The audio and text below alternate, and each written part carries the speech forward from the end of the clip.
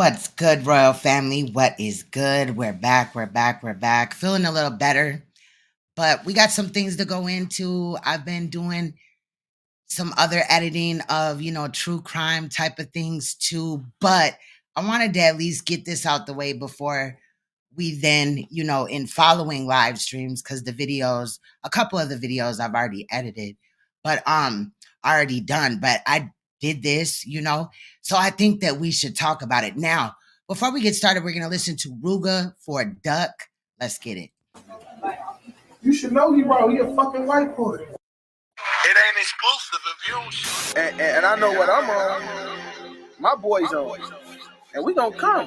Because I know they not gonna play about me. They gonna kill shit. You know what I'm saying? And once we come, it's on. New Glocks and XDs. We ain't shooting till we test these. And we ain't stopping till we catch three. Hit his crib and tell him catch me. They like they ain't playing fair, yeah, this shit that deep.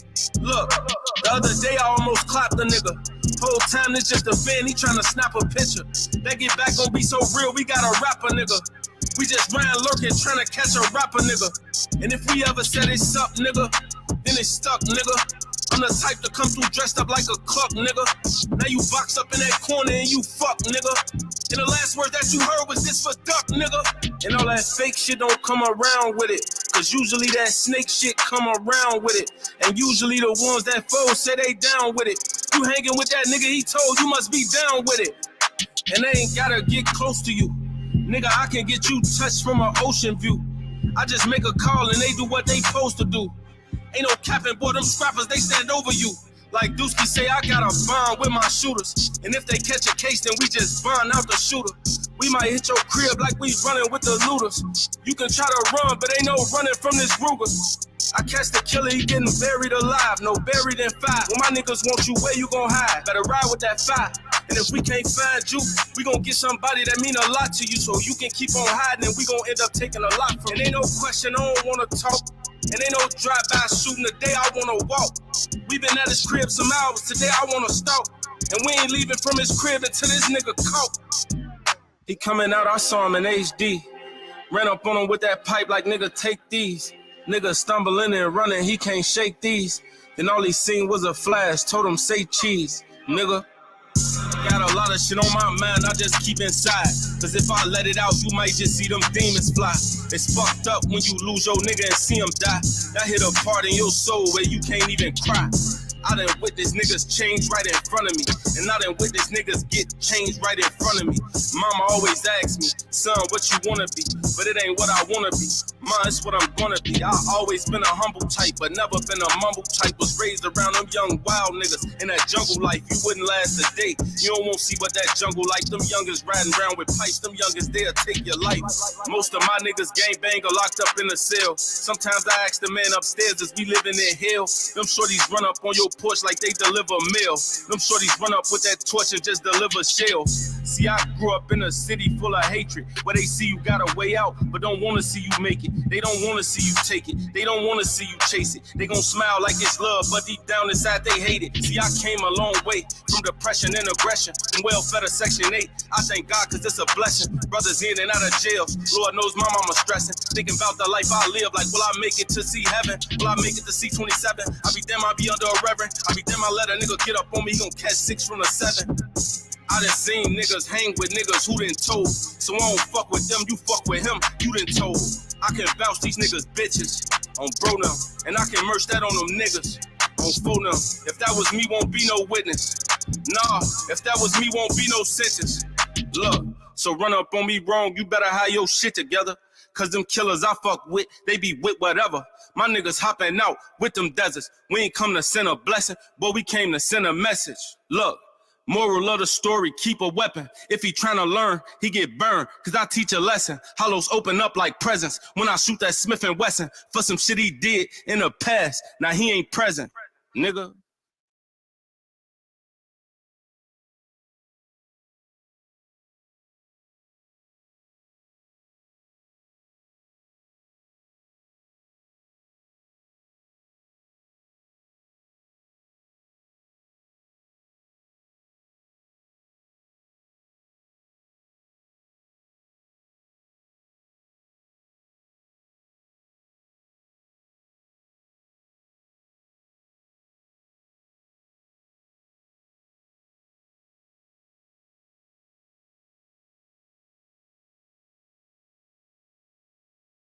Shit, I'm on mute, child. Thank you. Thank you, Cedric. I appreciate you. So, shout out to the royal family. Let me start this again, child. Okay. So, shout out to the royal family. Shout out to everybody in the building. Please hit that like button if you have not already.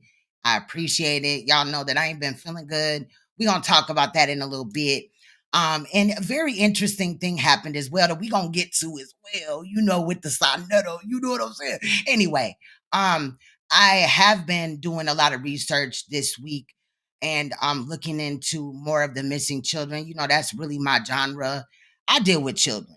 And first, I want to say that I won't be at this time talking about the, what was his name, Atlanta street interviews guy anymore because some information got presented to me, which basically I'd be wasting my time because dude's content over there is a lot of cap. A lot of people are playing games. A lot of people are not homeless, and things like that. So I'm going to leave that there, if he did do something with Monique or whatever. If he is targeting the people, I would hope that they're not children, but I'm sure that if they are children, it will come out eventually. Most of the people over there, after I did go through and do some research, because after people hit me up, I was still like, nah, fam, nah. So I went over there and I actually compiled like all the children interviews, and there was not that many. And a lot of the times in those videos, all the times in those videos, I had really no issue besides how cringe he was. He like really didn't, ask them really weird questions and stuff. A couple of videos, I was like, okay, far as to the youth or whatever, he was trying to get some kids off the street, from not, and move them into his house, but I guess they were on the street and lying about what they were allegedly raising money for, and he, dropped some little facts on them or whatever. So I won't be talking about him anymore unless something with a child gets introduced, because like I said, I think the Josiah's situation is crazy, but Josiah's story as well as a lot of others have been fabricated over there. Now, as I stated, I've been looking into missing children cases for years. That's what I really came to YouTube for, talking about molestation, missing children, children being unalived and things like that, right? And we're gonna get back into that. I do have my eye on Saneter and Polight, and we will do updates like we will do today. But really quick, I do want to draw attention to my community tab area because I did post a lot of missing children, and of course the information is under all of these. Now I feel like if you're calling, because all these have the police department information on the child and things like that. But if you're calling about a child being missing, I don't think that's snitching. So somebody tried to hit me up and was like, Queen, you're doxing these kids. You're doxing the kids that you just posted as missing. You put their date of birth out there, whatever, their age or whatever, or this, that, and the fifth in their picture. And I'm like, what? How in the fuck do you dox a missing child? Like, how do you find a missing child without putting said information out there, right? So, like I said again, I'm not going to press on all of these, but these are children that are currently missing, ranging from the age of 12 to I believe 16, 17. And I feel like we have to do more. And these are all over the United States of America. There's definitely others. I am grabbing them as we speak and stuff like that, or looking into them, because I always like to cross check to see if they've been found and stuff like that. But I recently posted 11 missing children, as you see right here. Okay, this is in my community tab area. You can go over there and look at all information on each child. If you see these children, the information is there to get them help or return back to where they need to be in a safe place, right? So, with that said, also I want to draw attention to, there's a case that my king had brought to my attention. We're not going to get into it today, but I already have that video and another video edited already, ready to go. So I am, ready to kind of kick it up a notch, right? And one of these cases that we'll be talking about is over 35 years old. A little baby girl was unalived by her mother and her stepfather. They have been arrested, but due to DNA, they did find out the information. For 35 years she was named a Jane Doe. So we'll be talking about that. I'm also looking into some trials, child. Like, it was a whole shooting at a hospital, and I was like, what? Like, it's a lot. It's a lot. So and the shooting was on a maternity ward. It was very, very crazy. Where I believe it was two nurses was unalived. I'm still kind of watching the trial, but really, if it has not been like true crime related, or I do go over and see what the hell Saneter over there lying about or bullshitting about. And you guys know that I won't be here, to talk about Saneter's like religion, quote unquote, content, right? That's not what I'm here for. But we do have a short video on Saneter today. It's ranging about 9 minutes. And then also Polight, bro. Polight has been out there acting like, he's in prison. Like, bro, he in prison. He got prison testimonies from inmates. He claiming that he teaching on the yard. He claiming that, like, he's ranged anywhere from a year and a half to a year. I mean, a year. What was it? A year and a half to, like, you know what I'm saying? Like, I don't know.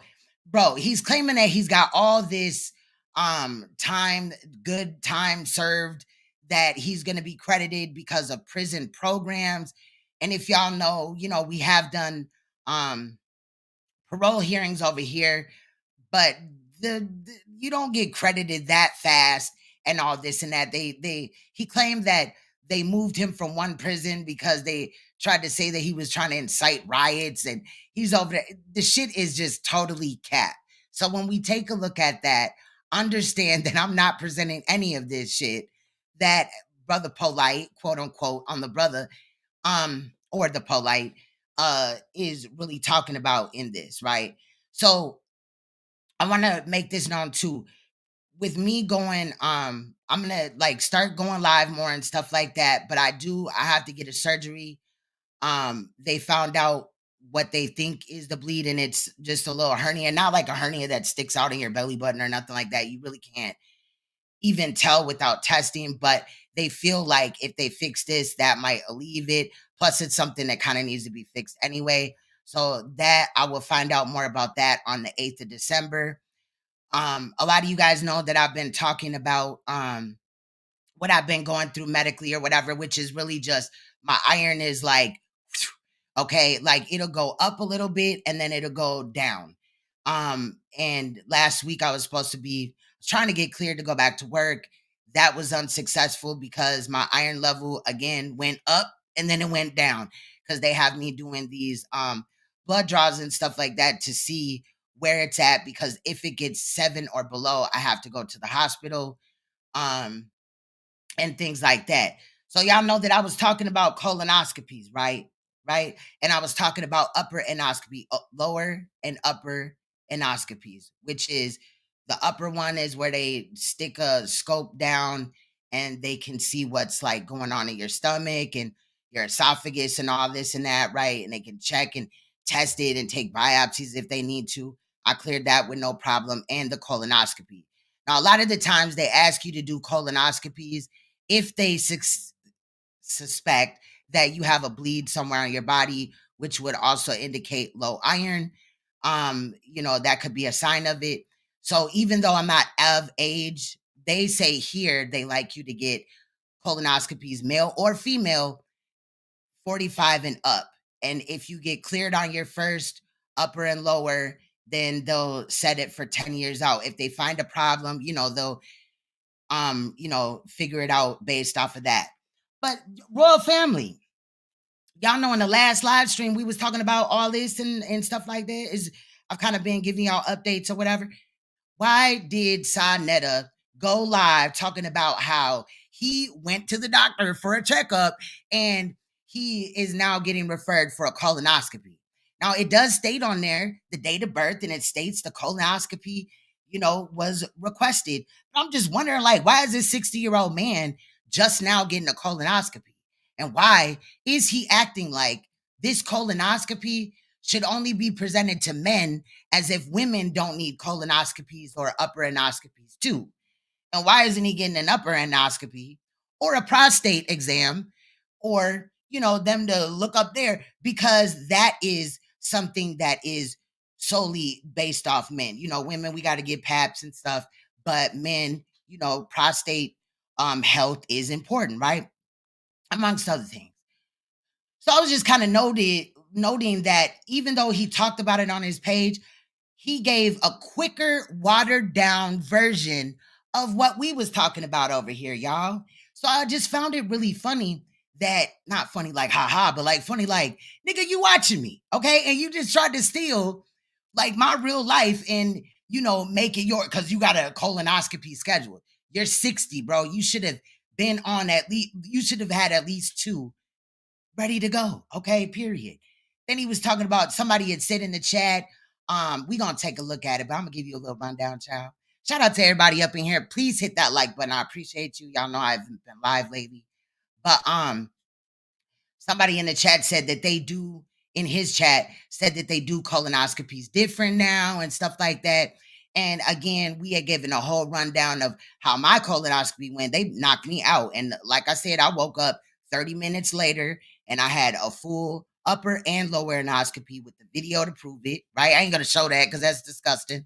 But but with no issues, right? So I'm just wondering, like, why is it just that I just talked about this and now you're coming out and you're trying to, like, it's a good thing that it happened, but it's just crazy. Like, give me my credit, because he claims that he don't watch me, right? I don't want him to watch. It is what it is. So today, Royal Family, I basically told you that. So when Soldier Boy comes and he says what he says in the video after Saneter says about the colonoscopy, understand that that was me talking to Saneter, okay, period. Through Soldier Boy, right? But I have compiled a short video. It is 10 minutes and 22 seconds on what I have an issue with Saneter over the last week or whatever. I've been paying attention, but again, I'm not going to like talk about any religion type of content. I'll leave that for the people that believe in that, child. But he was over there co-signing for York. Okay, period. He was over there co-signing for York.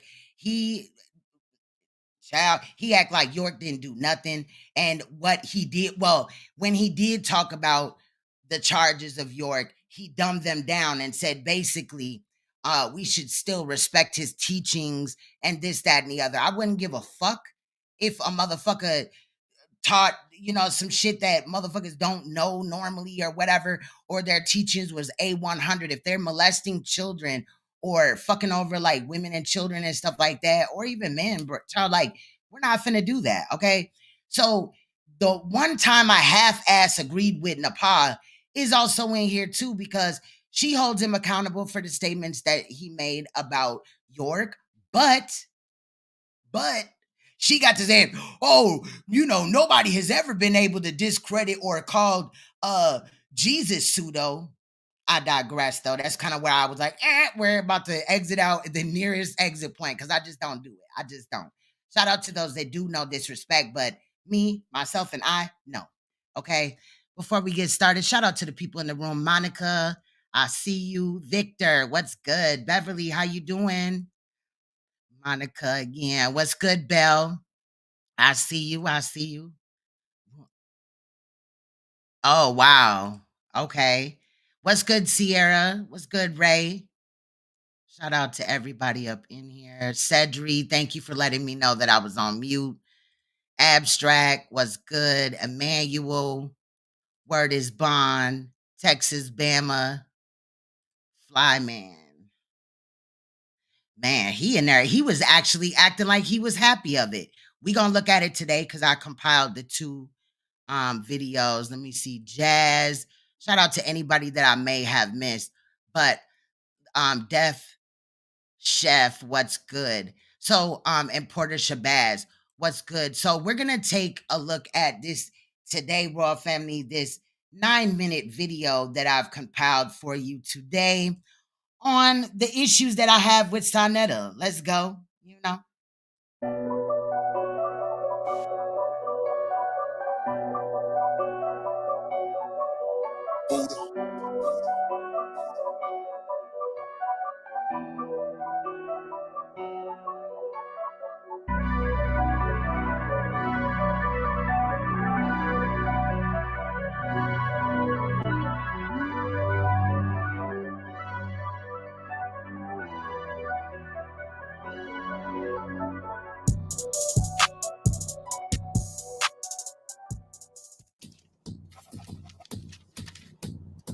Yes?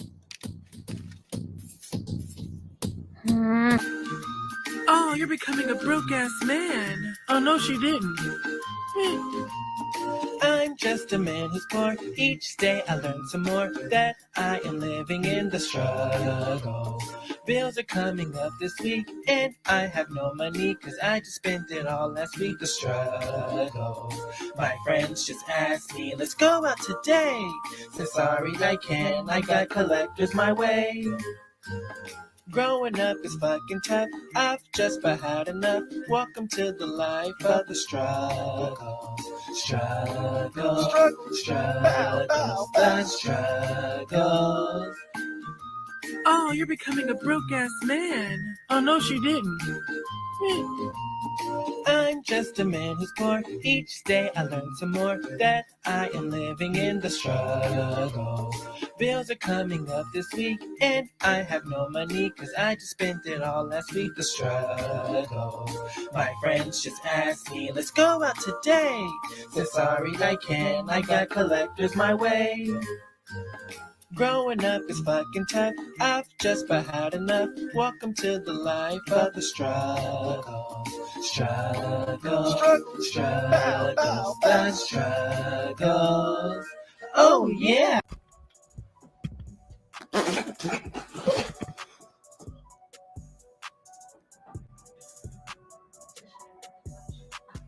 Let's stop playing these games, man.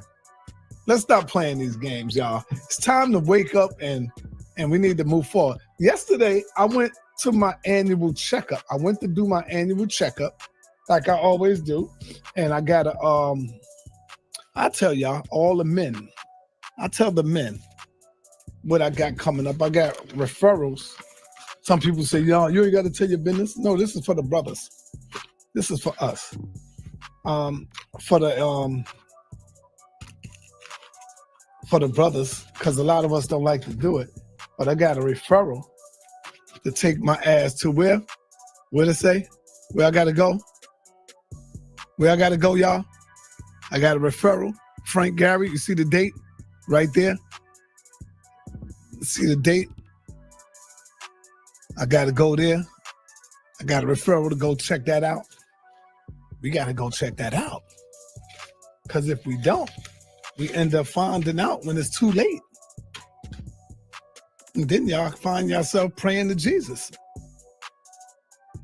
You know, praying to Jesus. Nah, man, take care of that. I'm gonna take care of that as soon as possible. As soon as possible. They have a new way of doing the colonoscopy. Okay, I'll find that out.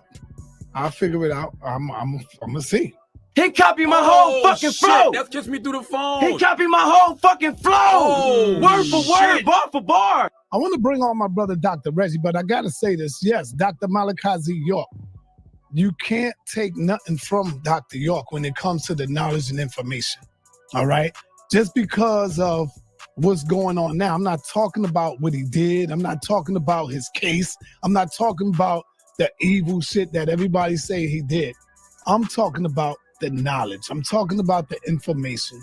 When it comes to the information, yes, Dr. York had that knowledge. He had the information when it came to that.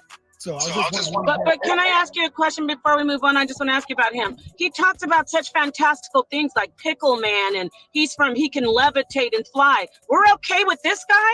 But we're not going to take. No, hold up. I'm not saying everything. Nobody agrees with everything. But I'm talking about as far as when it came to the Bible, when it came to the Quran, when it came to a lot of information, he went in on that. Yeah, why you muted me? I don't know if they heard me, Yeah, but you got me echoing. Oh, okay. Got me echoing, and a lot of people came up off of Dr. York knowledge until he went to goddamn prison for what they say sex molestation. That's when everybody just turned away from him. But as far as his knowledge and information, damn near everybody was following him from you name it. A lot of people, Jay-Z, all of these people was following him, man, and they still following him today. When you say Dr. York was pseudo, Saneter tripping, that's not what I'm talking about. I'm talking about, look, check this out. In 10 years from now or 20 years from now, guess what? Our children gonna come up here and say, oh shit, is pseudo. You know why? Because knowledge is infinite and you learn. Why did he try to turn this into something about him being pseudo or not? He is pseudo, and so is Reggie and all them other niggas over there. But I'm just saying. New stuff every goddamn time. So Reggie is going to be pseudo in 50 years. Unc is going to be pseudo in another 50 years. Why am I saying that? Because knowledge is infinite and knowledge is ongoing. Understand what I'm trying to tell you. There's going to be new things. Nepal, you got to get up. I'm sorry. I'm driving. There's always going to be new information that our babies are going to come up with and unearth and dig out and say, yo, this is this. I remember they brought this out. But see, they ain't going to say, oh, it's pseudo. They're going to add on to the information. By us calling someone else pseudo, that's really kind of a goddamn disrespect when you really look at it. Because you wouldn't know the stuff that we know today if we wouldn't took his information and add on to it and bring it to light and make more information. That's called adding on to the knowledge, right? People will say that Elijah Muhammad information is pseudo. They would say Father Allah information today is pseudo. But at that time, that shit was all we had. And it was like another step to the block. Why you think Rob Bourne don't follow that no more? Because it's another stepping stone that now he's passed. But we can all look at it now and say, oh, Father Allah, that was pseudo. He was pseudo. But we couldn't say it then because we needed that knowledge. I hope y'all understand what I'm saying. Go ahead, Doctor. Yeah, no, I want to come in. I waited for you. Let me say this. You just told us to take the shackles off of our mind because of Jesus, which is the teachings of Jesus are outstanding.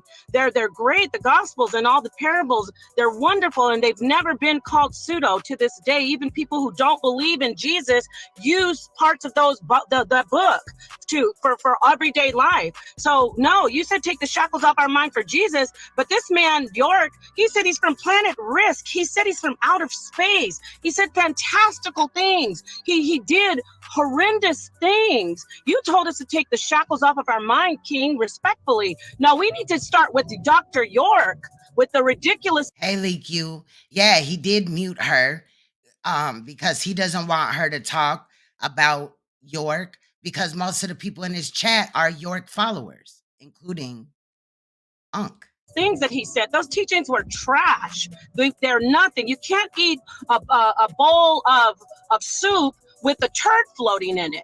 So we will eat good things that last. And no, I would never say Brother Reggie is pseudo. I beg to differ. In the future, they will say he's been steadfast. His information is still right.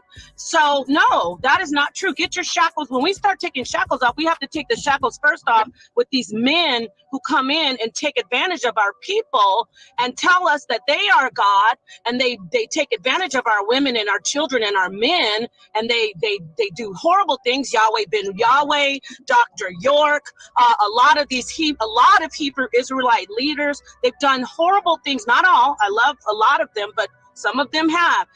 Christian pastors. So no, we have to start taking the shackles off of our minds with these men who come in and tell us fantastical lies. We don't have to say, oh, but they did some good. Let's go back to Jesus. If you're going to take shackles off your mind, start with these men who are showing us that they've done nothing but evil against the people and lied. I'm gonna land my plane and say this: Dr. York with his pickle man and his Planet Risk, and let's re-look at the anus and it's a sodomy revisited. No, we start with him before we start talking about the reality and historicity of Jesus. I want to let that sink in for sure. Thank you. All right, Dr. Reggie, go ahead, brother. Okay. Whew. Oh, Lord. Woo! The word. So if I'm judged for Anybody else need a shot of this? My disappointment is immeasurable, and my day is ruined. Now, y'all, that's all I got on Saneter. I think it's crazy. Again, I'm not going to be talking about none of the religious shit. I wouldn't even waste my time. No disrespect to people that do believe in religion, but it's just not my thing. And, I think it's good if other people did call them out for the religious things that deal with that. My fight is, about children and protecting children and editing these pseudo ass niggas, right? Everybody on his panel was pseudo and cap and all this and that. But it's just crazy that he sat up here and acted like the only issue that people should really have, they shouldn't really have an issue with Dr. York's, teachings because he taught, even though he molested children and is serving 135 years for doing so, amongst other things. Now, I just thought that was just totally crazy that he again jumped out the window, and I'm waiting for him to also jump out the window again with Polight, right? In my head, in my opinion, Polight and I was finna say Hassan, child. What the fuck? Polight and York go hand in hand in reality in Saneter's brain, far as his support for them and things like that. And we've already seen him state that by 7 years from now or whatever, a lot of people will, embrace Polight again and know that is cap as well. I'm sure people will, but it ain't gonna be on the large scale that he's talking about. Okay. Now, y'all, I really didn't even see this, but shout out to a member of the royal family that does not want to be named. Let me slow my ass down some. So y'all know that I've been documenting these Polight phone conversations from prison. He went on here and acted a motherfucking fool. And Aminette recorded it, right? Recorded it and has been posting the videos like I suspected. So I want you guys to also notice that when I put this on, Aminette has some new tattoos or whatever. I hope you can see them. And so does Polight. We will hear 3 testimonies from 3 inmates in there with Polight who allege that Polight is, a gift from God, right? For a lack of better words. That's what they claim.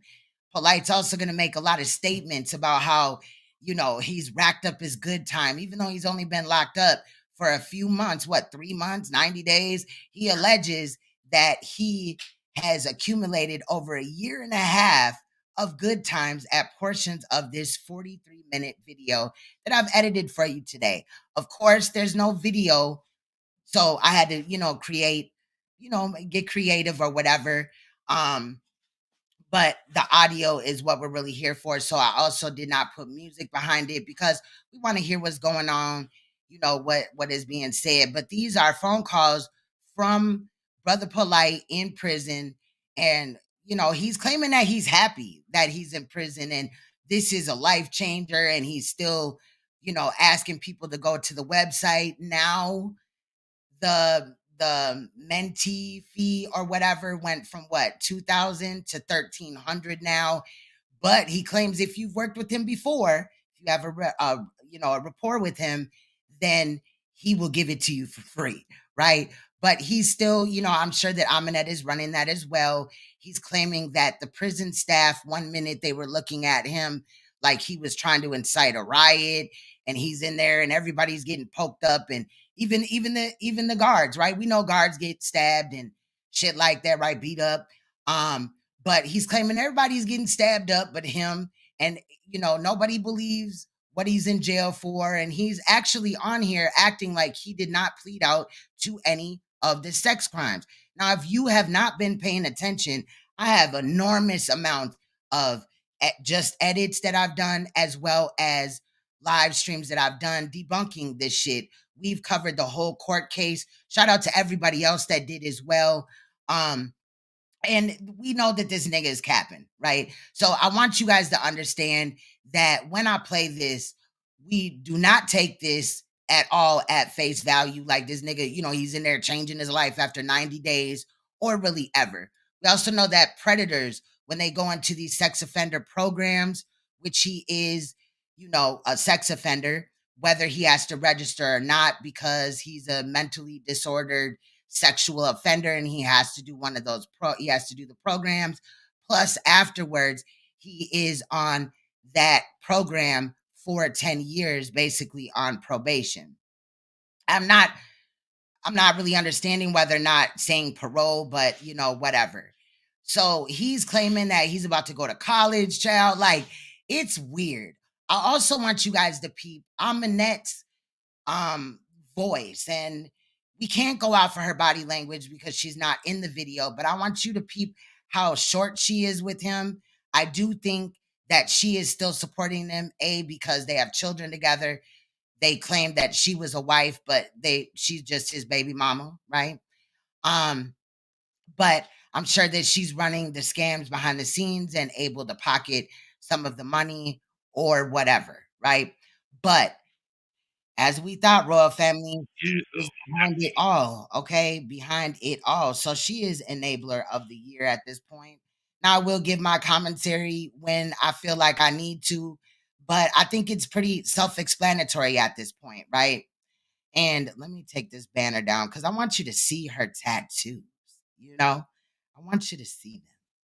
See, it says, "My baby daddy," and it's got a picture of him, his mugshot, and it says, "Predator, no light." And then it says the pedoman enabler. And she's got York tattooed on her chest too. And it says, "I love child predators." Then Polight got predator tattooed on his head, right? His forehead. And then he also has "Trust me, I'm a liar" on his neck, because that's where the lies come from, royal family. His throat chakra, okay? Period. Like, I ain't trying to be, look, his throat chakra got him lying. And I think it needs to be cleansed or something and, wiped through, the brown chakra. Like, maybe they should treat it like a STD or something, just throw antibiotics, shove antibiotics down his throat, or maybe even thrush, right? And then, he just poop it out or whatever. I don't know how, I'm not a doctor over here or whatever, but, the lies, they come out of the throat chakra. I'm waiting for them to come out of the brown chakra because he is in there lying. And I don't know, about the phone calls that they don't record or whatever, but I'm interested in finding out, is he even really interested on how his daughters are doing and things like that? The phone calls did seem awkward. There is 2 phone calls. Each are about 20 minutes. So this video is 43 minutes and 2 seconds. Let's go, y'all. Yeah, so definitely blessed. I told you it's experience like revelation. Being in the yard, it's like I got a large group of people from this building and uplifting and everything like that. So, and the young brothers is especially receptive to everything that I'm doing.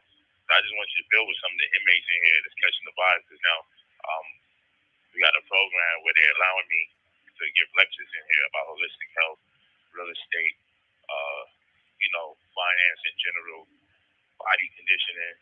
So, I'm really getting love and embrace and appreciation. So it's just a real good vibe. Hold on real quick. Hello? Peace. How you doing? Marquise White. And I honestly, I've seen his work when I was out there on the street. I think he's a great, excellent speaker. Now, really quick, why did this man just jump into testimonial status? You know what I mean? Like, let's go back. Look how awkward that was. First of all, Polight, I don't know at what point in time he told Aminette, let's just go all the way back, child. I don't know at what point in time he told her that, he was going to put inmates on the phone or whatever, but it was very, very weird. And even though I put like a divider in between the testimonials or whatever, these are the way that they happen. It's like I got a large group of people I'm just building and uplifting and everything like that. So, and the young brothers is especially receptive to everything that I'm doing. So I just want you to build with some of the inmates in here that's catching the vibes. Because now, okay, so he said, I want you to build with some of the inmates. Again, I feel like this was kind of talked about behind the scenes. But why would they pick a child predator? This man attacked a 14-year-old girl, victimized her sexually, and they would pick a predator to teach inmates what exactly? we got a program where they're allowing me to give lectures in here about holistic health, real estate, finance in general, body conditioning. So, now, we know that in the court date, I'm sorry, I might stop this more than I anticipated. In the court date, the when he pleaded guilty and stuff like that, they had already stated that they'll be watching over any type of employment.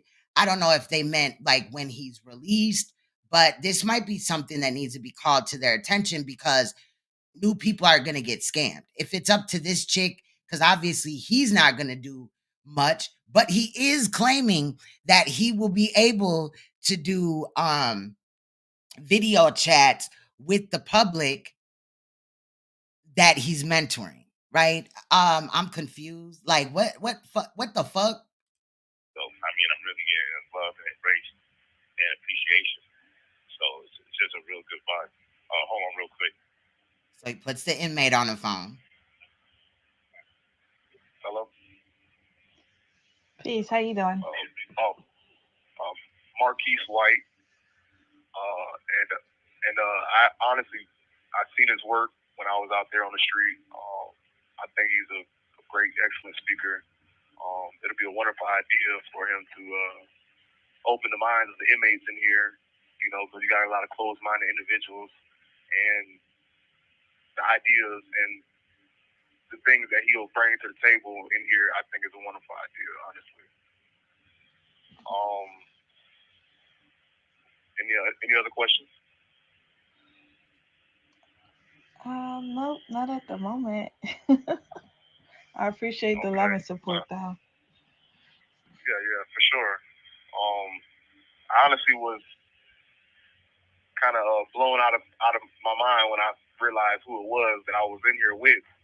Because I've seen a lot of his videos on. Now, hold on really quick. He's going to go on to talk about he's seen a lot of the videos and stuff, right? But it seems like Polight is behind the scene coaxing him on what to say because he had just stated, do you have any other questions? She, in an awkward manner was like, no, and then kind of chuckled.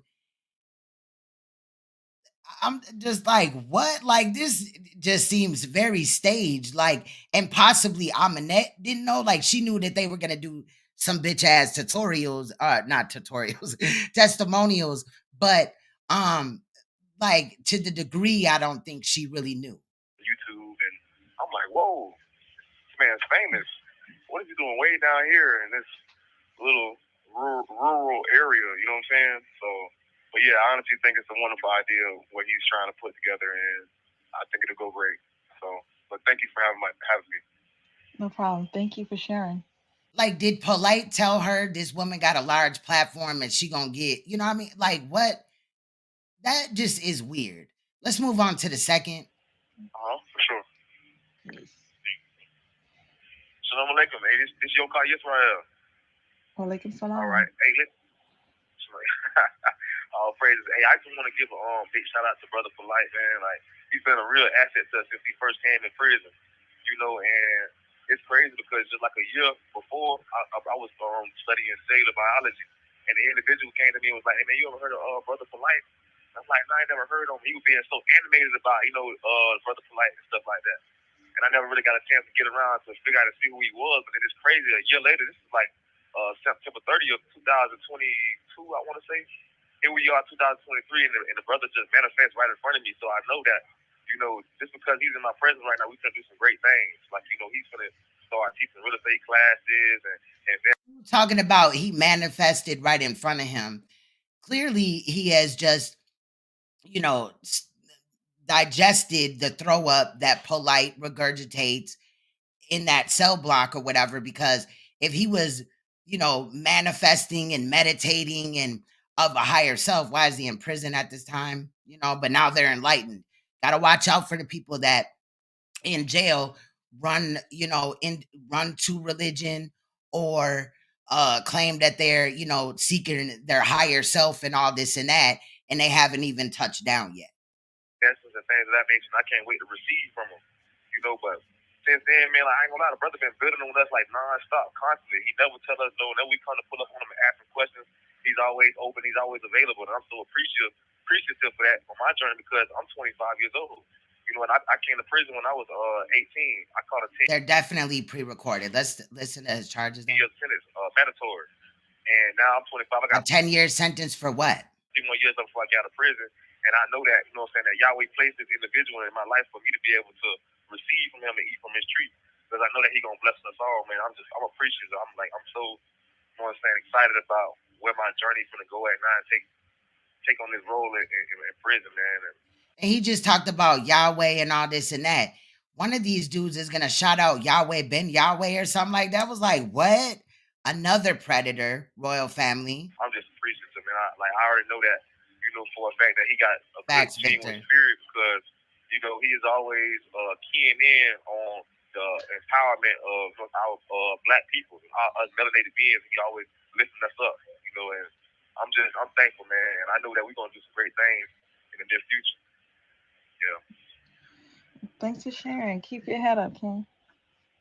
All right, if y'all want to get at me, my name Yokai Yisrael. Praise Yahweh. Praise Yahweh, Ben Yahweh.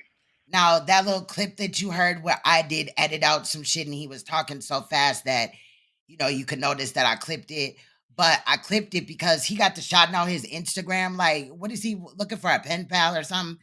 There would be no free promotion on my page, child. Yeah. Not of this shit. I want y'all to see these Israelites too that I'm building with. I did that purposely because, you know, my history with building with the brothers and everything. So you can see we got the black Muslim brothers in here, we got the Israelites in here, you know what I'm saying, the Christians, and you know, I'm still brother Polight, the energy that I'm going with, but this transcends religion and this is the next generation. So these brothers is young, vibrant.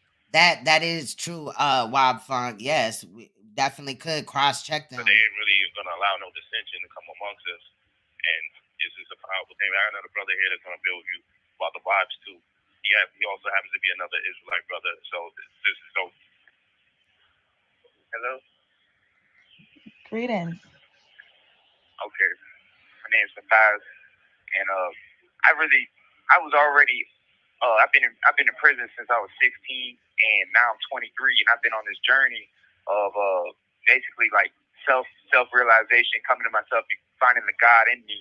And I've been through a lot of teachings and studies back here. I'm currently now in the Nation of Yahweh. I didn't even know who this brother was, and he's gonna move right in front of me. And he already had a glow to him, and I was listening to him talk. I'm like, this brother just came from the streets and all. Turn out, I find out who this brother is, and he happens to be one who is amongst all the teachers I admire. I pull right up on him, and what are the other teachers you admire? Is one of them Dr. York? I was like, man, you ultimately are the one who has the power to redeem your name. And turned out this brother was teaching me and mentoring me, and it's like sometimes we be having conversations 2, 3, 4 hours just straight, just giving it to me. And I mean, he's already like, he's a natural influence, but he's keeping the energy vibrant in here. We're about finding heaven and making heaven anywhere you're at. And you're in there to find heaven. Why you couldn't find heaven, quote unquote, in the real world? Why did you have to commit a crime? And based off of what he stated, like how long he been in prison, it had to have been something serious. Just like the other dude stated he had 10 years in prison for what? We could definitely look them up though at another time. Definitely. You know, I'm on some type of time like, man, this shit don't stop. This shit don't stop. They've been doing this. They've been just trying to destroy the honor, character, and authority of the so-called black man in America from the beginning. You know, and anyway, this is no surprise to me. Right. And when I seen this brother and I talked to him, I automatically felt it. And I know they did it to them all. They did it to Dr. Savvy. They did it to Yahweh Ben Yahweh. They did it to Noble Drew Ali. They did it to everybody from, the beginning. And it's interesting how he left out York. But Sebi wasn't locked up on a sexual offense. I don't know about the other dude. I know that he's going to get out of here and do great things. He already is. They already trying to get him into classes to teach in here. And it's really just only growth and development. That's all it's about, growth and development. No, that's not growth and development. That's getting taught by a pedophile. Regurgitated information from a pedophile. Actually, he's a hebophile and an ephebophile. Development. And I honestly say that I'm blessed to have a dude like this sleep this far. He only sleep like literally 7 feet in front of me. So, and based off of that, I think that this man is kind of like in love with Polight or whatever. Who would ever, try to calculate the sleeping distance between them and another inmate in that motherfucker? Like, especially when it's totally irrelevant, right? And then why does Polight have a glow and he's in prison? Like, that is the time to unglow, my nigga. You are not. Yeah. Thanks for sharing, brother. Hey, peace. Peace. Hello? Peace, babe. Hey, you feel the vibe? Notice when she said peace, babe, like she said it fast. Notice her energy during this, for the rest of this portion of the first phone call or whatever.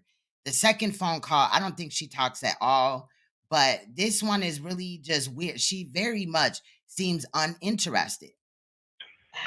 I didn't really get to hear what they were saying because I was over here still building, but I be here building with people till 2, 3 in the morning. And then we got child like 4:35 a.m. getting ready. So I ain't get no rest last night either. But I said everywhere I go, I saw. Why was that? Why you didn't get no rest? You in prison, fam. Like, but then 1 minute later on in the video, he claims that, or the audio, he claims that he's in there sleeping good and all this and that. Building and then a crowd comes. Mm-hmm. You know what I'm saying? You would think I'd be embellishing if I tell you, I be in the yard, there's damn near over 100 people. I'm just speaking. And I said I ain't want to come in here and make scenes, mind my business. The previous penitentiary that I was in, they said they was investigating me because I might be inciting a coup or riot because I had the gang members organized, level 5. And then all of a sudden they said after the investigation, I'm more or less going to be DR. I'll be in the box for like 90 days if they feel like I was really trying to do that. And I was. No, I want you to understand what he just said. He claims that they think that he was going to start a riot and all this and that. Now, when you go to prison, you're automatically put in a prison where they kind of observe you. And then from there, after, it could be 30 days, 45 days, sometimes 60 or whatever, then you're sent to another prison. So that's normal. But watch how he tries to act like why he was sent to the other prison. And then he claimed that he was in there trying to unite gang members or whatever, or actually doing it. Like, nigga, who do you think you are? He tried that on the outs out here some years ago, where he claimed that he was, uniting the Bloods and the Crips and all that, right? Only organizing the brothers so we could show solidarity, because I was talking about us not going to chow no more because the food was garbage, the food was trash, and they talked to us in an inhumane manner. And the brothers started stabbing the COs and shit. So I'm like. So he says that they started stabbing the COs over, this whole child situation. Do you think that Polight is the first one that went to prison and complained about the prison food that they feed at chow or the cafeteria? For those that don't know what chow is, I'm just saying, it's just very odd that, he comes in and he's like the Jesus of all, inmates or whatever. And, he's reuniting inmates and, in there, like, what is he talking about? Like, let's show solidarity. I'll eat less so y'all can eat more. Let's get some other people. So we have people donating $500, $1,000 ready, so we don't have to swipe our card to confirm that we eating at the dining hall, which is where they get their funding. That's all I was doing. And I had to the Mexican gang members with it, the Bloods, the Crips, everybody was lit. Then they shipped me out of that prison. I wound up over here. You know what I'm saying? And my custody status went lower.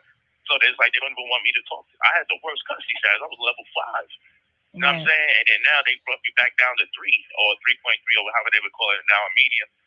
So they lightened the amount. Well, you were 5 because you were doing observation at the first prison. Everybody is, you know, where you're locked up most of your time or whatever. You're not just, you know, for the observation period. This dude act like he's some hardened criminal and shit. A lot of pressure because I'm good everywhere I go. Hey, Miss Vicky. Shout out to everybody. And you know, people be like, man, you know, my neighbors are people that were set up, people that were over sentenced, and then the rest of them, admittedly, are killers, admittedly gang members, drug traffickers, possession of illegal firearms. These my neighbors, but people say and they laugh and they joke. But I basically feel like I'm back in Brooklyn. So I've been grew up around all of this. You know what I'm saying? I mean, those are the type of people that you find in prison, the murderers, the drug dealers, you know, those type of things. They're going to be there. Why is he confused? And at one point, he's going to say, you know, they put me with the murderers and all this and that. Bro, maybe murdered a child, fam. It sounds like he's in PC right now, period, to me. You know what I'm saying? Where niggas is just going to embrace you. You want to know why they're embracing you? Because they're just like you. So this is not nothing to do. But, you know, people say, oh, he's disillusioned when I said I feel like this is divine, you know. And I already got over a year and a half of my time credited to me, taken off. You know what I'm saying? So technically, it's like I've been in prison for over a year and a half because I already got that credit taken off.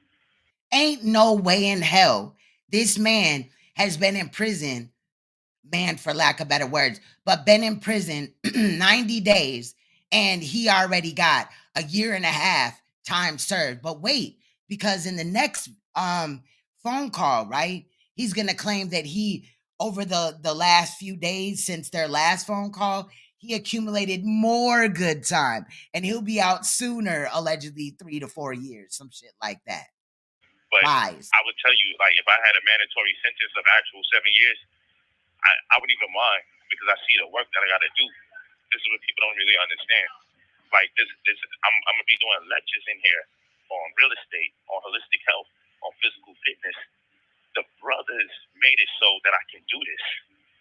You see what I'm saying? So they just went from stabbing the COs because of chow and this, that, and the other. They getting along, the inmates getting along with each other. I don't know why my camera is not picking up, but the inmates are allegedly getting along with each other, but they're stabbing the guards, right, at this point, based off of what he said, but they're advocating to the guards, the ones that they're stabbing up, that this man should be lifted up in this prison as Jesus, even though he violated an underage child sexually. That's powerful. Lectures to educate the inmates. You feel me? Right. Because people keep seeing the crowds. No matter what prison they put me in, I've been to 2 different county jails, 2 different penitentiaries so far. And that's what normally would happen within the 90 days that he's been locked up. Like I said, he would be transferred to one observation, like a prison for observation status, and then sent to another. This nigga act like they just don't know what to do with him. He's so powerful. And she capping, talking about, oh, that's powerful and all this and that. Girl, you don't believe a word you're saying. And that's why she's the pedophile enabler or the pedomon enabler. Everywhere I go, I keep getting shit. You know what I'm saying? Yeah. So, you know, I'm good. And I just feel like I was losing hope in black people. And the people that restored my faith, the people that gave me love and embrace, are the murderers, the pimps, the drug dealers. You dig what I'm saying? Wow. And I know I got a lot of love and support, and I want everybody to know I get your DMs, I get your emails, I get your inboxes, I get the texts. I know it's far more support than it is hate. But just to see the certain... Why is he lying? Why is he lying? Now, people can, you know, I believe through like JPay or whatever, send him emails and shit like that or whatever, but ain't nobody just jumping up to motherfucking do all that. Now, you do have some brainwashed people, but he's sitting up here acting like the whole community is embracing him, and we know that's cat. In type of mentality of certain brothers and sisters that clearly see I've been lied on. You clearly see I've been lied on. A motherfucker gonna sit there and say, facts. That's Empress. That's what I had, also peeped as far as her energy. She ain't like, oh, hey, bae, and this, that, and the other. I also feel like she would have probably tried to cut out her audio if she could. I feel like she's kind of low key embarrassed to be supporting this nigga, whether they have children or not. But if she didn't support him, I think that would be, some real shit or whatever, because this bitch, you have kids too. Has he touched your kids and then you just look the other way? We gonna deal with some cases, and I've already dealt with some where women had no problem with putting their children in the predator's hands to be abused. I decided I didn't want to pursue the sexual charges because I didn't want to go back and forth with you about being an offender. So right now he's talking about the victim's mother. You don't accuse me of doing something to a minor, doing the worst thing on planet Earth to a child. How the fuck do you drop all 6 charges? How? Now he's claiming, Royal Family, that the charges were dropped. So what the fuck are you in prison for, my nigga? We know that they weren't dropped. We know that you're a mentally disabled sex offender and you're doing that program. Now, maybe at this part of his incarceration, right? He's only like 90 days in. He hasn't even been offered the mental disorder, any type of sex offender program in there, because sadly, sometimes these people come up for parole. But I was under the impression that he had a mandatory 7 years. But sometimes these people come up for parole, or their release date comes before they've ever done any sexual offender programs in jail, right? But these niggas might not know what he's really in jail for. He probably telling them, oh, they lied on me, this, that, and the other. And these dumb brainwashed ass niggas just taking that shit at face value. But he's not in there for nothing. He's really not. How does the government have a forensics expert or a DNA expert that says they found my DNA, and then when I have my own forensics expert and then we do the review, we come to find out there's no DNA. And then when we ask, oh, we got to interview this person to get a deposition, so when we go to trial, we could cross-examine you and you got to stand on the things that you say. Then the government will turn around and say that Stephanie Thompson disappeared. Now, he did speak on this before, whatever, but again, if there was no DNA, he never said that there was no DNA. But if there was no DNA, why you didn't take it to trial, fam? Why would you just take a plea for 7 years and 10 years of sex offender probation just so you don't have to register? I'm telling you, when he's released, he's going to push off of that. Oh, I ain't no sex offender. I didn't have to register. We have to keep this nigga's name in a negative light alive in the community so people know who they're dealing with, just in case there is a possibility that he is released sooner. I do doubt. Matter of fact, I'm 100% sure he has not accumulated 1.5 years of good time in 90 days. That's ridiculous, right? But he's going to try to push that to leave hope for these stupid ass people that are following him, because he has to minimize his charges some way. And how do you do that? You know what I mean? Without the manipulation. You can't find the person who said that. So after my name is smeared for 2.5, damn near 3 years. I guarantee if they would have went to trial, that woman would have been in court. She would have testified. He's capping. Throw my name in the mud, then you're going to turn around 1 week before we about to announce we're on the trial and drop all the charges. You see what I'm saying? And then turn around and give me a child abuse, but if I go to court and I lose, it's going to be 30 years over sentence. That charge was not just a child abuse, like you had just abused, and I don't want to say just abuse a child, because child abuse is fucked up and it does traumatize children. But he acts like, he just slapped a child around. Again, I don't want to say just, but he acts like he slapped a child around and that's why he's there. Nah, he slapped her around, all right, with a portion of his organs of his lower region. The fuck? That's why her mouth was swollen like that. And I can't take that risk. So I said, man, just do an agreement. Because I don't want to be sitting in the cell knowing that I could have turned around and got out of prison in about 4 years, 3.5 years or so. doing 30 and then see my daughter who's 17 damn near when she's 50. Why would he have seen if he did, you know what I'm saying, even the 7 years, why would he see her when she's 50? But then motherfuckers gonna turn around like, how could you agree? And they're still trying to sell and propagate a story that I'm in here for other than what. No, he's not going to be able to parole without admitting guilt. But I think what he thinks is that people won't be able to get a hold of that parole hearing, like the video or the information that comes across, the real information that comes across of it, which we will. But I said I would agree to being in here for. And they did all of this because they hope that when I come in here, that people will turn on me, want to kill me. Want to say, man, yeah, someone got stabbed yesterday. COs get hurt, they got stabbed. In this new prison that I'm in, COs are stabbed. There's a gang war. You know what I'm saying? Like, it go down in here. The shit was just shut down the other day. So everybody in there stabbing up each other, right? Guards is getting stabbed up. Inmates are getting stabbed up, but you sex offender, you're not, you know, having any issues as far as your safety goes, right? And I can't advocate that they should stab him up because we on YouTube, but I think those that know me well know, you know, what I would say off of YouTube. But it's just really crazy that he's trying to push this thing again. Like, people are just embracing him, they fuck with him, and it's cool of what he did or whatever. Again, I think that he's lying to these people. You know what I mean? I feel like he's in PC right now. And these are the people that I'm organized with, and I feel safer here than I felt out there. Wow. You dig what I'm saying? Because when I move around, they embrace me like the revolutionary that I am. And they So because them niggas are dumb or do not have the information that they truly need to make a decision whether to fuck with you or not, like, bro, nobody came up to you in a debate or nothing. Your safety wasn't at risk.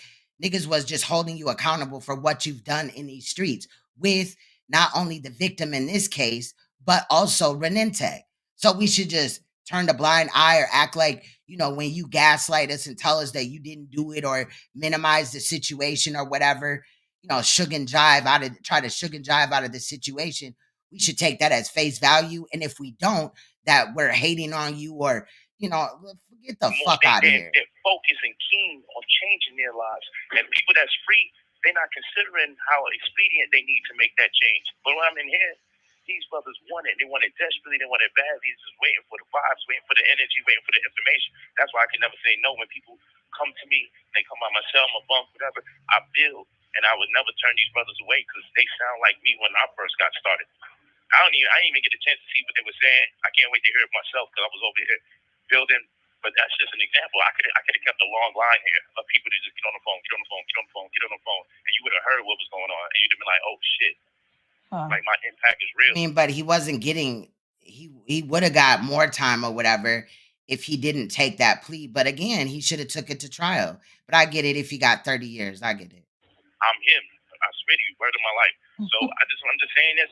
I don't want people that love and embrace me to really be in fear or worried about me. Yeah, it's prison. Yeah, people getting poked. You know what I'm saying? Yeah, people getting cut. People die. Like, all of that shit is real. But at the end of the day, I'm protected by a whole different force. My spirituality is my protection. So whatever spiritual being is protecting this pedophile for what? And trust me, everywhere I go, I'm straight. I'm protected everywhere I go. They embrace me as the leader that I am. There ain't no qualms about it. There ain't no doubt about it. You know what I'm saying? Like, everywhere I go, people make sure I'm straight. If I need some food, I got it. If I need an extra sweater, if I need a blanket, I got it. These people in their right fucking mind. Part of my language. I mean, there is a way that a sex offender could be in general pop. Like if he had signed a form that basically states that the prison wouldn't be held responsible if he was put in gen pop and something happened to him. You know what I'm saying? They take care of me. I'm straight. You know, that's why I always tell you, like, don't worry about nothing. I'm getting more sleep than I ever got. I'm getting more reading done than I ever got. I'm getting more meditation and more prayer than I ever got done. And I'm back in my bag. And these classes, I'm going to devise a whole curriculum to make sure we good in that. We got to find a way to increase better nutrition for physical. What they're trying to do is make sure that we disappear. I agree, though. I agree he's not in gen pop. That we don't bulk up that much. Because the prison's having a problem having COs. So So they damn near, a lot of these prisons got the National Guard filling in because they don't got enough COs, and then the COs that they do got, they're out of shape. They're not the type that back in the days when I was in Rikers Island, they had to take physicals and it was just as big as the inmates. So what they're doing is compromising the integrity of the food that we consuming, so you can't bulk up as much. And then the canteen or it's so much, the commissary rises, and then they put a limit on how much you can spend per week for your commissary to buy food. And then most of the food that's there is honey buns and chips and just tons of soup high in sodium.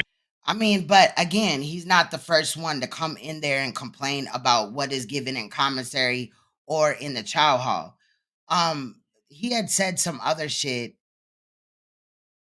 Let me rewind it just a little bit because I just definitely forgot. A lot of these prisons got the National Guard filling in because they don't got enough COs, and then the COs that they do got, they're out of shape. They're not the type that back in the days when I was in Rikers Island, they had to take physicals and it was just as big as the inmates. So what they're doing is compromising the integrity. And we have no proof that he was ever in Rikers. The food that we consuming, so you can't bulk up as much. And then now that's what it was. So prisoners bulking up, right? That could, a portion of that could be true, but prisoners will find people, anybody that wants to work out will find a way to work out regardless. You could do calisthenics, whatever, but there's people in prison that are like, you know, huge as hell, you know, just muscle bound. Bro, like you cannot stop that. They can't just, oh, you can't do any push-ups or you can't do this, that. They may tell you you can't just like go on the bars and just, you know what I mean? But bro, like people are going to bulk up regardless. They're going to do push-ups, sit-ups, whatever they can do to stay physically fit and try to gain any muscle that they possibly can. Now, in a lot of prisons that I know of, they have obviously took out the actual weights that are made with metal or whatever and replace those with water weights. You can still, you know, lift weights with them and bulk up. But I'm just saying the obvious reason that they took them out is because they were being used as weapons as well. Canteen or it's so much, the commissary rises, and then they put a limit on how much you can spend per week for your commissary to buy food. And then most of the food that's there is honey buns and chips and just tons of soup high in sodium. You get what I'm saying? Yeah. So, that's what I'm saying, Sweet Talk Butterfly. Shout out to Sweet Talk Butterfly. I meant to go back and look at the court thing because I know that was stated in there. He can't get any good time. Again, I think he's trying to just feed them that. The people that are listening to him or support him or even the haters, trying to feed them these lies because, you know, well, really the people that support him, then that's kind of like giving them hope. And then he could come later on and say, well, I got to do more time. You know, I can't get out in 3-4 years, like I said, or this, that, and the other happened to my good time because of this, which would be totally cap when it was in reality already stated in there that he's not eligible for good time. And again, when he goes in front of a parole board, whether, you know, it's recorded or not, he's going to have to take accountability. That's the only way that he's going to be able to get out. And they're going to have all the information, you know, in the event that somehow he is, even though I'm saying that that's cap and it's Sweet Talk Butterfly is saying that's cap too, because like he's just not eligible for parole. But in the event you have to, you know, take accountability for your crimes in the parole hearing. Otherwise, they will not grant you parole. When you got this going on, you can't really. Or also, if the victim comes to the parole hearing, or the mother or anybody else that could speak for them, like for the victim side, there's a high probability that he would be denied parole anyway for that. But again, he's not even going to be offered that. He has to do a flat 7, and then he has to do 10 years on the sex offender probation. But he's not a registered sex offender due to the plea agreement. But you don't take sex offender classes if you're not a sex offender. So it's just like it's some bullshit. The healthy bulk up. Most of these people, by the time they're done doing their time, because I got one of the fewest amount of years up in here. I'm gonna be out of here 3.5 years, 4 years, something like that. Maybe sooner, maybe later. You know what I'm saying? Because once I do the GED, and I'm also planning to go to college. You know what I'm saying? So this nigga, oh yeah, we had documented that he had said that he had dropped out of school early. I think he said like 8th grade or something like that. But so he in here teaching all this fake ass regurgitated information that he got from York and then he got off of Google, as a lot of people do on here, right? In all type of topics with religion or whatever, right? But or health, right? But bro, like this dude is cap, fam. Like I just cannot believe that. Well, I can believe because she's an enabler that she just cool with this going on. That's why I put her face on it because bitch, this is your voice in the audio. Like you're talking to this predator and you're putting out these lies, just like she's the one that pinned that video where um it was released after he got arrested in court, but he's trying to say that they dropped the sex charges and this, that, and the other. She's the one that pinned it and posted it and all these other videos and posting on his YouTube channel to this day. That takes time off. Like the GED's 2 months off. When I come here, I'm just waiting for the confirmation, all that. Boom, 2 months going to be off for the GED. And then I'm definitely going to do college because I want to be a bacterial geneticist. May not be able to get that program going depending on what they have available, but I just want to get my feet. A what?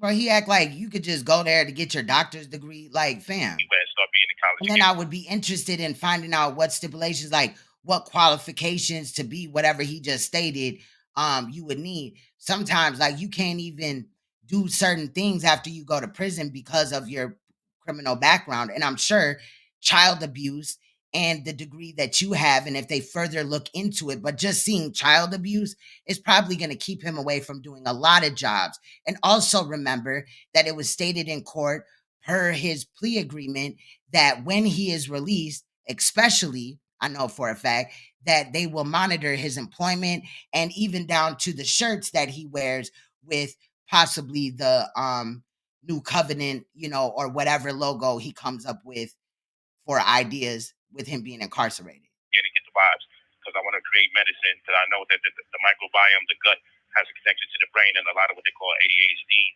and extreme anxiety and depression and suicidal tendencies and dissociative identity disorder. I know that a lot of that has to do with the compromising of the gut bacteria, the microbiome, as it relates to the endocrine system and the healthy gut bacteria like the Acidophilus lactobacillus and the bad gut bacteria.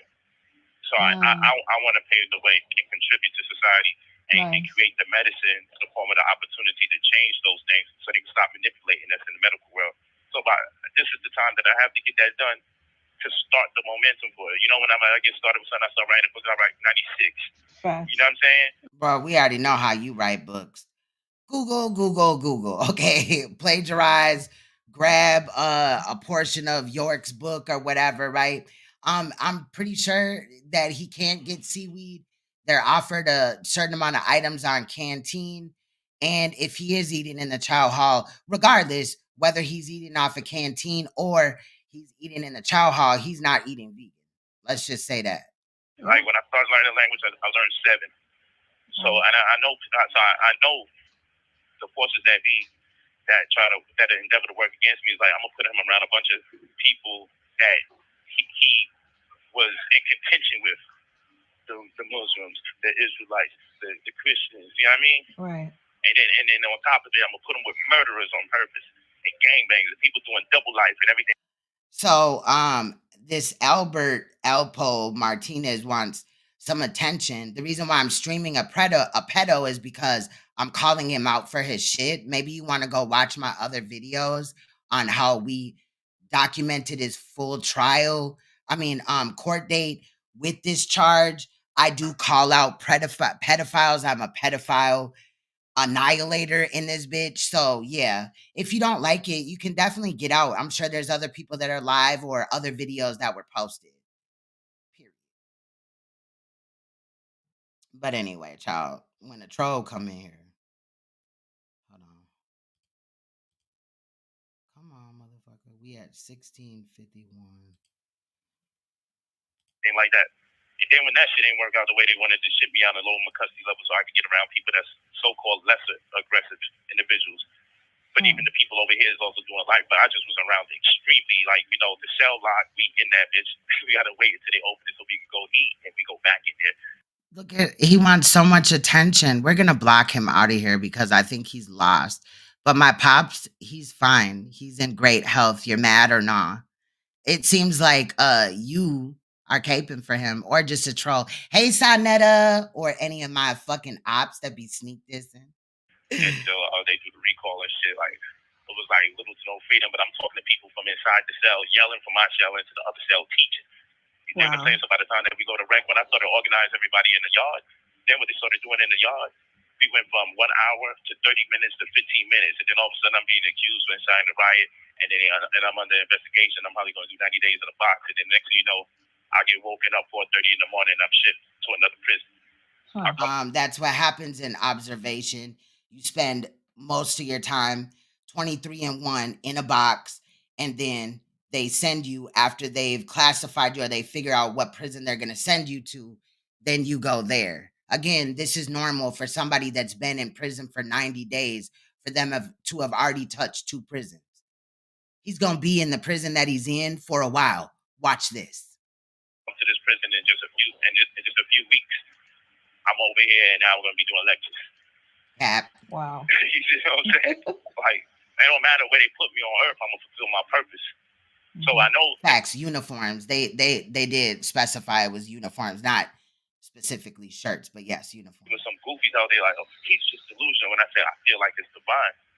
I feel like, you know what I'm saying, it serves purpose. I understand the purpose, I understand the mission. I'm back in my bag. Like, I get it and I'm excited about it. It's a blessing to be around these brothers and to know that I can add value onto these brothers. It's a blessing, especially to see the younger brothers so receptive. How can I turn my back on them, man? By the time they come home, man, they're going to be straight, man. These brothers that already did 8 years, 10 years, these brothers doing 15, doing 20, young brothers, man, from just making errors because they didn't have the discipline in their life. They didn't have the father figure in their life.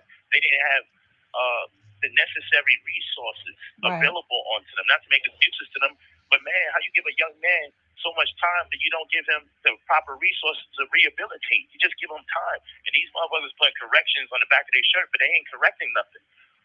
You know what I'm saying? Wow. So I'm gonna add value to it, man. Nice. They got corrections on their back, but I mean, what is these white folks correcting? Yelling at us to tell us to go online, tell us when to eat, sleep, and shit. Like, that's not correction. So they can fool themselves if they want. If they want to put corrections on their back, but the corrections are going to take place in the form of right knowledge. Now, I want to know, y'all, do y'all feel like Aminette, the girl right here, that she's interested in this conversation? She's like, okay, yeah. And she know he lying. He ain't finna get out in no 3 years or less or 4 or whatever in the hell he up here saying, unless she dumb and didn't research or listen when he was sentenced. That's what I'm doing, man. I'm just administering the information that suffice to give so we can take this to the next move. But this is revelation, man. You got to remember, man, whether you hate them or love them or not, you know, Elijah Muhammad, he was, you know, they say he was doing some fraud shit, you know. Now listen to him get into the Saneter rhetoric that we had just listened to when Saneter was talking about York. Now, you know, look at all these leaders that have been sent to prison and this, that, and the other. That's because they do that to hold the black man down. You know, I'm paraphrasing, right? But he gonna get into that. They have a lot of the same talking points, him and Saneter. Malcolm X, he was a pimp. The father of Allah, who they call Clarence 13X, no disrespect to him. To him, Dr. Yard, they were gangbangers. You know what I'm saying? You can't name nobody that's part of our community that didn't go through the rites of passage of prison. I think that the 2 people that he used, I don't know if they have any children sexual offense or child abuse charges either, but I'm pretty sure those charges you can, like, you know, you could come up out of that, bro. Like, you can put gangbanging, you know, to the side and actually be a productive citizen. You can, you know, have a fucked up past when you're younger, long as you're not like violating children, violating women, men, anybody, a dog, a cat, a monkey. I don't give a fuck. But he just like, bro, like this trying to explain this away is not working in this situation because he's capping. The people that he is trying to you know, put himself in the same box with are not, you know, they may have charges from the past or whatever, but they're not like his. and And incarcerated. I really honestly, I feel like any sexual predator should never be let out of prison. Especially though if it's like their own child that they abused. I think that should be like that should be death sentence, okay? Because it's fucked up that you abused your own child and shit like that, and you were supposed to be the one to provide them safety and shit like that. But I also think, like I stated, that people that abuse children on any type of scale should never be let out of prison, because if you're gonna victimize people, young innocent people that can't protect themselves, you're trash and you shouldn't be here. Trials and tribulations. True. That's why they resonate with the people, because when they come out of the muck and the mire and they decide to make a change in their life for the better good, they speak with a certain conviction from a man that's come from the belly of the fucking beast. You dig what I'm saying? Yeah. How can you deny that spirit?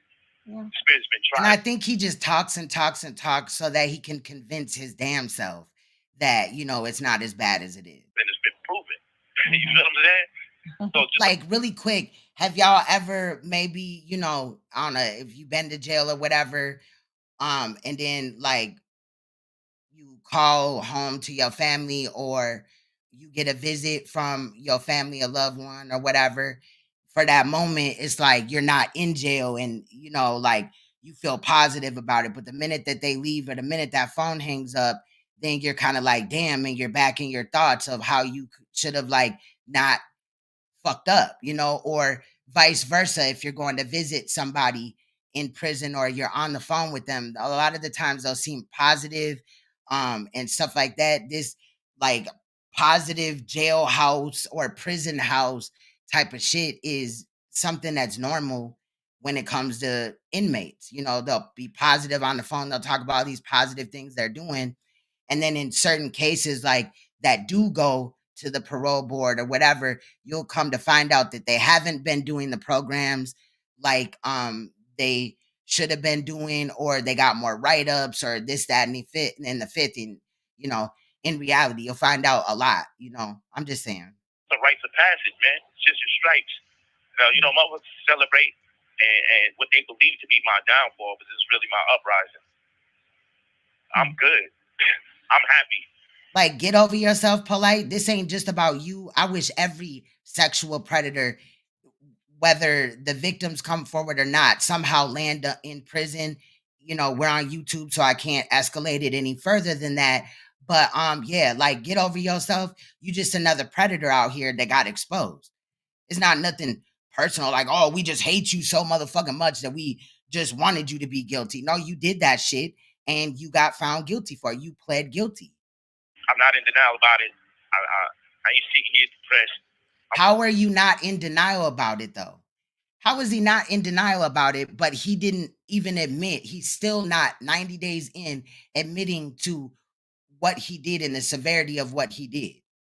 It's not unheard of, though, right? A lot of people are in denial until them years start passing them and shit gets real for their ass. Just because he hasn't been poked in 90 days, all pun intended, right? Or we may not know about the second poking that takes place in the lower region of your body, but I meant like poked, right? Doesn't mean that will never happen, or that the inmates that he's in the prison with, I guarantee there's some that don't like him. So they're going to get his paperwork. They're going to ask people like, who is Polight? They probably researching right now, running that information to them. Trust and believe. I'm fulfilling my purpose. Anytime you fulfill your purpose, it doesn't matter where you are and what the circumstances are. If you are aware that you're fulfilling your purpose, you are the happiest place in your life. So I'm blessed to be here while I'm in my prime at the prophet age of 40. Now, I'm going to stop it there again, because it's crazy that he just basically, he's acting like he's liking being in prison and shit. And I want to know how this brainwashed ass, dumbass, bald-headed bitch feel about the fact that he said, I'm at the happiest place that I've ever been in my life or whatever. And she's sitting there with 2 children of his that she has to now take care of course, with the help from the scams. That portion comes up in call number 2, which we will be headed to in just about a minute or 2 here. But think about how, obviously she seems disinterested in this conversation, but also if you listen to what he just said, he really doesn't give a fuck. he's claiming that he does. We know it's cap, but he's claiming he doesn't give a fuck that he's really in prison and he's in a good place in his life and all this and that.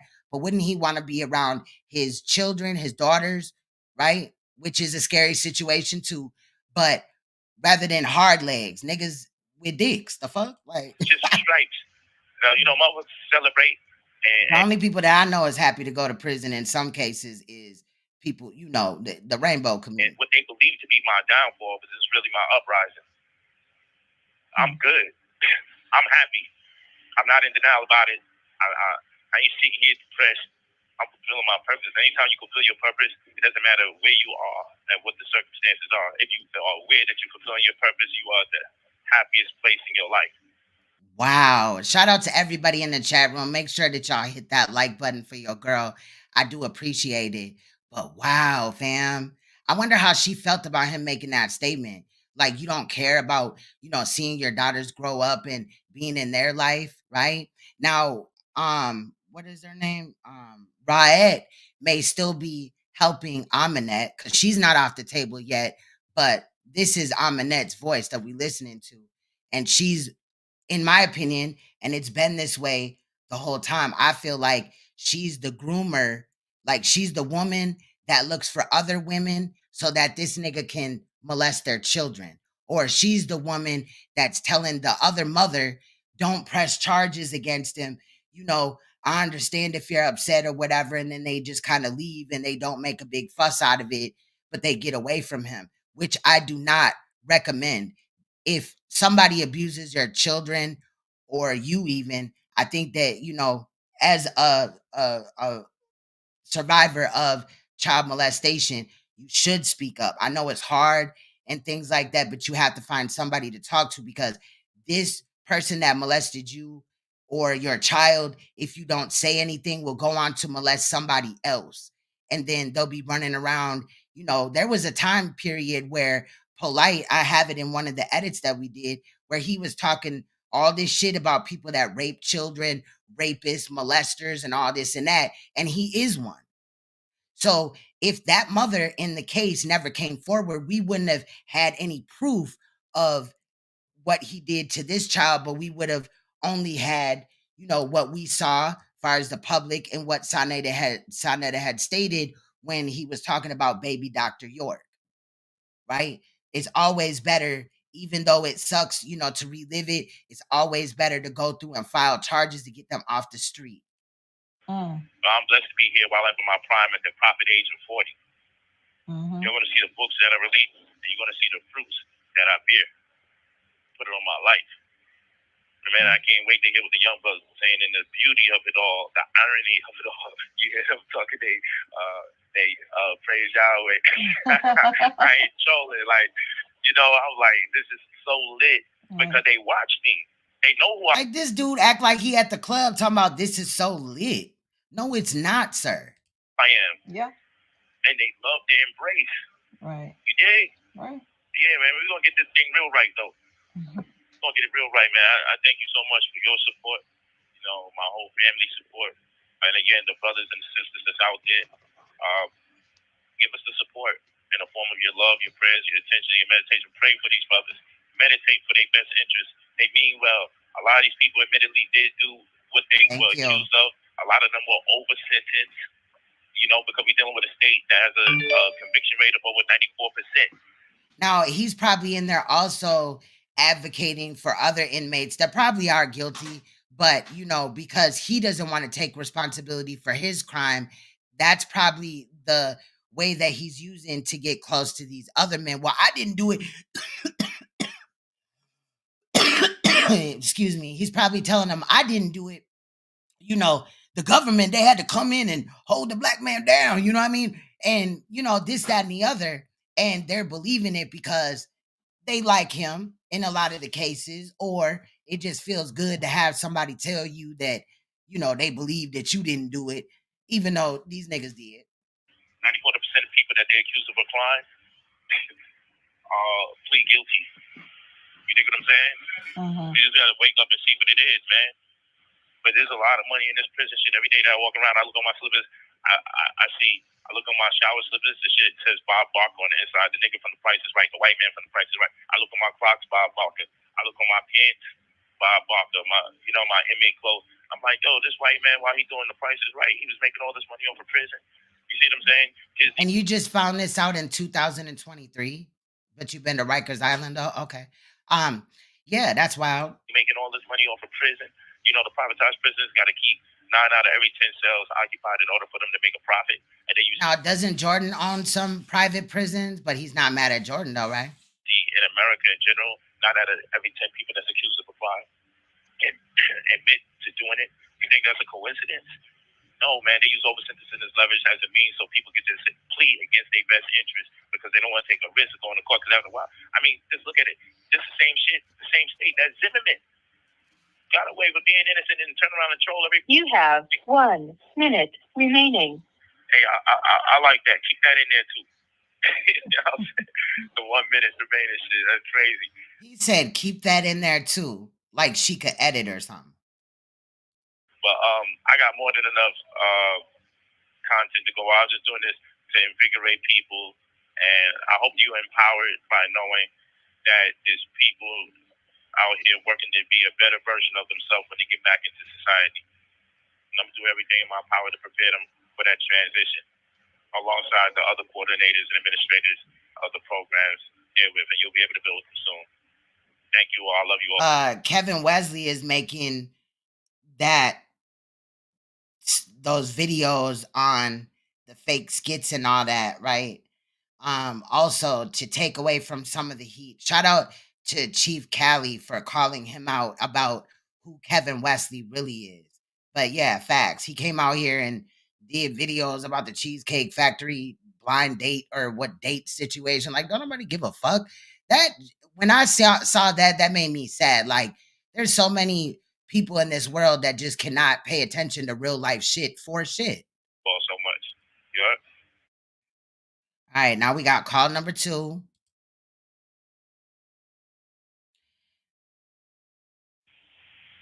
so it's definitely an amazing experience, and teaching the yard over 100 people at a time. CEOs be looking and just wondering what the circle is about, what the big group is about, and I'm also teaching in the dorms.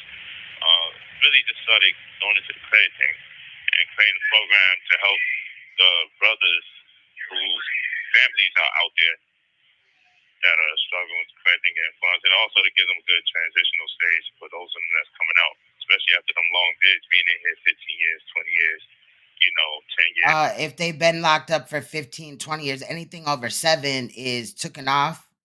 So yeah, there's like a statute of limitation on that type of stuff. So any debt that they had is gone. But I think they have more issues to worry about than just their credit, far as them rehabilitating back into the community, because in order to build your credit, you kind of have to have money, right? And he's gonna also talk about houses, like them buying houses and all this and that, or their family and all this and that. Like I just lose more faith in humanity daily, bro. And stuff like that. I was basically talking to him about strategy, and I also revamped my mentorship program, which is inclusive of credit restoration. So I was dealing with them about, calling the credit card company and asking them for both reporting dates. So, they have the billing date and you have the due date, but a lot of people don't know that they have 2 dates that correspond with their credit card. So now, I just want to state this. We've heard a lot of this stuff that he's going to talk about in the first portion of this phone call right here, call number 2. We've heard it over and over again. I only included it because when I do these jail phone calls, I'm going to pretty much, besides him saying, you can hit me up at Brother Polight, and all this and that, or like how Homeboy during his testimonial was trying to shout out his Instagram. Those would be the only things that I'm cutting out because I want them to be as he put them out. You know what I mean? And we're not doing this for him. We're doing this so that the community can see how dumbed down and brainwashed people are that still follow this man, as well as this man and whoever is promoting him. Now, I do agree with Wob Funk that Aminette, Scaminette is what we call her over here, is more colder, right, than Polight. She is the brains of the operation. That is a fact. I definitely agree with that. So like, for instance, with the due date, And that's why she's still dealing with him, even though she's not interested in it, but she knows that there's ways to make money through him. if you want to use your credit card without having to pay interest, I mean, if you want to use your credit card free of charge without paying interest month to month, you got to make sure that that money's in before the due date and during the due date. But then the billing date is the one that most people know, which is also known as the statement date, and you use that if you want to raise your credit. Now we know that he was working out before he got, locked up. He took the plea. But maybe she used toys. Maybe she used toys on him to prepare him for this prison thing, because I just have never seen a man be happy. Allegedly, I feel like that's cap though that he's saying that, but happy about being around a whole bunch of men. I mean, you can run the two concurrent at the time, but they don't really tell you about the billing date and the due date. They only know about the billing date or the statement date. So you got to call your credit card company and you got to ask them, what are my two dates? What is my billing date and what is my due date? Then on top of it, again, as always, many people don't even know that there's over 30 different credit bureaus that have a say and an impact on them even being able to have the opportunity to get funding. So, you got the Advanced Resolution Service, which is also known as the ARS. You got PRBC, you got LexisNexis, SageStream, Check System, CoreLogic, Innovis, TransUnion, Experian, Equifax. Then you also got the FICO score. Okay, but people don't, after that, you got to know which ones correspond with what. So, like, for instance, if you got LexisNexis, they deal with credit utilization ratio. And that's the amount of credit that a person is allotted in respect to the amount of the credit that you actually use. You shouldn't be using more than 36.6% of the credit, meaning if you get $1,000 line of credit, you shouldn't be using more than $366.66. But most people, if they get $1,000 line of credit, they're going to use it as much as they possibly can with no regard of how much they should use, even if they Yo, not Kegels. I almost hollered. Shout out to Phyllis. But not Kegels. What the fuck? Well, I'm only using for $500. You don't want to do that. And that's why you want to get a balance transfer option on a second credit card. So that way, if you do go over Facts, Leonard. Shout out to Leonard. amount of money that is actually about to be due, you transfer that amount of money plus a little bit more into the other credit card, but it doesn't contradict the credit utilization ratio or either one of the two. So that's important. And then also, when you're dealing with LexisNexis, not only are they dealing with the credit utilization ratio, okay, they also deal with bankruptcies, and they also detect spending behavior. So like when you get those gift cards, when you go to school, when you go to stores, when you're returning items, and you become a serial return artist, I'm gonna just buy this shirt, buy this dress, and this is the same script that he had when he was on the outs, pushing his microwave credit restoration scam program and shit like that. But listen, y'all, he gonna get into some of the new details, some of the new offers that they're offering in the, the Polight scam university. I don't know what to call it, like just some scam ass shit. He lowered the price to $1,300 from $2,000. Return it. Somebody's paying attention, and they also want to know what is the likelihood of people that have a tendency to buy clothes and return it in respect to debt. And they find that a high percentage of people that have that behavior have a tendency to go into debt. So if you become one of those serial return artists, then it lightens your probability of getting a high amount when it comes to getting approved of a loan or credit. Then you got SageStream. SageStream deals with auto loans, deals with credit cards, it deals with utilities, it deals with phone bills. So if you even turn off your phone, get a new phone bill, that impacts you in the credit world without you knowing. Okay, and SageStream is connected to Check System, and Check Systems deals with Facts, Wab Funk. Wab Funk said literally teaching innocent folks to be crooks. Facts. Or just scamming innocent people. Now he's gonna pitch this, to the prisoners. He already has been working on it. Let's get your credit fixed and let's help your family get their credit fixed. But what does he think is going to happen in these situations where, let's say, he allegedly helping an inmate's family get their credit fixed, but they get scammed in the process? Like, he's just making himself more of a target. Open and close bank accounts. Okay, they deal with checking account data and the reason why your bank accounts are open or closed. Now, I want you to think about that. If you close a bank account, it's better to keep it open than to close it. So when you Facts, Chance. Close it, it's a strike against you for creditors that you may beseech to get a loan for a house. You may beseech to get a loan for medical reasons. You may beseech to get a loan for a business. These things will implicate you severely. And then think about this, that you are using your checkers account and not knowing that you're being criticized for the way you use your checking account, likened to that of a credit card. That means, like, let's say Shout out to Derek. Shout out to Derek. Y'all comments is killing me tonight, y'all. make $5,000 a month, but you live in check to check. So at the end of the month, you pretty much have to spend about $4,300 on expenses and bills, and you might have $700 left. Well, if that was a credit card and you was given a $5,000 limit, you'd have been way over your utilization ratio, because that's way over 36.6%. Unbeknown to most people, their banking account, as it relates to their checking account, is being documented, and that information is being sent and used against you. Now, if you're living good and you're wealthy, then most of the money you put in your bank account you don't use, fine. But most of us, if we're not living check to check, we're certainly using a lot more money out of our checking account than need be. That's why it's good to leave it in your savings account and don't let it go into your checking account. Or what you do, you put a freeze on SafeStream, you put a freeze on LexisNexis, you put a freeze on check systems, so you can't be ostracized or alienated because of the amount of money you put in your checking account. You think that's your personal business, and I have no idea that your bank is soliciting that data, because even your bank has a credit score about you. Then you got CoreLogic, which deals with property ownership, insurance, real estate. Okay, so if you foreclose, if you late on your rent, if you late on your mortgage, CoreLogic is dealing with that. If you have insurance, and if you don't have insurance, that's being used against you, because responsible adults are supposed to have insurance, and people that tend to not be able to afford insurance are more likely to be in debt.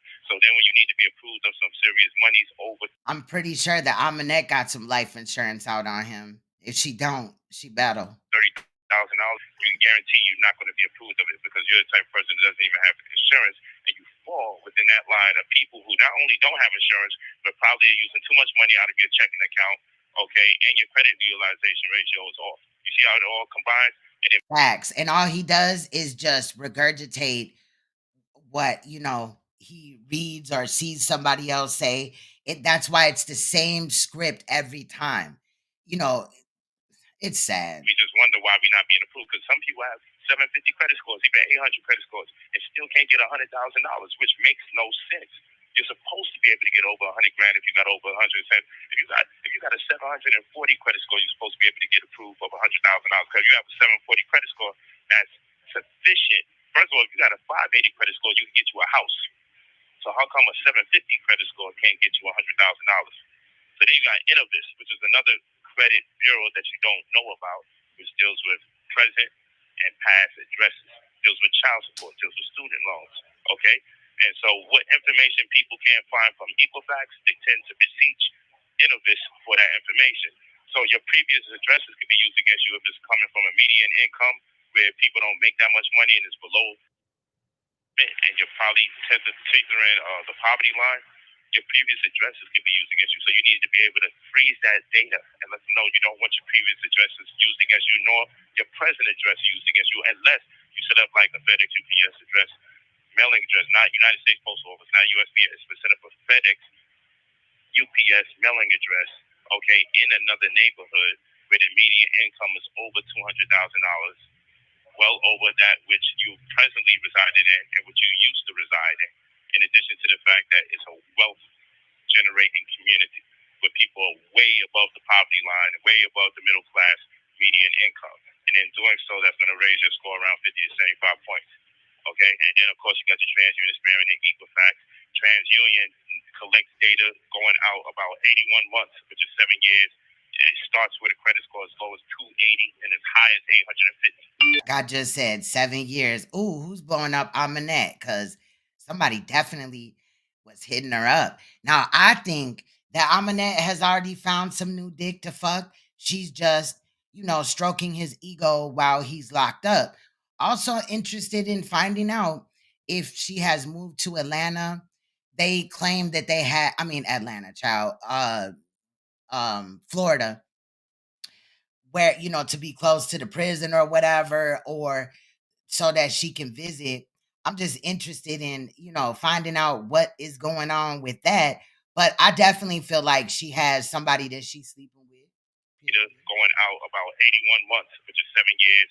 It starts with a credit score as low as 280 and as high as 850. Whereas Experian, they collect data, but it doesn't go back more than 2 years, okay, which is 24 months, and they'll get you as low as a 300 credit score and get you as high as the 850. So, you want to take those things into consideration too. So TransUnion is taking it back 7 years, okay, and Experian is taking information back 2 years. That's one of the biggest significant differences between TransUnion and Experian, okay? And then now, we don't learn nothing about being first-time homeowners, but when you become a first-time homeowner, guess what? First-time homeowner, they're going to look for the FICO score. And when they look for the FICO score, they want to know what? Well, you have a minimum of a 580 credit score, they'll let you get the property and they'll probably take 3.5% down on the property. However, I will vehemently go against you accepting the property under those conditions because in that case, you would be a subprime lender, which would mean they know that you're more likely going to go into default because how are you going to ask to get a house for $400,000 and put down a minimum of about 9,000, 10, 12, 13,000 if you could only put down less than $15,000 for a house that's $400,000 or $300,000? He's going to go into default. You're more likely going to go into debt. You're more likely going to get foreclosed upon. You're more likely can't afford that property. But they'll let you get it, charge you high interest rates, and your homeowner insurance is going to be super high. Okay? That's predatory lending. So the next step is, okay, well, maybe it's not 580. Come on, motherfucker. Maybe you got a 620 credit score. Okay?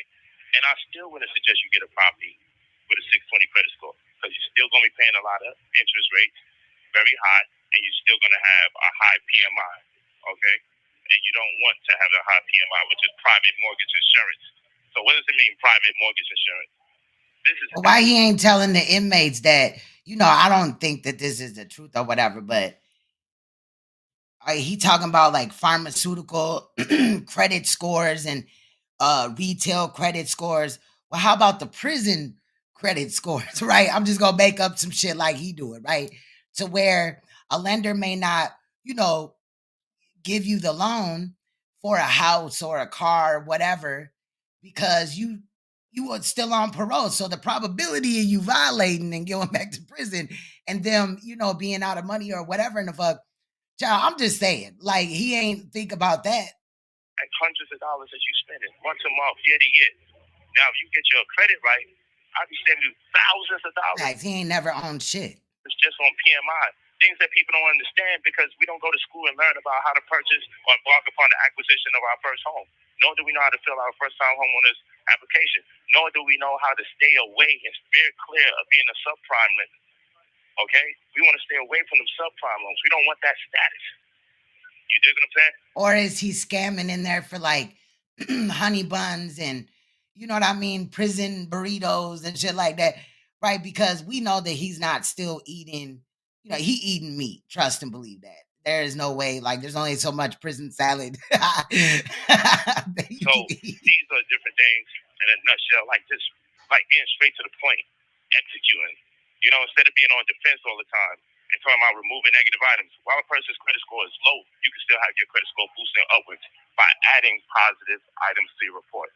You can add, if you're making music and you get money off of streams, or you got videos on YouTube, you can take that. Oh, shout out to Leah. Leah said this sounds like the DJ Envy and Cesar Pina real estate stuff. And that's why I'm wondering, like, when are they gonna click into all the scams that Polight has done? I hope that, now that you can go to Florida Department of Corrections and look up Michael E. Nowak, put in his date of birth, and then find out what prison he at, you can definitely file paperwork for anybody that has been scammed by him, but definitely sounds like the same type of Ponzi scheme. That information from AdSense accounts, whatever it is that you're getting back from streaming, and you can upload that to Experian Boost as a positive item, and they will give you credit on your credit score for making money off of your music or your streams or your creative content on the internet. You also can get honey bun stamps and phone time, because if Aminette don't have a Florida number, bro, they paying up the ass for these phone calls. I'm telling you, somebody is. So I'm pretty sure that, Polight is showing somebody in there his brown chakra in exchange for phone time because he allegedly telling Aminette, you don't gotta send me no money and all this and that. But them phone calls, child, them phone cards ain't free. Higher credit scores, you get your credit rating or your credit score boosted if you submit your utility bills. If you give them rent, if you pay rent or you pay mortgage, you're supposed to upload that data. Oh, I definitely don't think so, Chance. I know that she's just as guilty as him, if not more. Boost your credit score. Again, you go to Experian Boost, and you can put your utilities, you can put your rent, you can put your mortgage, you can put your streaming service revenue that you generate over there. If you're paying a phone bill, you can use your phone bill. You can use your mailing address. You can use your email address. You can use your phone number. But I'll strategically show you how to do it. You set up a new email, then you set up a new phone number, then you set up a new mailing address. Because your phone number, your email, and your mailing address is attached to your history. Because every time you got to fill something out, you need to use one of the three or a combination of any two. Victor, you almost had me to Holland, okay? Or all three. So what you do is you get a new email address. Your email address is going to ask you for what you do is you get a new phone number. Then you get a new email address. Your email address is going to actually confirm your phone number. And then you get a new mailing address. Your mailing address is going to ask you for your phone number and your email address. And then all three will be clear from previous history that implicates you. So while you're doing that, you're also going to freeze the aforementioned accounts corresponding with those other bureaus. And of course, there's over 30 different bureaus, but I ain't going to beat people in the head this whole time with all this information. But needless to say, people are very appreciative of the info. Because remember, if we're helping people on the outside help their family members as inmates, then it helps them and empowers them so they can get commissary. And it helps them emotionally to know that their loved ones are not struggling on the outside without their help or without their service. Because a lot of people here, their moms is there, single, helping them. Yeah. Now, that's what I'm saying is if he is misguiding these people with this regurgitated fucked up information that he just spewed again for us, royal family, somebody gonna end up getting hurt. Okay, so I'm just saying, like, he playing with people and their money. Then if he got 7 more years, he better hope he get transferred out or something. Something ain't right. Others, their children is wild. Like I said, these brothers are doing mad time. Baby is compared to people doing 15 years, 20 years. You know what I mean? Murderers, killers, drug dealers, traffickers, caught with a gun here, caught with a gun there. Like, right. She probably put the phone down and let him just talk this whole phone call. Because notice her voice ain't in there. It's like the other two little shorter versions of the phone calls that we listened to already before. It's kind of just like she just answered the phone or, recorded a certain part and then just, whatever. I'm just saying, it's weird. Drug trafficking and shit like that. Like, they love giving out trafficking just for X amount of drugs. And if there's a gun, like, a lot of people stay in here but doing too much time based on manipulation. And people in here for terrorism. Okay, they said, man, you can kill for shit like that. And then boom, they had a gun and they're terrorists. They didn't use the gun. The gun was in the house, but they said something like it just be all sorts of crazy stuff, man. Also, I got a nigga in here locked up for robbing his mom and battery because he smacked the phone out of his mom's hand because she refused to call the girl that wouldn't pick up his phone number. So he asked his mom, but his mom didn't like the girl that he called. Shit's stupid. Bro, what? We gotta rewind that again, right? Because what he just said really didn't make no sense. So he got arrested for robbing his mom's, but he slapped the phone out of her hand, and because the mother didn't like the girl that he was calling. Like, what? Why he wasn't calling the girl his damn self? Where the fuck was he at? You know what I mean? Like, people doing 15 years, 20 years. You know what I mean? Murderers, killers, drug dealers, traffickers, caught with a gun here, caught with a gun there. Like, drug trafficking and shit like that. Like, they love giving out trafficking just for X amount of drugs. And if there's a gun, like, a lot of people stay in here but doing too much time based on manipulation. And people in here for terrorism. Because they said, man, you can kill for shit like that. And then boom, they had a gun and they're terrorists. They didn't use the gun. The gun was in the house, but they said something like it just be all sorts of crazy stuff, man.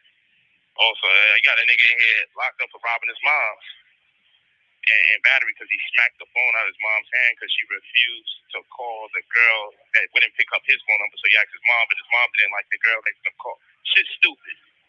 see his charge, he got about 5 crazy charges, and his mom told me, like, she couldn't get the shit dropped. The prosecutor took it and was like, yo, we running with this shit. Now, why in the world would Polight be talking to an inmate's mother?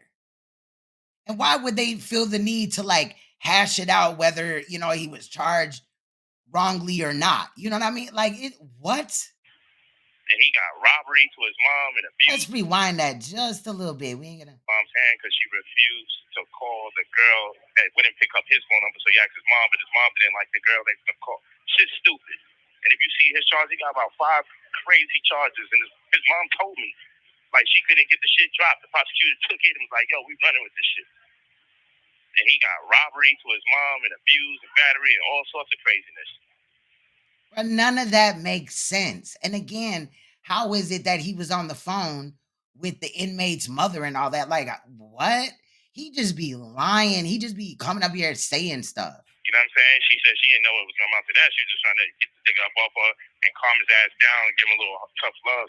But now, the states sometimes will, a lot of it depends on what state, but a lot of the times they will pick up the charges, right? Even if the victim says that they're not going to participate in court or testify in a trial type of situation. But bro, none of that sounded right. It turned into all this craziness. Now he locked up. Like, how do you get a robbery over him slapping his mom? Which he bogus as hell if he slapped his mom. But which, you know, come on. But I feel like Polight is in there like propositioning himself, like, you know, whatever story these people come to him with, whether he believes them or not, he's going to tell them that he believes them because he wants them to believe that he's not a sexual predator, that he was set up. It's wild. But anyway, you know, we pushing forward. So even with what I've been working on before I got here, finally successfully integrated my personality, embedded it. I've embedded a lot of my approach towards credit restoration and mentorship in general into this AI system. So now I don't have to be the subject of certain negligence or even deception from people that was working with me. So now I'm able to lower the price of my mentorship. Listen, y'all. Inclusive of the restoration into this AI system. So now I don't have to be the subject of certain negligence or even deception from people that was working with me. So now I'm able to lower the price of my mentorship inclusive of the restoration to $1,300 instead of the $2,000. And what we're also enforcing is going to be a checkoff list, okay, when you deal with us, which is the inclusive or all-encompassing of the acronym RADER, which stands for responsibility, assurance, tangibility, empathy, and reliability. So I want all the customers to be able to check that off, you know, if they felt we dealt with them responsibly and they have a level of assurance, okay, tangible evidence that we're giving them results. Empathy, right? They feel we connecting with them on another level because that's me doing the mentorship, and I will be doing the mentoring, video calls and audio. I got all my stuff set up.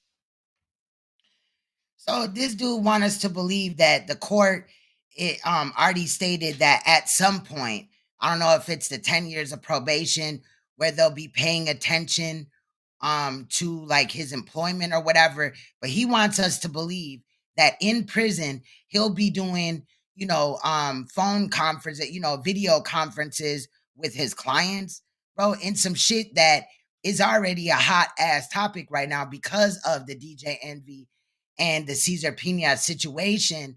Is just very odd. Like, does he not know about this? Amanette, you better tell him that he better stop talking like this. And it's on a recorded phone call. So even if she doesn't post it, whatever they're talking about on the phone calls, the Department of Correction and the state is going to know about it. Like, he's walking a very dangerous ground.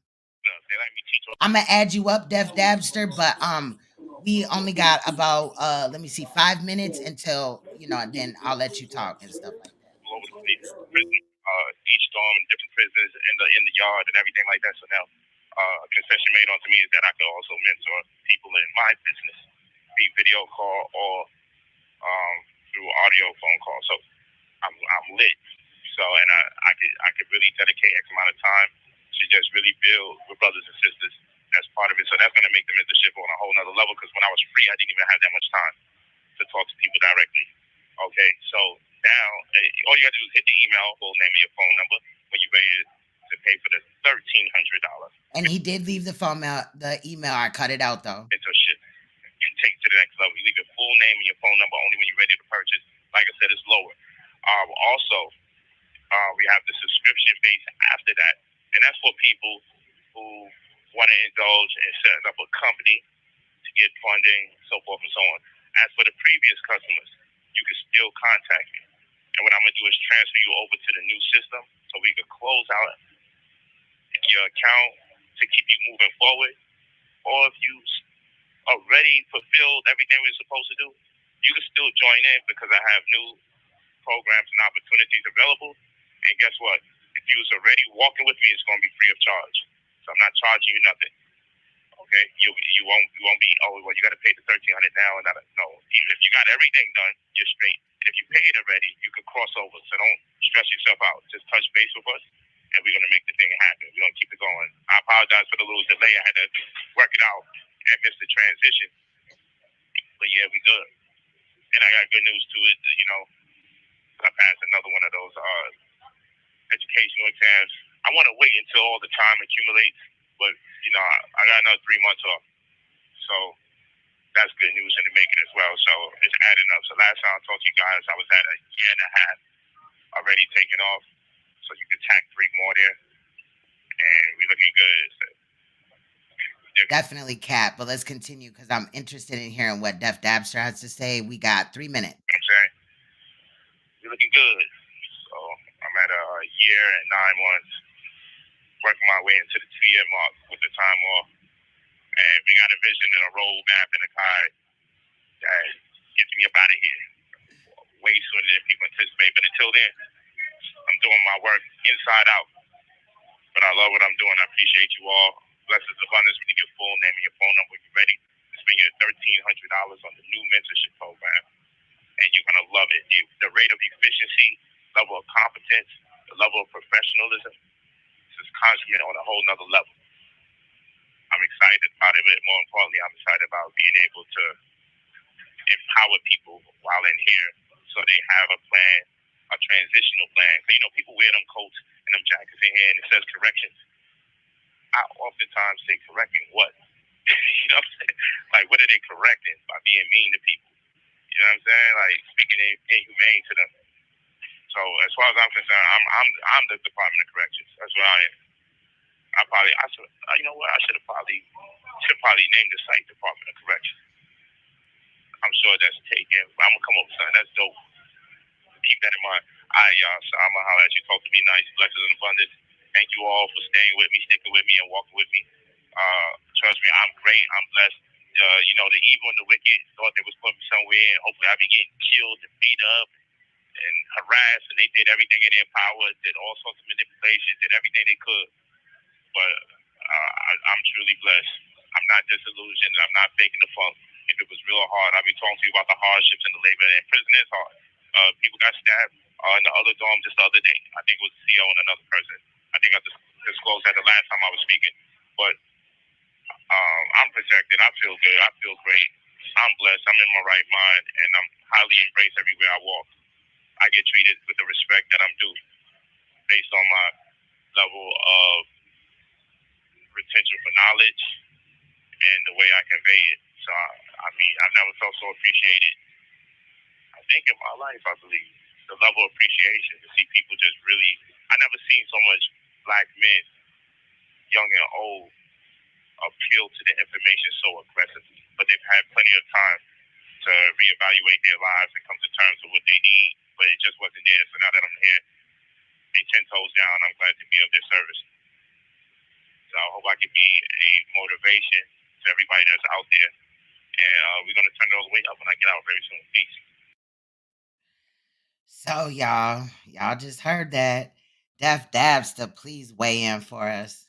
Man, what's up, QT? What is good? What is Man, up? listen. I just gotta thank you for what you do. You have amazing patience. How do you like not jump out your seat listening to these niggas? Because I did a couple. That was crazy. I literally be talking like when I'm watching it or whether it's phone or TV, I be talking to the TV. You a lying ass nigga, boy. Hell no. Wait till the royal family find out about this because he be capping. He be capping. Okay. There's so much to unpack. I'm pretty sure I'm gonna need some assistance. I just gotta ask this. So he's still doing the credit card microwave credit. Yep. And so he's reduced it now that he's locked up. Yep. He can afford to reduce the program while incarcerated. Yep. Okay, I see the caps going. Somebody put hella caps. Hell yeah.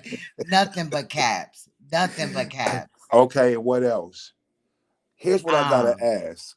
Go ahead. How do you get 3 months good time? No, not 3 months. He got allegedly 18 months and then another 3 months good time in 90 days. Okay.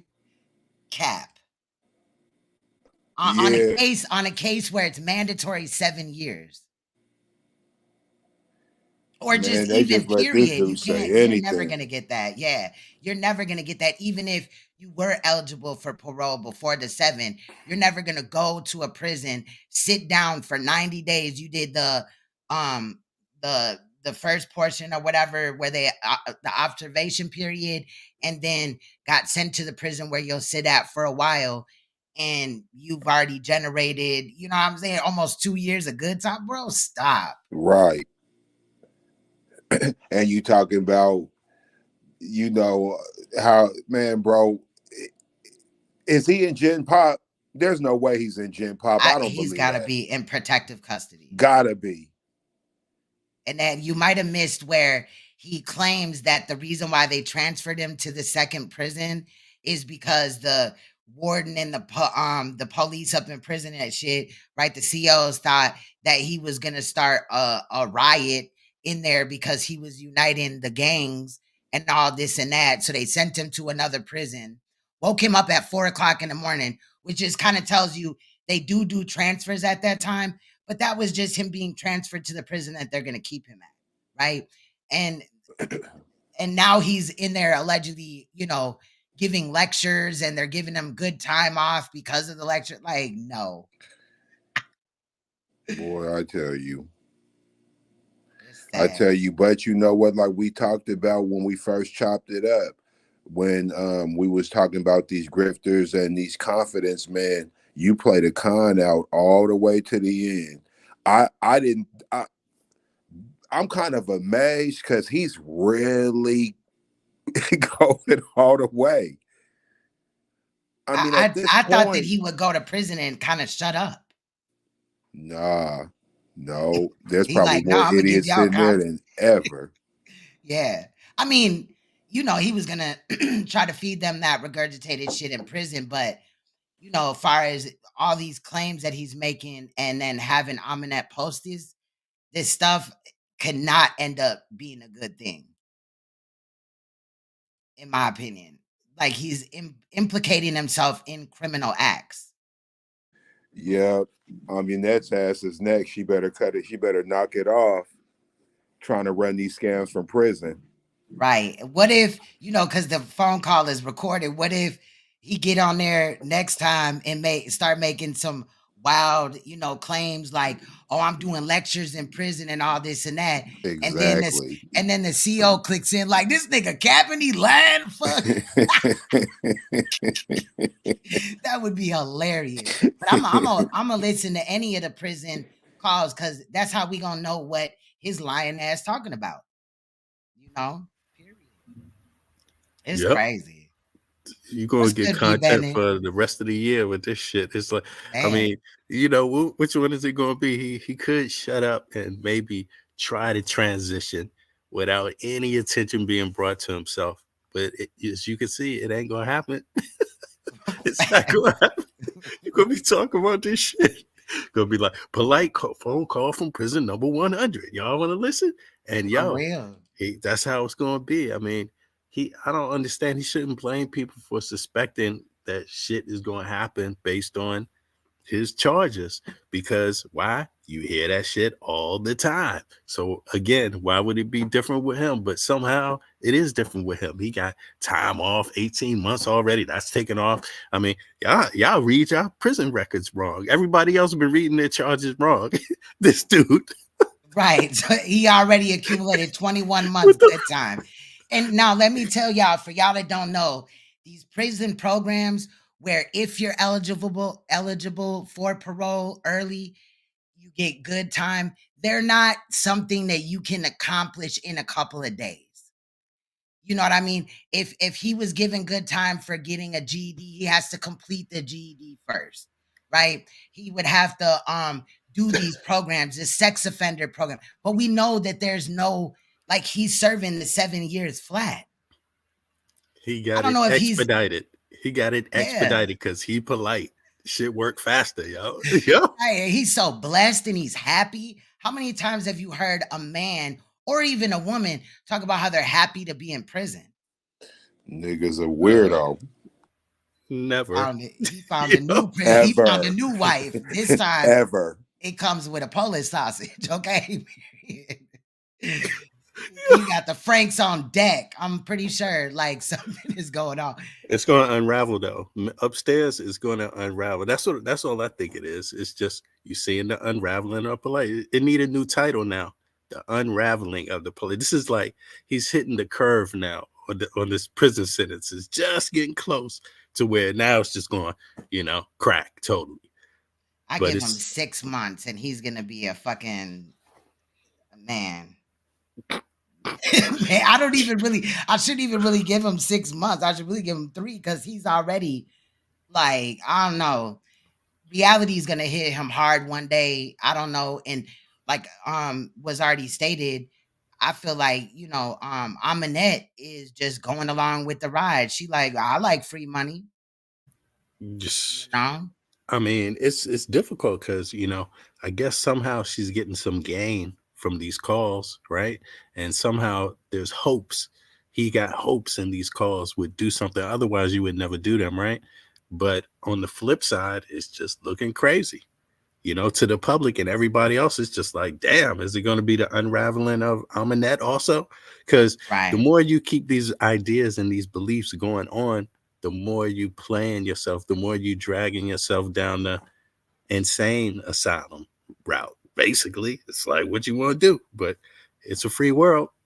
You want to go crazy publicly, or you want to shut up and be a little sane, Right. And then he's a mentally disordered sex offender. How long is it before like they intervene or whatever? Like, okay, this mental illness has went too far. Like, I'm just saying, he needs to start therapy or something. Anybody want to go down that mental illness lane? Follow. That's all I'm saying. And everybody's free to. That's the crazy part about it. You free to choose. You want the red pill or the blue pill? Which one you want? If we go watch it, not hit real hard. Jeff Dabster said, "I wonder who's next." Damn, he's probably in there racking up on his testimonials or whatever. Oh yeah, they a whole bunch of other stuff is gonna happen. He already let us know when he did the Nino Brown tapes. Right? I'm telling everything. If I go down, where I haven't forgot, I know y'all haven't either. True. Right. It's still just a month ago. That's just 30 days. That's what 60 days ago, basically. So yeah, around 60 days, right? 60 to 90-ish. Yeah. It's still in the warm-up period. Yeah, he just got there. He just got there. But reality gonna hit. And then the tape's gonna sound different. It's like something gonna kick in. For real. I know he allegedly would claim that they don't celebrate holidays and all that. Yeah, like, I'm just saying, he's gonna all that getting on the phone, capping and acting like you're doing better than what you're doing in real life and all that. I don't think Amanette is buying it. She ain't shit either. She's a bald-headed fucking bitch, in my opinion, because then look, I like wearing wigs and shit, but don't get it mistaken, because I heard a couple bitches run around talking about Queen Strong wears wigs because she don't have no hair. Child, my hair is longer than anybody that has had a problem with me wearing a wig. If I want to wear a wig, a cat, a dog on my head, that's me. But my hair is long as hell, come down to my back. I got videos of my real hair, right? But when Polight first came out, you seen the chicks or whatever, right? His wives, for a lack of better words, right? His little concubines and shit, with their Wives. natural hair. And now they got wigs and all that. I'm just, you know, it's bad. You know, and they going up under the knife. How many BBLs has Aminet had? We pay for those. The community pay for that. True. And all that surgery. That he scammed. Yeah. Them veneers, whatever got added on. We pay for all that. We pay for the trips to Egypt when niggas was popping up courtside, niggas showing up in up at South by Southwest. You guys remember that? He was in the streets and when he was in Austin, Texas, trying to educate people. Man. So we done seen it all from him, and it's been all on the people's dime. It's crazy. The whole time. Crazy. And he's stupid if he think that Aminet is being faithful to him, child. Aminet and Riot are probably running around like chickens with their heads cut off. Just popping on their head, like twerking on their head. Like they getting it in. Trust they getting loose now. Yes. They getting loose for sure. She probably like, nigga, don't push it. I'll take your little jail phone calls and repost the bullshit that you talking about, but don't ask me to do too much. Don't be asking where I'm going. Right. Or what I'm doing, nigga. Who I'm living with and shit. Yeah. Paying for these jail phone calls though. Because if she didn't change her number to a Florida number, them jail phone calls from Florida to California, whoo. They did all that. You already know them is real scammers. Them is real grifters. Anything you could think of, they did it. Shorty staying in an Airbnb. How long was that prison call? Because I didn't catch the beginning of it.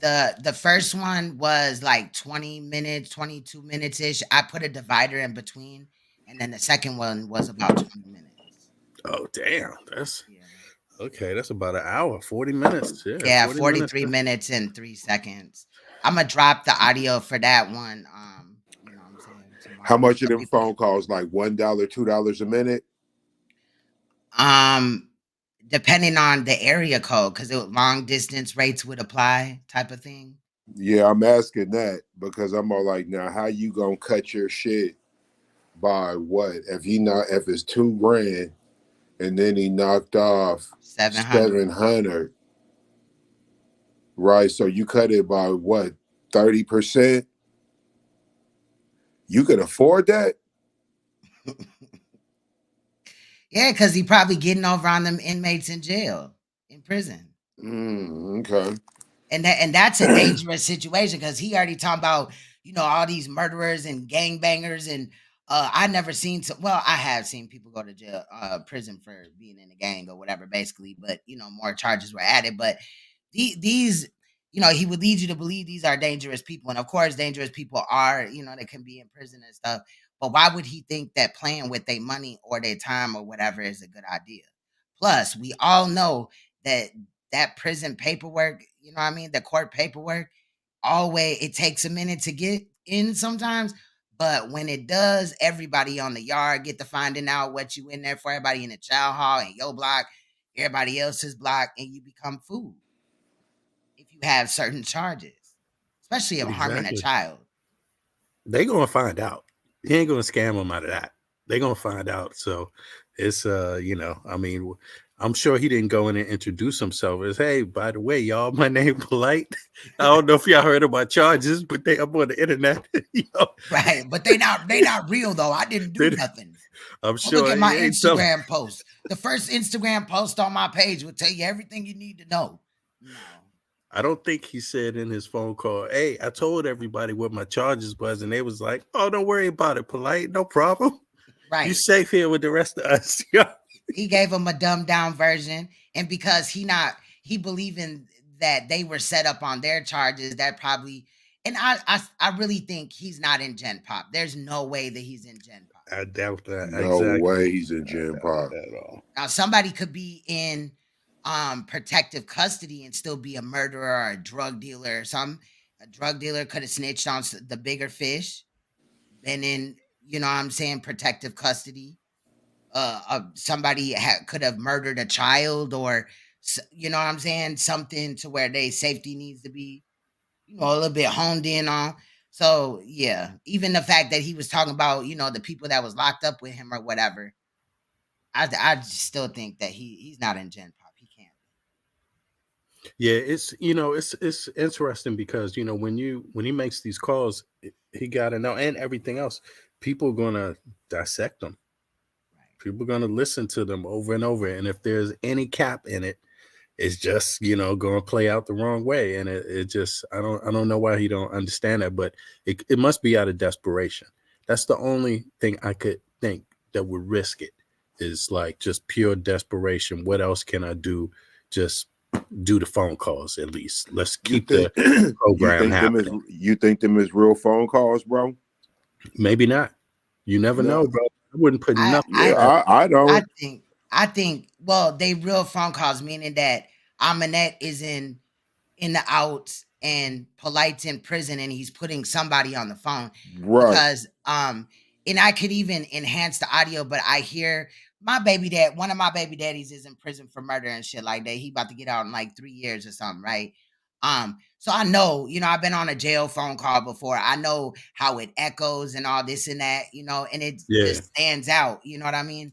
So he is in prison, and whoever was on the phone doing the testimonials is in prison. But did he give him a honey bun for it? Right. Like what was the agreement or the arrangement? Crazy thing is though, some of them people gave their names, their real names, so we could look them up in the prison system as well, you know, at another time or whatever, and find out what they're in prison for. Because one said 10 years, then it was another that. Yeah, one dude was talking about he'd been in there since he was 18. Right. And he was like 22 or 23 or something now. Yeah. Well, let me clarify. Here's what I meant by. Hold on, I'll be right back. I gotta turn this heat up. It got cold as hell. Here's what I meant by, are these real calls? Are they orchestrated? Because it just sound kind of cap to me. How did you hear when the dude was talking about he was following on before and he knew? So I'm all like, well, if you knew who he was in the conscious community, shit, you know about his charges too. Yep. How can you know what I'm saying, bro? How can you not know both of them? And how is he not going to catch up, even if he didn't? You know, it's like, to me, it just seemed like there's no way of avoiding it. So, you know, that conversation going to come up somehow. And how is it going to play out? And why is it going to play out different? I mean, you know, come on, judging by what you already know and what people already heard. I mean, it just ain't making a whole lot of sense. But it's polite. In the chat saying that shit was scripted, bro. I mean, yeah, exactly. What they say, impressive, very scripted, impressed. Yeah, exactly. Yeah, they in the comments getting on his helmet. I mean, I can't say I believe none of it. I believe it's all part of some, just, you know, just what did I say before? Just you know, running out of options. It's the phone calls is what's left, really. I mean, because if you remove all the, you know, whether you believe them or not, it's like the phone calls got to be necessary. That's what he was saying in the phone, you know, when he was doing the tapes, right? The days leading up, even the last day when they released that tape, it's always like something different, you know? He's going to run that program. Okay, so you're going to run your program. I mean, think about this. How well does shit go for everybody's plans in everyday life? And then here you have a person that sounds like they script all their plans. They have everything works out. Even this program going to work out for him. Everything works out. Don't you find that kind of strange? And like, he's glad that he's going through it, and he's happy. Exactly. It's the happiest place that he's ever been in his life. Hell no. You know, but this nigga walking on the rainbow, bro. I've only been to jail. I've never been to prison, and I was never happy in jail. That's what I'm saying. Shit, I turned 21 at jail. I was mad. Shit, just real life. You know, I mean, you make plans. So a couple of them plans ain't gonna work out. You know, a few out of 10, but that's how you make plans. That's how life is. Just regular life. Stuff happens. But in this case, everything worked out perfect. Everything seemed fine. The wives are fine. The program's fine. Polight fine. It's been a great introduction to prison. He could give us a discount on the credit like, microwave. How you arrange all that and shit? You know, it's like, niggas you know, amazing, right? The people that's been down from the beginning, y'all won't get the fee. Isn't I interpreted his comment as being that, like, if y'all was down in the beginning and already paid, don't worry about that. You'll still get the phone calls. It's like, what? Then he talking about that he's writing books in prison. I wonder how many, you know how like even if you in jail, right? You could like pay somebody that's a good drawer to like draw on the envelope or draw, you know what I mean? Something, bro. He probably got people in there around the clock, just like how Dr. York did. Had them women up there printing out the information that was regurgitated and all this and that. I wish somebody on one of the tapes or one of the phone calls just ask them, hey, how was it in jail for people convicted of your charges? Right. Charges like that. How is it there? Is it okay for people like that too, Polight? Yeah, because I want to know for sure. And how many people that were on the phone or in that cell block with him have those same charges? That's what I want to know too. He talking about the murderers, so he the only pedophile in a Florida prison. Well, we already know how serious Florida takes sex offender, you know, charges in Florida, right? They don't play. 9 times out of 10, somebody going to prison for at least 10 years. I feel like it should be more, but at least they, in my opinion, don't play compared to other states. Yeah, because in Washington, they be letting these pedophiles run crazy. They don't be registering or nothing. Hey, Dapster, Queen Storm, did y'all hear about the law changing in Florida too? It's just after his conviction or just after this plea. But I think right? What would he be grandfathered under the original law or the new one? But I'm just like, folks need to know that new law sounds like this the death penalty. Right. What's the new law? It's some new. Yeah, what is the new law? I mean, I can look it back up while we're on here, but Queen Stone, you do that. Yeah, it's a new law passed in Florida. It was a big deal too, and it's right after his plea, I believe. It's very recent, and it's got something about the death penalty for I just and Florida, in Miami. Yep, it's a new law, man. So okay, I found a clip on it. So, you know, we could definitely look into this further, but let's take a look at this short clip, 2 minutes and 31 seconds.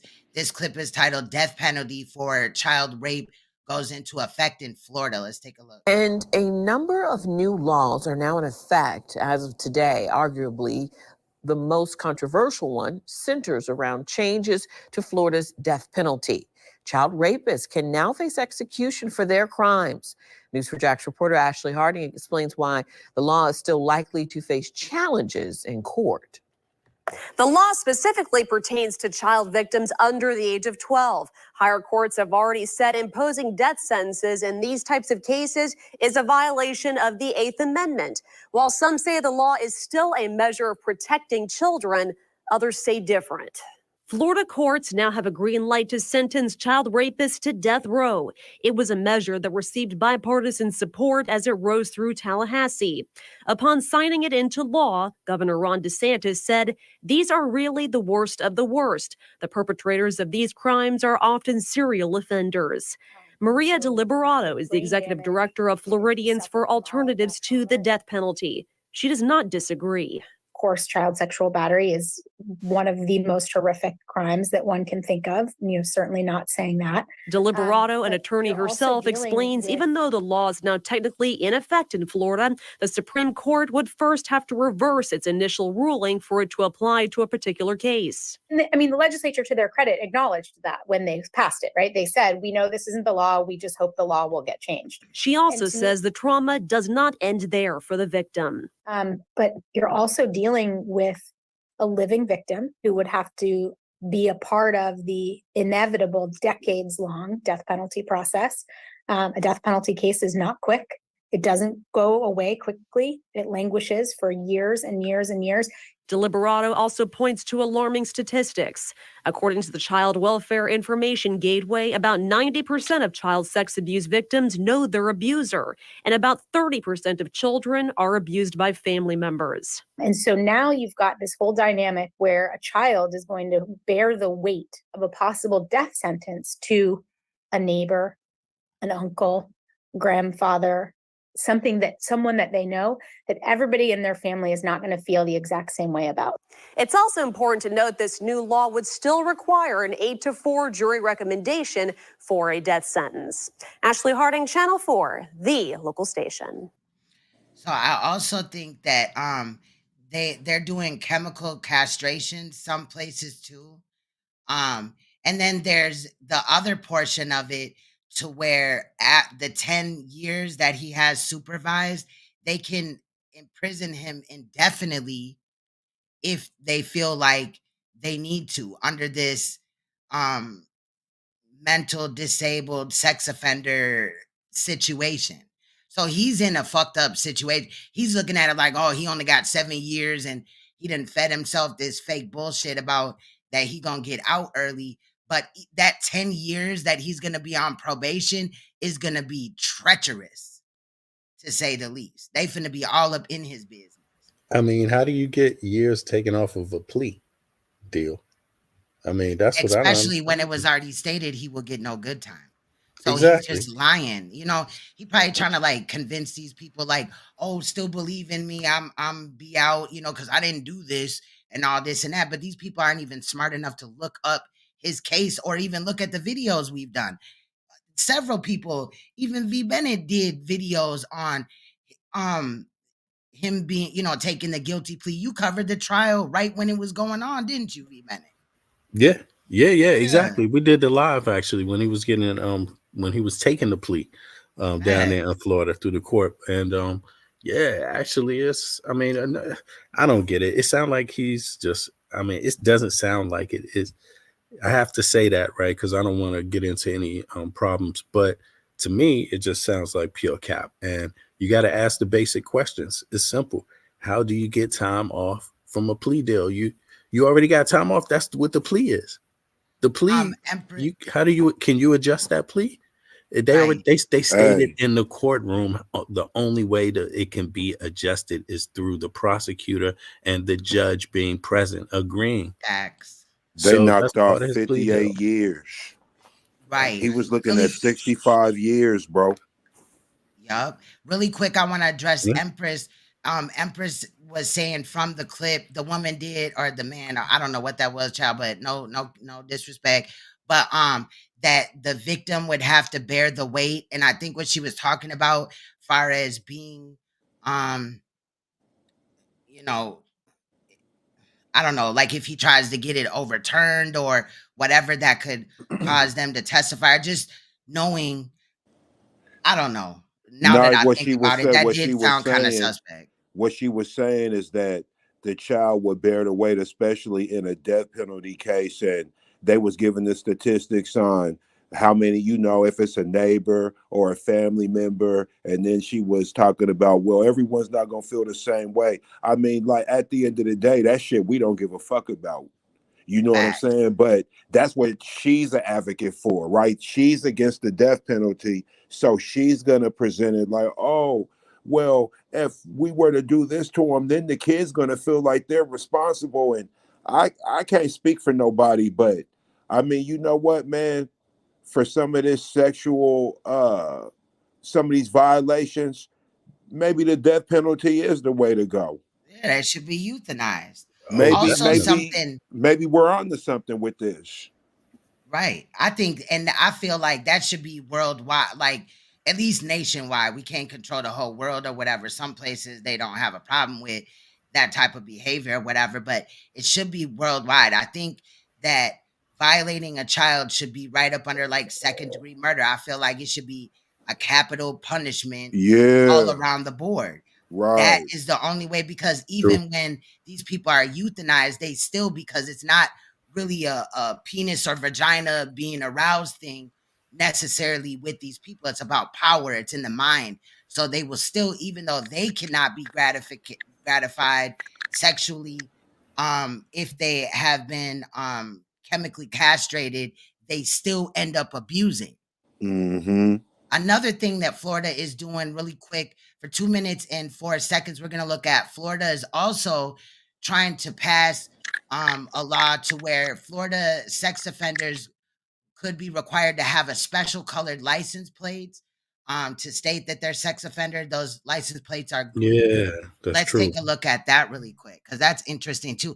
That's why I'm saying I fuck with Florida. Like, they definitely are putting their best foot forward on, fighting this. There are a lot of predators in Florida though. But let's take a look at this clip really quick. Possible once that man gets caught, he may have to get a new license plate. Democratic Senator Lauren Book introduced a bill that would force sexual offenders to get bright green license plates.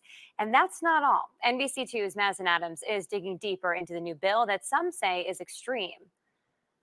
Some people say that this is a good idea, while others say that the bright green license plates would unfairly single out sex offenders because they stand out from the rest. And they also say that they would cause harm.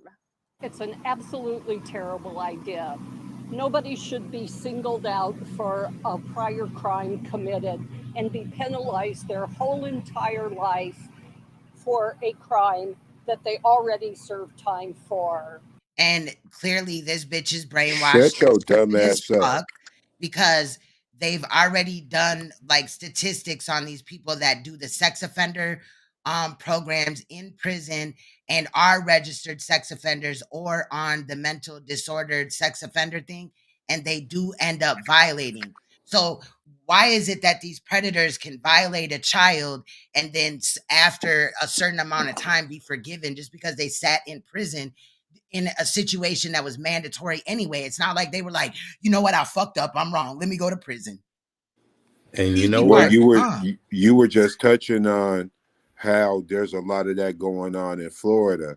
So this might be a type of individual where that runs in her family, or she's had that experience like her child, It has or happened to her. Like some of these people feel like this only goes on in impoverished neighborhoods.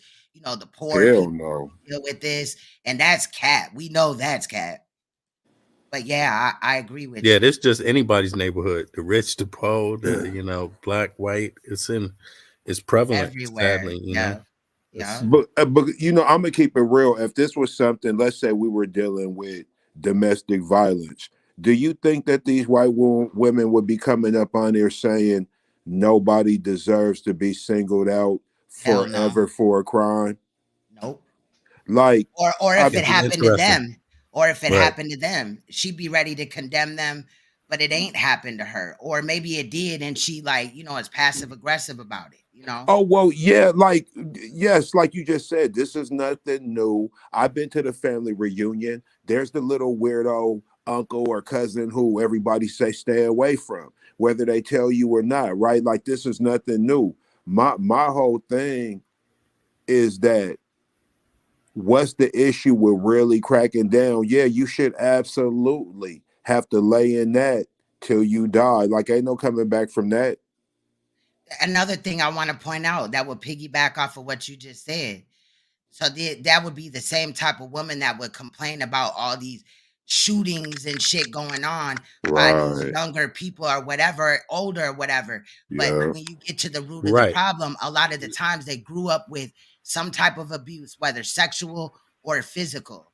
And, they're ready to, deal with the problem. Oh, so-and-so killed so-and-so, but not why they moved the way they did. And I'm not co-signing for anybody, you know what I'm saying, that does something just because they were molested or whatever. But you can't, especially if it never happened to you, you can never put yourself in that situation, because every survivor deals with that thing where they, in their brain, they kill their abuser a few times, you know what I mean, or whatever.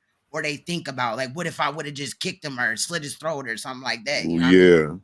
Right. I mean, she's in the same state that is they're just you know they what did they say, unanimously or bipartisanly passed that new law about the death penalty.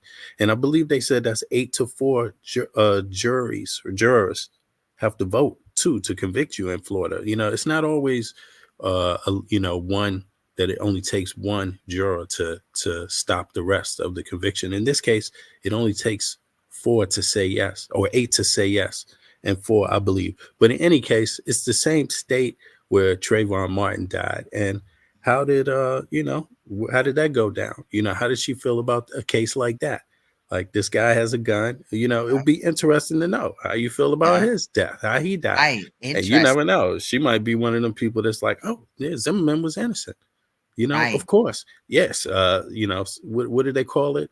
What is that law they have down there? Carry something, some kind of carry law in Florida where what do they call it? It's that defense Stand your law. ground. Exactly. Yeah, stand your ain't ground. Florida stand your ground? Yeah, ask her about how she feel about stand your ground. And then you might hear a whole nother story like, oh yeah, of course. Well, stand your ground, you can execute somebody. So you can kill somebody, you know. Shout out to Empress too, because Empress said she probably risked her life for PETA, right? And I have noticed that PETA people, they Yeah, care more facts. about animals. And shout out to animals and protecting animals, right? Nobody should be harming animals in any type of way. But a lot of the time with those PETA people, they overlook children or humans, other humans. And it's all about, you know what I mean, protecting animals. That's crazy. But yeah, I'm glad Yeah, that it's she had true. said that. Yes. Let's listen to a little bit more of this. But some people who I talked to in Fort Myers today say, bring on the bright green. I think that's a reason it's a good idea, so they could have their windows smashed in. That possible violence is what Florida Action Committee is worried about. This green license tag that says to people you're a monster when they're not, that's extreme punishment. Bro, and this What are woman you is talking about? this What woman's is wrong thing with these says people? education chair. What education chair? Who in the fuck is this bitch teaching? Florida Action Committee. So, like, she's saying that they're not like monsters, but what do you call a grown ass adult, whether male or female, because we deal with both over here, that victimize children? Is this bitch retarded? I'm sorry. Yeah, I'm sorry. yeah, no. I'm glad you're pointing that out, because it's not like it's for just any sexual violation, right? They're not just fucking handing out these green license plates like sticks of gum. It's very specific. And QT, they said it was under 12. That's another thing we haven't even touched on. It's not like for a 15-year-old, 16, 17, 18, even though to me, I don't really see much of a difference. Oh, you're But talking about the death penalty one, the one about the death penalty. It's under yeah, 12, right? but ain't they saying the same thing with the green license plates? I'm not sure. Did they say that about this one? Ain't that for child? Ain't that for children? Yeah, but I mean, a Yeah. child could be anybody under 18 or Right. 18 or under. Okay. Yeah, but it's still relevant though. I feel you. Right, It's true. right. Why I not get you. protect the younger youth or just youth, period? I mean, Wondering why cars are getting vandalized and motherfuckers is hypersexualized out here and people get into like sex trafficking type of situations, aka the pimp prostitute type of scenario, because a lot of people that have been victimized sexually do turn to drugs or hypersexual activity or risky behavior, like where they might lose their life. You know what I mean? it's just funny hearing these people are defend. Yeah, because you're gonna have some people that's gonna defend against the death penalty for the ones, even the ones that violated a child under 12 or 12 or under, right? Some people are gonna say the death penalty is not right, and then on top of that, you're gonna have people say that the license plates are not right. And I mean, at the end of the day, that having a license plate, okay, that's just Florida they're talking about. It's just in Florida. But maybe you hear a lot of times when they have these new laws passed, or how they target people in new laws, you hear them say, okay, well, maybe they want to be tough on a certain group. Maybe they want to be Florida. I think the governor even said he want to be tough on, migration or asylum, or tough on immigrants, or people are being tough on all types of groups. And here in this case, it's an example of Florida saying they want to be tough on pedophiles. And what do you hear? You hear the opposite. We don't know why should you have a license plate the rest of your life if you've been convicted of rape, child assault? I mean, it's like, weird. man, when you could do that to a child, then somebody stand up and say, well, you're looking at them as a monster when they're not. What are you what do you mean they're not a monster? Is you crazy? Exactly. What I do the can't victim believe think? this weird creature. Like, she looked like some type of Palladian alien that dyed her hair ginger colored or something. I'm just saying. And then they worried about vandalism or these people being targeted because they have this green license plate, when in reality, just like having to register as a sex offender should be mandatory if you have a sexual offense charge, because that should be incentive for these creepy motherfuckers to go get help. Go to a therapist. None of these people ever go to a therapist and be like, look, I've been thinking about molesting a child. I ain't did it yet, and that be true. And then, Exactly. what I mean? They don't want help but they know that it's not right. That's why they're not doing it in front of everybody. Exactly. Like, you got some predators, they'll abuse children, but they may not abuse like a friend's child or somebody in their family, their own children, but they'll abuse other people's children and look at it different. Or they'll know that they're addicted to children and they'll be around other people and make statements about predators and all this and that. If that was the case, then they would be saying, well, I'm addicted to children and I feel like it's harmless. No, we have to dig and prod and get this information out in order, like, this woman, this is sad. What education chair is she holding? And it's a little weird to be like totally against something, like 100% in this case. Like, when you say what would the effects be, or what would the punishments be for sex offenders, right? Would it be that for the rest of your life you're on the sex register list? It's not like that anyway.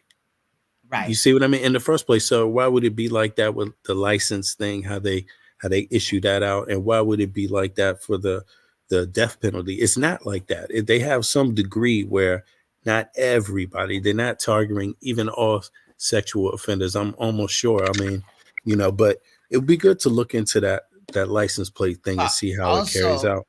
With the death penalty situation, they're right in saying a lot of people are placed on the death row and they spend years and years and years and years on there, whatever. But that also secures the public that this predator will not be released into the public. And then also it allows, I'm not pro this. I think that, these people need to be exited out of this planet or whatever, but it allows them to, if they do get the death penalty, they're facing the death penalty, to have to fight for life in prison, which they're going to get anyway if they were on death row. Because some of these people, they end up just dying in prison. They don't never take that, last walk down the, the little prison hallway and the last meal and stuff like that. I was looking at this other video where it's a documentary where this man was talking about he was cooking the food for the prisoners and stuff like that, and dude had a sexual offense and all this and that, so they had to keep him like separated or whatever, but he was like cooking for the people on death row. It was just real crazy about how they go about selecting the food and all this and that. I think, like, that's crazy. Like, fuck a last meal, nigga. You gonna die anyway. You're just gonna shit it out. No, but I also think that with death row situations, I've always side-eyed why they do wait all these years. I understand that they have appeals that they could exhaust during that process, but it's kind of like stalling out the inevitable. Get them out of there. Because the next thing they're going to claim is, if they put the death penalties on these type of situations, that the prison population is, overthrown or whatever, like it's a lot of people on death row. Well, if you executing them, on a timely minute, just do it. Just get them out of here. You know what I mean? Like, it's just crazy. It's wild. Let's just the rest of this really quick. There will be a lawsuit. We don't know exactly what the plates would look So like. she gonna do a lawsuit about the license plates? Interesting.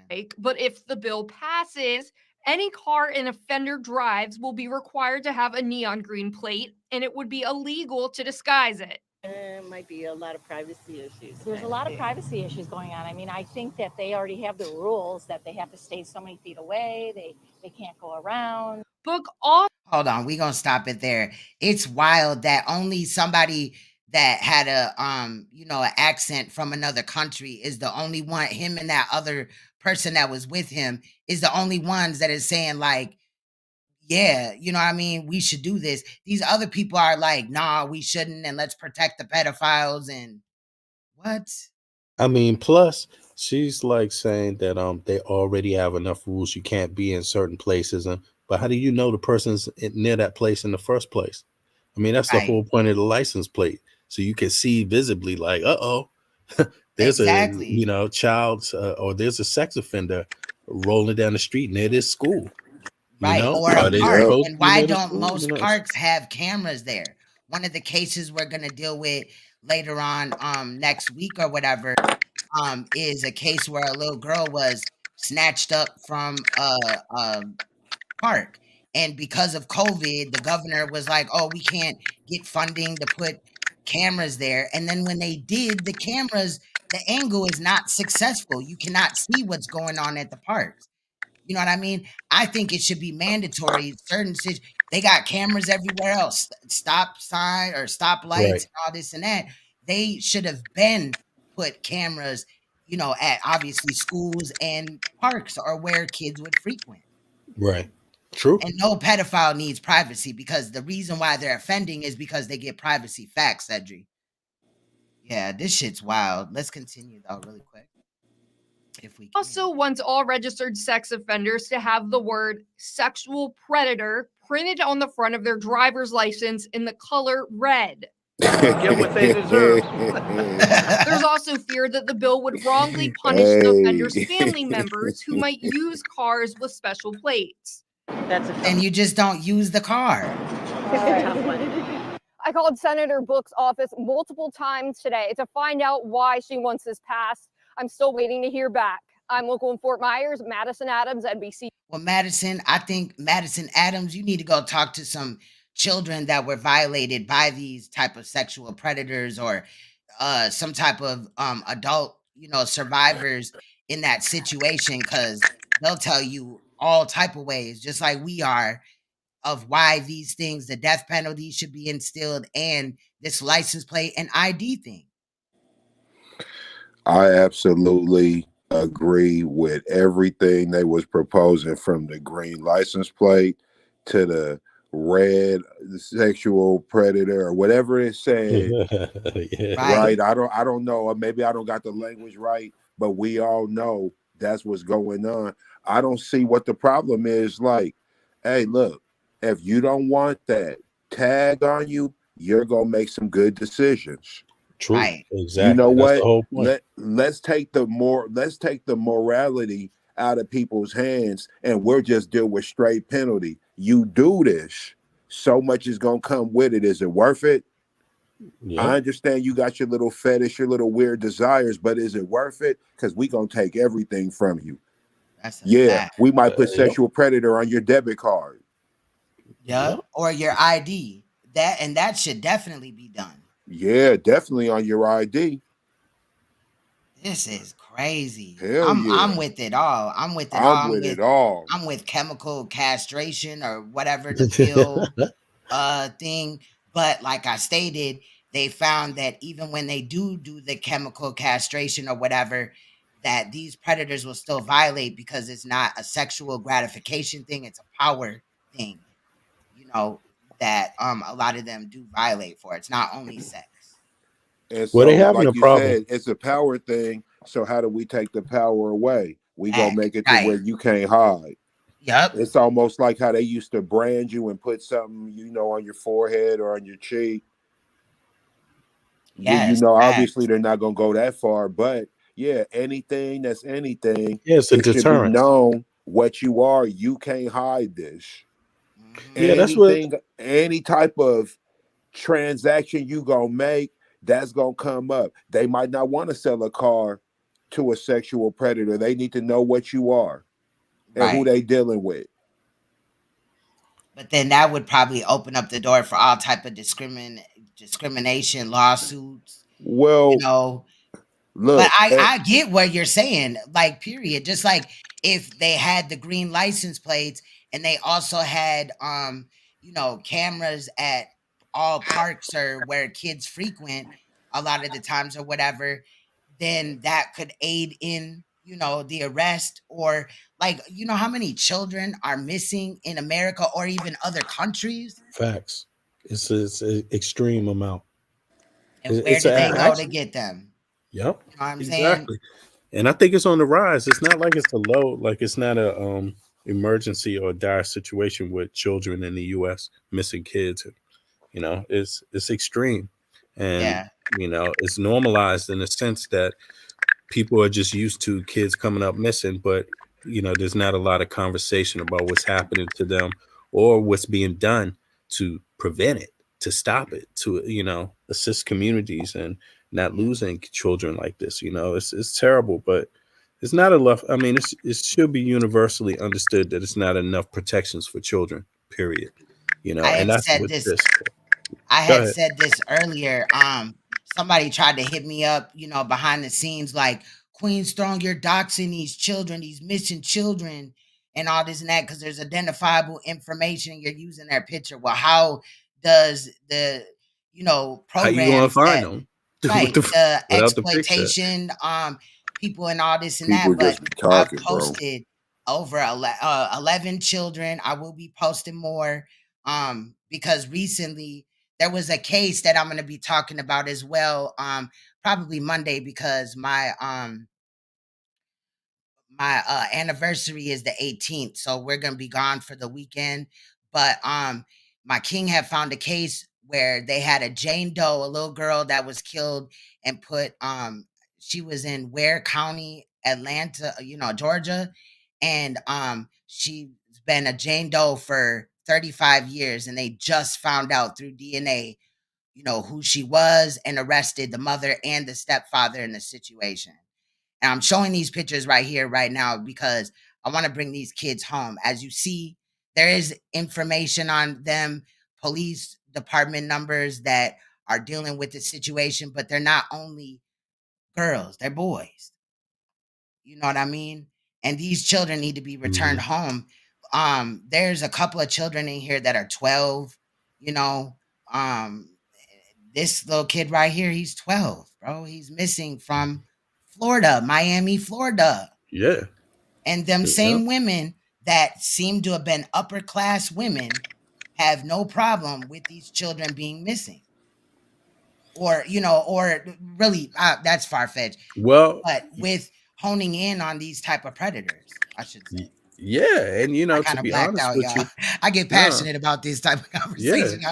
I might put yeah. lunch on it a little bit, but it's not It's heavy intentional. talk. It's heavy talk. But look, a lot also it's a lot of times this sexual assault it's the last thing people think about, because it's crimes going on all the time, where sexual assault is also related to another crime. So it's not like you don't know what's happening, what these children are being kidnapped for. You don't know. I think in a report I read recently on this missing children's thing, or missing persons thing, not just children, but they talking about children too. Some of them are being put into the sex trade. So that's the reality of it. And so it goes hand in hand, sexual abuse of children, and also missing people, missing women, but people in general. You don't know what's behind it. It's so sad. It's so sad. 15 years old, 12 years old, 16. The girl all the way at the bottom was 16. There was one little boy, he's from Las Vegas. He's 12. Like, come on, bro. This little boy right here, 15 years old, fam. And he looked like there's hurt. And and keep in mind, it's hard to catch these people. It's not only hard to catch the people that kidnap people, it's very hard to catch people that are committing sexual assault, to get convictions in the first place. Right. That's not actually the easiest thing, And then you got police departments that are failing to put out Amber Alerts because they have to meet a certain criteria, which we'll get into with one of the cases that I'll be bringing. They have to meet a certain criteria in order for it to be an Amber Alert situation. And I feel like anytime you're dealing with a child that is missing, it should be Amber Alert, period. You know what I'm saying? Like, Yeah. everybody needs to know because, freeways, they can lead you into another state in a few miles, damn near, in some cases or whatever. It's scary. But it's a lot of cases. I mean, I wonder how many cases that is actually in the US a year. But it's extreme. It's not a low number. It's a big Thousands, number. yeah, And it's definitely. yeah, and it's actually scary. It's going on a lot more than people are aware of generally. And just like sexual assault is, it's one of them things where it's just something people don't want to look at. People don't want to deal with it. They're all black because that's what I had seen when I went to the child exploitation website on there. But there are also missing adults because I'm in some Facebook groups about missing people, and there's missing adults. Now, even I feel like law enforcement, when it comes to like 16, 15, 17-year olds, they just chalk it up as they might be a runaway or whatever. But I think that that's also dangerous. But where are these missing adults at either? Too. Yeah. Sad. But there is missing white kids, and I do cover cases. I don't care what race they are. A child is a child. You know what I'm saying? So But I think there is a case to be made about, missing black children and, yes, like the definitely. difficulties of that. Like, do people care in generally, or who's paying attention? Right. Who's, I mean, so I guess but yeah. Yeah, the UK has a big I was watching like this week. I think I've only watched like V Bennett, Saneter to be able to, just check and see if there's anything I could come and talk shit about, right? And besides that, it was like missing children, sex crime type of situations, interrogations. So next week I will have at least a few live streams to where Yeah, we're I was jumping actually into wondering. that. I was wondering when you was going live actually, and I just Yeah. happened to catch you. Boom. I was like, I'm okay, yeah, feeling a little better. And this week, since I'm still off of work, because like my iron went up and then it went down. I got tested on Friday and then I came back on Tuesday, because my doctor wants to see me every few days to test my iron. And it had dropped down some points or whatever. So even this week, I didn't even get cleared to go back to work. But I was like, well, I'm not going to, I can rest while I edit, what I mean, and kind of take my time. So I already have 2 cases, the Jane Doe situation. I don't want to let the cat out the bag, and then also an update of a story that I covered 4 years ago where the child is still missing. And I do believe that the mother has something to do with it. I believe the police know. But a lot of the time, like in this case, the reason why they're not making an arrest on the mother, in my opinion, is because if they make an arrest on the mother and they try to charge her with like murder or something like that, and they can't have the charge stick, like because they don't have enough proof, then they can't retry her. That would be double jeopardy, and that's against the law. So a lot of times in these cases, even though police have a gut feeling, but they may not be able to prove it, they'll kind of just wait around and it will become a cold case. Like the little girl that's been missing since 1988 and found dead in 1988. It's so sad dealing with children, but it just reminds me of the fact that Polight's victim was a child. And see the reason why the mother said the reason why she didn't want to take it to trial is because she didn't want her daughter to have to relive all those moments, and it just kind of goes to show you how the difference in that, like just the fact that it's a child, made it even more difficult to prosecute. Because just think about it, if you wanted him put behind bars, then you got to make that choice as a parent. Like, what do you want your child to do? Do you want them to testify, or would you rather take a plea? I And I mean, think the only issue is, imagine Polight's attorney, right, cross-examining the victim in the situation. There's like no holds bars with some of these defense attorneys when it comes to trying to protect their client. They Right. are rude, disrespectful, will try to make it seem like it's her fault. Plus, the victim will have to look at this dude the whole time that she testifies. I Yeah. get it. But in a different situation, let's look at Charlemagne the God, the girl that he had molested. Her mother stated that she didn't want her daughter to testify, and now she got a problem with it because he has not been, he has not, they haven't gotten justice for what he did to her Right. daughter allegedly. And Right. so it's a catch 22. I feel like if they Exactly. can stomach it and make it through, it is a great thing to do because there's nothing like in a trial type of situation, the testimony of the victim. The jurors are going to latch onto that. They're going to peep if she cries. They're also going to peep if the defense attorney is a little bit rude or, coming off aggressive, and that Right. will work out in the victim's favor. But it's hard. It Yeah. definitely is. It's re-victimizing them, and then they may, in certain situations, not polite, they may have to deal with going to the parole hearings. And a lot of the times, if the predator takes, accountability for what they did, but a victim does not show up, they will grant them parole. Right. Yeah, exactly. That's a good point. Actually, I never thought about that, but it's true. It is true. So think about There's it the like if, parole aspect of it too. Yep. yeah, and I think Louisiana, every 5 years, a sexual predator is eligible for parole in certain cases, not all. But think about it, every 5 years. So you would have to go testify in trial. Then not only that, you're worrying about every 5 years having to go to the parole board and speak. That's reliving it. Yeah. Yeah. Over and over, just Right. exactly as So part of I the do conviction. understand. Yeah. Yeah, so I do understand when people opt out of that, but I think that, if you can get up there and just bury it or whatever, because you're not only protecting yourself, you're protecting another child or another person in a situation if it's a rape type Yep. of thing. Exactly, because the person could get off. You never Yep. know. So Yeah.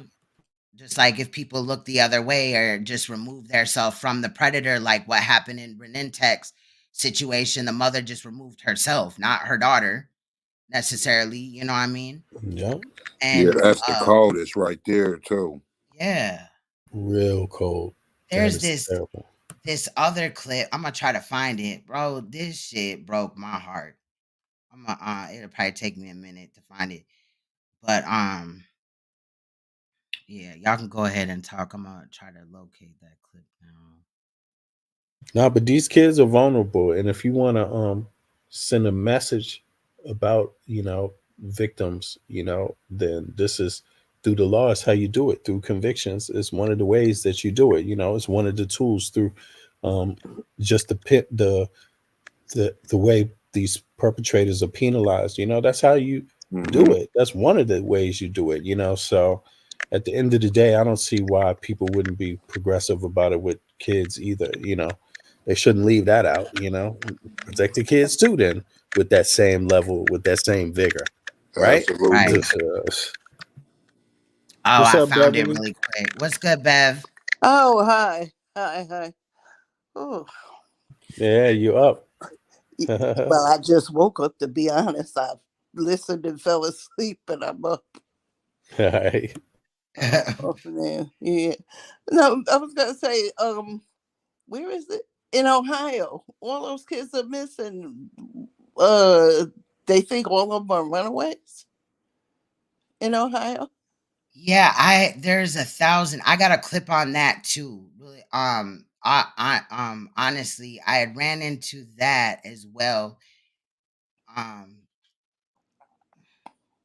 We gonna definitely have to talk about that situation because that's the only thing that I hated about like how we just honed in Polight and Saneter. It definitely needed to be done, but I feel guilty looking back at all these other situations that are going on with hella other children. But I don't regret anything that I did. It's just now I gotta kind of like start throwing them into the mix because these stories need to be, told. Because a lot of the times, a lot of people overlook these stories. Either they don't want to hear about the details of the stories or whatever, because I got people that support me, but as soon as I get out a case where a child is murdered or whatever, they'll kind of back up. They'll come in and hit the like and say something in the chat, but they say that they can't stomach listening to that. Now, which I understand. Well, as far as the extra attention you gave the Polight situation, I think those of us who've kind of followed just that, and then we know what happened there. You did what you had to do. Right. So I mean, however you look at it, I understand because you're you, but I just feel you just did your work and you gave a special circumstance special attention. Yeah, definitely. That's why I'm saying I don't regret it. Word. Let's really quick listen to this. Hold your thoughts for 1 second. Well, actually 2 minutes and 36 seconds. So this case, somebody had said something that reminded me of this. So this case, a 75-year-old man facing charges after 5-year-old went missing in Queens. Now, this is New York. Why isn't Saneter talking about this? Let's listen. Tonight, we are hearing from a mother in Queens who allowed her 5-year-old girl to walk off with a 75-year-old man. And as much as we think we know, this story is not actually so cut and dry. Eyewitness News reporter Sonia Rincon live tonight in Lower Manhattan, where that man will face a judge. Sonia? Yes, Sandra, we spoke with the mother of that little girl tonight who told us she thought Franz Vila was someone she could trust and that he was more than just a casual acquaintance. Tonight, Vila is due before a judge accused of violating that trust in an unthinkable way, committing crimes here in Manhattan while a desperate search was going on in Queens. Saying this is a police stunt to reporters shouting questions, Franz Vila was taken from the Jackson Heights police station where he'd spent the last 24 hours to Manhattan criminal court, charged with kidnapping, unlawful imprisonment, and a criminal sex act on a 5-year-old. He's charged in Manhattan because that's where police say it happened, his East 97th Street apartment, which cops searched last night. When Vila and the 5-year-old were found in Jackson Heights yesterday afternoon after 3 hours of an intense search for them through the neighborhood, police now believe they were returning from Manhattan. Her mother had allowed Vila to take the little girl from a supermarket that morning to a park nearby since she wanted to go. This neighbor watched as the child seemed to leave her mother willingly with Vila. She seemed to like him, he says. She let him hold her hand. We spoke with the little girl's mother tonight, who told us Vila was actually a trusted friend who she first met a year ago, not a month ago, and that he had spent time with her and her daughter at their home. She says she thought they'd be back in half an hour or so, never imagining that this man, who himself is a grandfather, would harm her child. Now, police initially did charge the mother of the little girl with endangering the welfare of her child for letting her go with Vila, but the Queens DA has declined to prosecute her.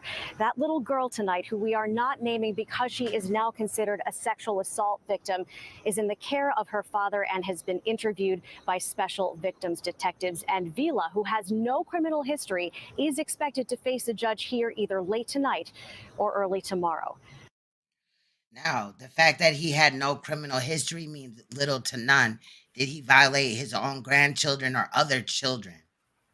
You know what I mean? Yep, That's crazy. Yep, that's so Hey. I'm watching that story definitely. Don't this story sound a little familiar? Yes. Remember, didn't somebody run off with a girl and they were supposed to be going somewhere? Exactly. And then next thing you know, they were going to a party and then they ended up at another hotel and now he's locked up in Florida. It sounds just like it. Sounds just like it, right? It needed that right opportunity and then go for it. They just walk off with the kid. Unbelievable, man. It is, yeah, man. And that's what type of crime it is, a crime of violation, like violating trust, power, and it only take a split second. I mean, and then to imagine, this person is in your space too, before they even commit the act against a child, right? They're around you. Somehow you already let them. I mean, that's why a lot of people don't want to deal with this shit, man, because it is a difficult thing to look at, and it makes you wonder about not only society in general, but just unless you can't trust people, bro. You got to be extra careful with these kind of things, and I think that's what a failure is, because we want to act like children don't deserve that kind of extra attention in society, like they're not vulnerable, like they're not the most vulnerable. A lot of people forget children are the most vulnerable. They are the most. Whatever the adult thinks about life, the child is got extra issues about vulnerability. Fact. This is And I feel like in that case, it's good that the father has the child now, because let's say the mother just, told the police whatever they wanted to hear and they just believed her story. Now, hopefully, the father will, ensure the child's safety, going forward. But the child was already abused, and that's unfortunate. But I will be keeping up with that case. You guys have brought up the 1,000 children being reported missing in Ohio. I do have a 4-minute clip on that if you guys are ready. Yeah, that's a hell of a lot of kids, though. I've had these banked.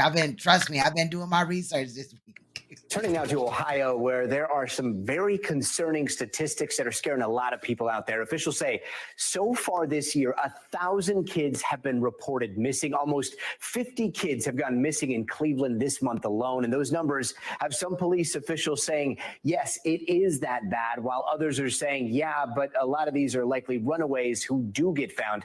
Take a quick listen. My 33 years in law enforcement, this just seems like an unusually high number. In summer months, a lot of kids get antsy. They have lack of supervision at home, and they want to be out with their friends and, go out into the streets and enjoy themselves in the summer. And Shaquille Brewster joins us now. Shaquille, what is going on in Cleveland? If I was a parent there, I would be stressing like crazy seeing a headline like that. Yeah, got it. I've been having conversations with officials in the greater Cleveland area, and they're saying there's not one particular factor here. There's a couple of different contributing factors to these numbers. One, you think September, this is the return to school, so that is playing a part in this. We know the warmer weather in the summer, that is also playing a part. The big thing and the big trends that you're seeing here is that the vast majority of these cases involve people who are leaving intentionally, kids who are running away, essentially, and officials there also say that the vast majority are found and returned to their parents. But I talked to the president of a group that provides support to families with missing kids, and I asked him about this trend, specifically that headline that you read, that 45 missing people in the greater Cleveland area just in the month of September. Listen to a little bit of what he told me. We don't want to send out some scathing alarm that there's like a serial abductor out there, things, our kids are just vanishing off the streets. It's safe to say that the vast majorities are in fact runaways. And what did I say? They're chalking them up as runaways, but 1,000 children, y'all. Y'all want to weigh in? I think this is a good opportunity to weigh in. Yeah, it's a systemic flaw, a systemic error, to presume them as well. It depends. I don't really know what they mean by runaways. You said they're assuming that they're runaways when really they're just missing. They don't know what they are, right?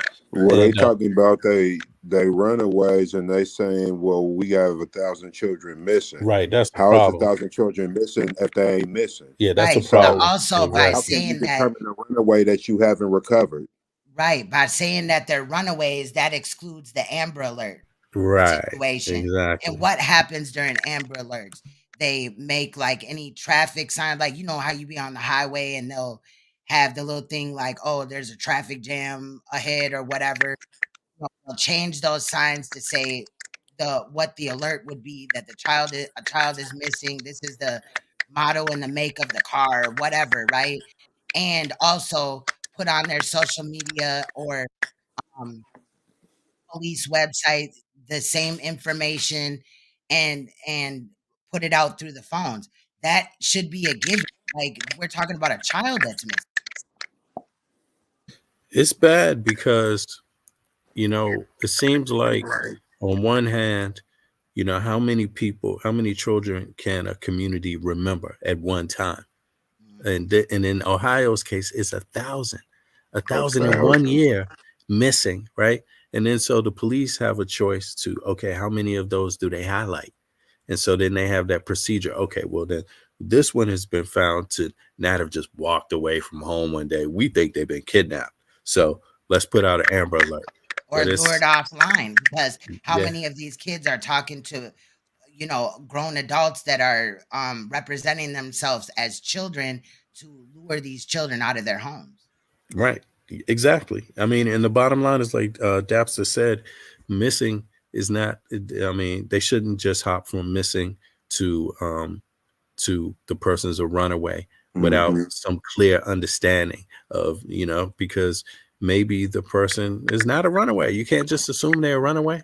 Right. That's wrong. That's like, it's just, and it's been documented that, they assume a lot of times that the child is a runaway, but it could happen the other way too. They could think a person's been abducted, and then you see every once in a while a kid, all of a sudden the kid's showing up again.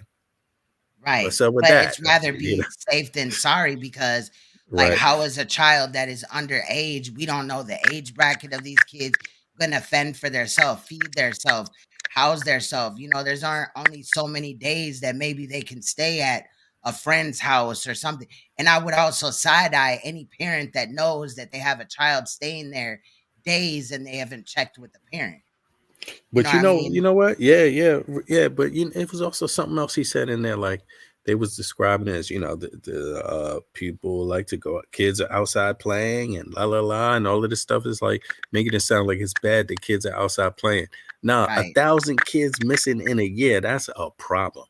Yeah, that's a serious problem. Kids are supposed to be, be able to go out and play. That should be normal, but in this case, with 1,000 kids, I don't think he should be saying that. I think they should be putting the emphasis on, we got a problem. And even if they did start as a runaway and then later on abducted because they put, they put themselves in a position, but, trying to be a runaway or whatever, you might mingle or talk to people that you wouldn't necessarily talk to. Let's say an adult walks up to you like, oh, I got you and all this and that. And then they get you to an excluded area. And then they start, violating a child, or now it is a kidnapping situation.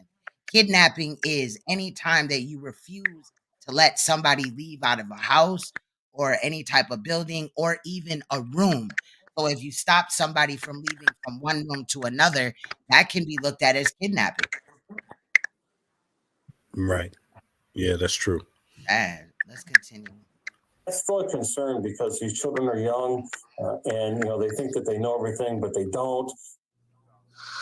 He says one thing to be clear about here is that despite these kids leaving intentionally and running away, that then makes them susceptible to predators out there. So this is still a serious issue, he's saying. And one way to help solve it is by staying alert to those wanted posters or the missing posters that are out there and the pictures of these kids that are sent out when they go missing. But he's saying it's a lot of factors that play into this rise in missing kids in the greater Cleveland area, Gotti. It was such a good reminder. And speaking of one of those kids, there are cases where kids have been missing for months. There's a 15-year-old, Keyshawn Williams, who's been missing for 3 months there. What is being done to find kids like him? Yeah, and that's the exact kind of poster I was talking about. Keyshawn, he went missing after going to a house party back in June 17th. He was reported missing on June 20th. His family is renewing their fight to help recover him. Police are investigating this as a possible abduction, but as recently as just about a week ago, you saw his family canvassing the neighborhood, passing out that flyer to individuals, telling people to be alert to see if they see him anywhere. That's just one of the things that you're starting to see. And, in that conversation, the same thing goes on in Amber Alert situations. They only say Black children and runaways. You think so? Exactly. I'm so I'm glad. inclined to agree. I was waiting on somebody to say it. They only say that for our children. They assume our kids run away from home, which the kids I know, they don't. And I can remember myself, I have friends talk about running away, but I always was like, wait a minute. We now, we were young. We're not old enough to get a job. All they're going to do is we're going to go and they're going to catch us. They're going to bring us back home. And I was thinking all hell was going to break loose because, my mother was strict. I wasn't in an abuse situation or anything. It's just my mother was very, very strict with me. Kept an eye on you, which she should have. Yeah. Oh, yeah. She had a hawk eye. Yeah. She was a pit bull mother. My kids are always accusing me of being that helicopter mom. I'm always hovering and making sure and cross-checking, like, so you're going to this friend's house. Let me talk to their mom then. How are you getting home? And this, that, and the other. Like, I don't just let my kids just run around. And they hate it. But I do show them some of these documentaries. Like, it was a couple of weeks ago, them Lifetime documentaries. But in these situations, like, they were retelling the story of children that have been abducted or forced into sex trafficking. My daughter and my son watch them, and she still watches them today because now she understands that why I am the way that I am. As being a survivor of sexual abuse, I was never like kidnapped or whatever, but of why, because I want to prevent it from happening. These are cycles that also need to be broke sometimes when it happens in the home or a friend of the family type of situation, but you can prevent your child from being abducted as well by being that helicopter parent. They may not like it, but show them why. Show them that this is real. Like, children are really getting abducted, really going through this, Oh shit, that's what I do. Shit, that's the first thing you got to do, because the kids got to understand how serious it is. Like, they have to know they will get their ass taken. They can, and that there's people out there taking little kids. That's what I mean, my kids, I guess from the first moment they could understand it. I mean, you tell them about people touching them. It's the first moment they could understand it. Like, nobody else is supposed to touch you at school. And if they touch you here or here, let me know. Don't be quiet. Let me know. Always let me know. Then the next thing is, don't talk to strangers. They will take your little ass. I mean, there's people out here that take you. They take little kids, and that's why they can't talk to strangers. Then the next thing in is these online situations, because it seems like, a lot of these predators are, luring these children off a line, because they'll think, they'll even be on the game and there'll be a grown motherfucker on there talking to them. Nah, like, there always has to be somebody present. Like, when my children are playing the game and their headset is, they're using a headset, somebody got to be there. Oftentimes, because you never know. The Roblox game, they've already said they found so many predators just in that game alone, or Fortnite. Yeah, Roblox love that too. game. Yeah, Roblox, because yeah, they open Roblox too. platform. Hell yeah, my daughter play Roblox. They on there. Yeah, it's true. I have two twin adult granddaughters.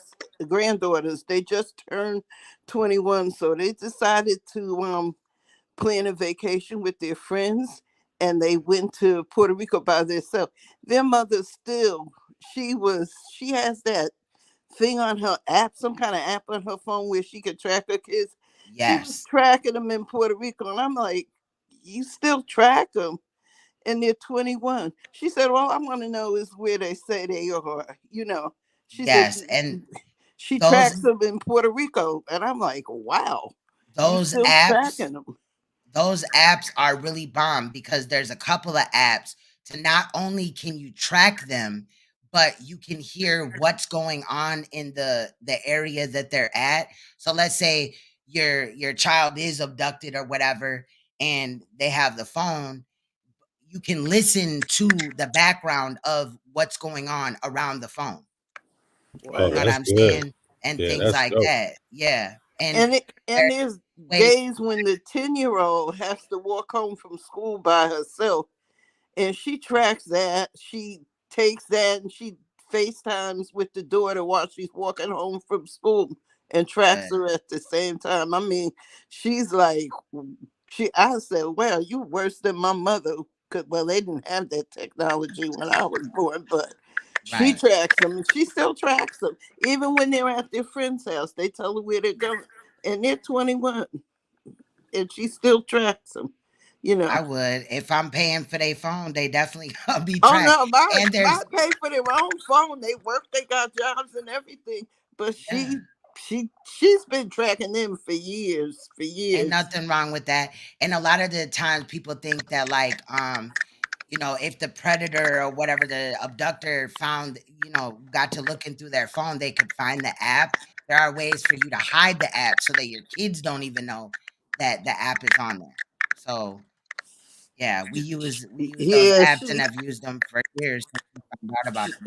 she's wild with that. She even monitors their Instagram, their Snapchat, their, all that stuff they do. And I said, well, they 21, kind of, but they're so used to it, they don't even hide it.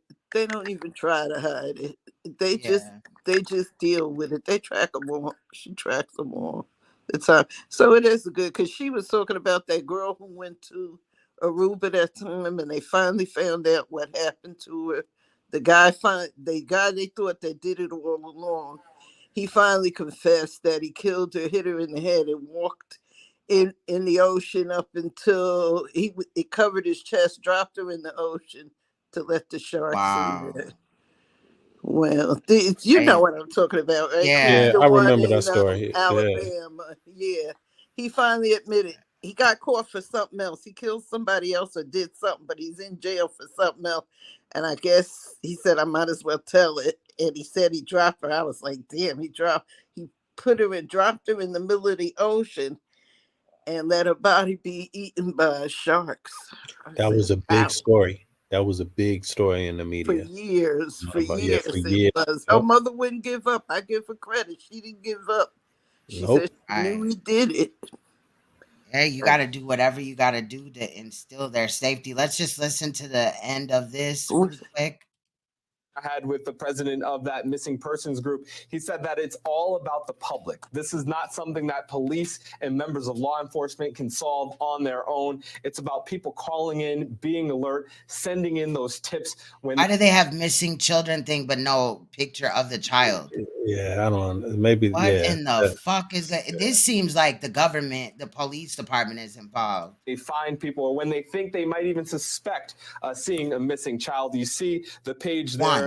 We've already looked at like 4 or 5 kids, and there's only one. All out of children all don't have pictures, though. They're saying. Well, that's kind of iffy to me too. So we've seen where this one up here is 13, this one down here is 15. What 15 or 13-year-old do you know that does not like to take selfies? You don't got a school picture of the child? Today is even, I mean, exactly. It's 2023. Even if no you're picture. in a situation where, your kid got school pictures and you weren't able to pay for them, there is ways that if you get a hold of like Life Touch or whatever, I think the company is, we've worked with them on the predator poacher when I was doing that, to get from Life Touch the pictures that were taken at school, the school picture, and use that before, because you need it. Like it, how do you find a child if you don't know what they look like? Yeah, like you said, this one's 13, the other one's 15. I mean, how they don't in 2023? How you don't have a picture? I mean, the picture is everyone has a picture nowadays. But most parents don't know about Apple phones and things like that. I mean, but what kid doesn't have an Android? My kids have had phones since they were like 12. Look, whoever this parent is of this 15-year-old, it could be younger than me.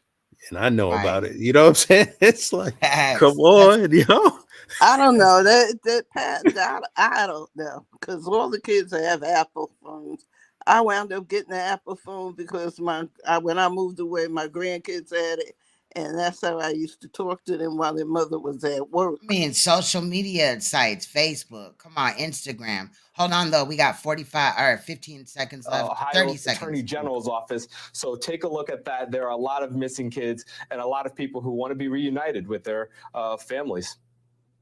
Yeah, so sobering to see all those names listed there.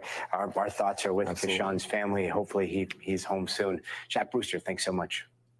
So I really do just feel like there's something going on there, because Why no pictures of no children? There wasn't even a mention from the other guy, the guy that thanked the melanated guy for talking. There, he didn't even bring up the fact that there's no pictures for most of those children.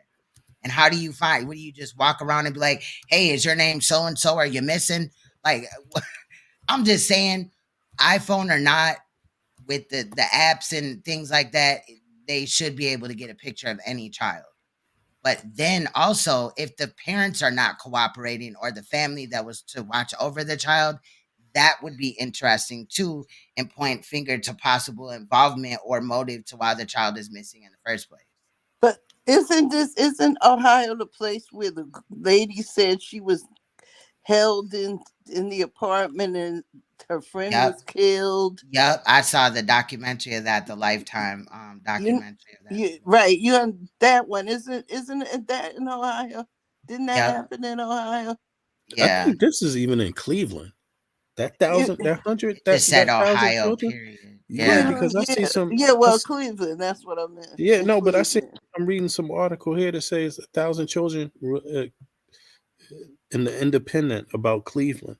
So maybe that's the Cleveland, in the suburbs also, Cleveland, Ohio, yeah. Right, but actually, you know what? It seemed like it's an epidemic, like this missing person stuff.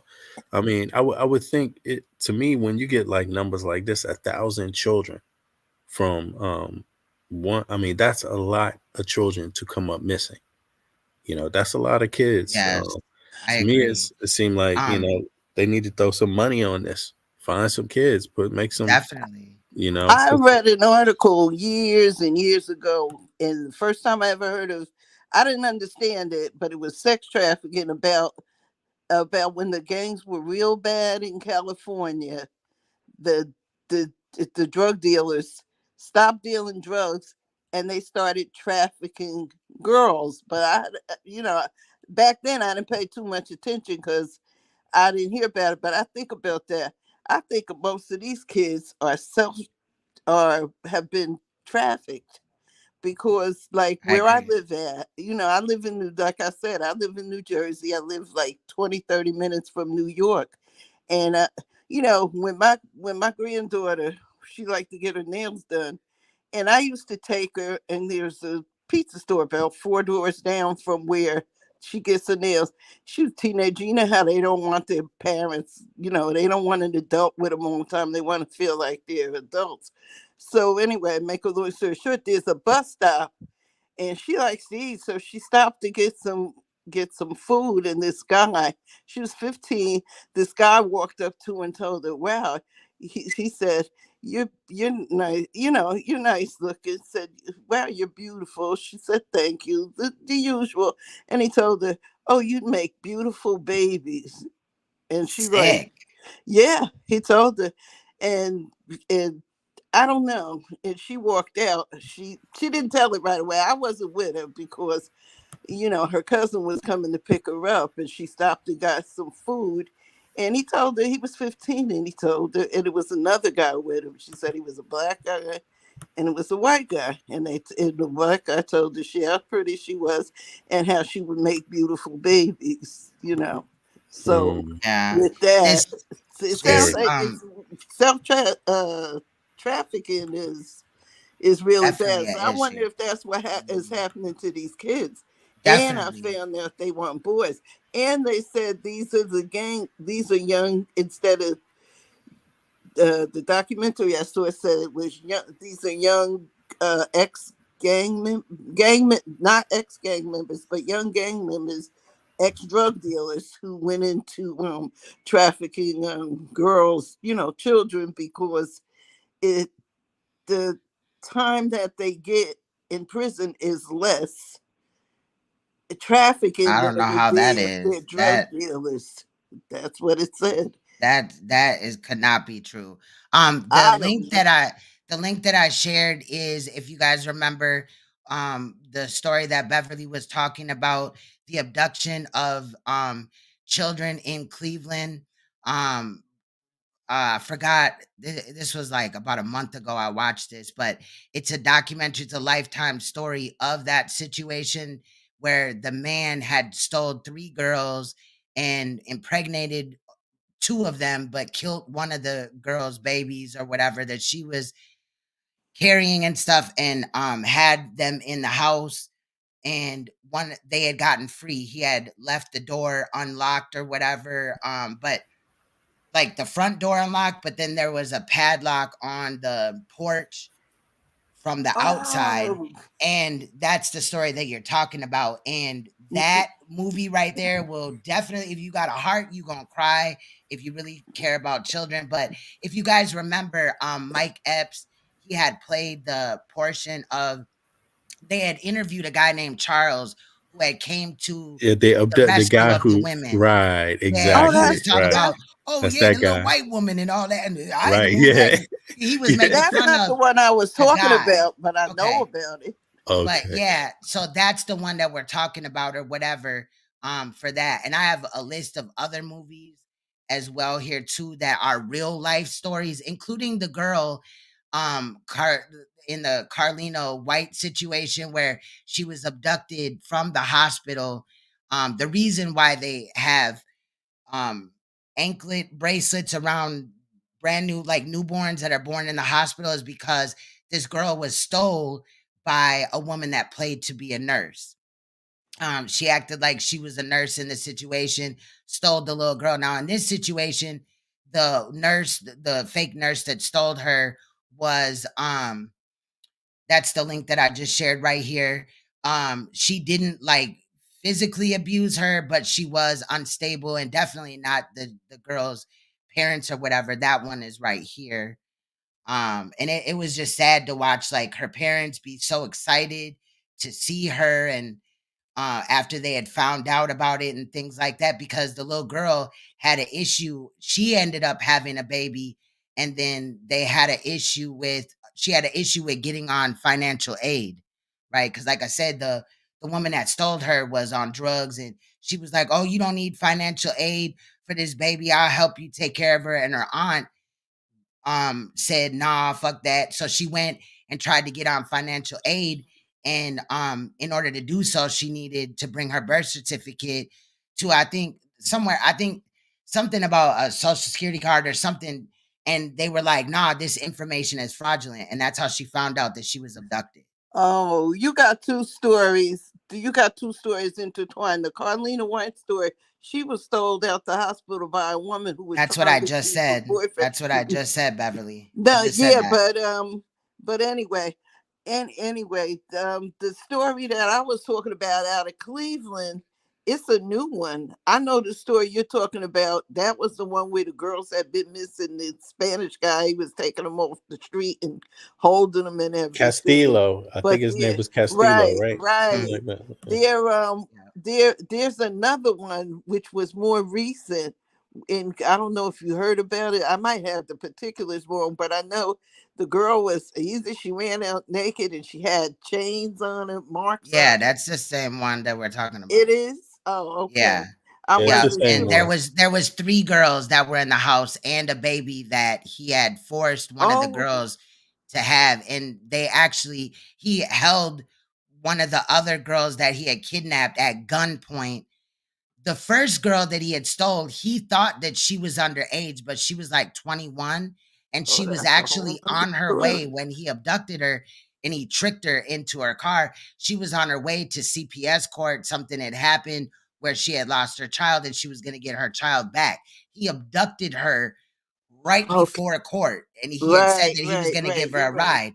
Then he had kept her for years, and then he had kidnapped another girl and kept her. And then there was another girl, the last girl, he ended up liking more than the other 2 girls, even though he violated the other girls.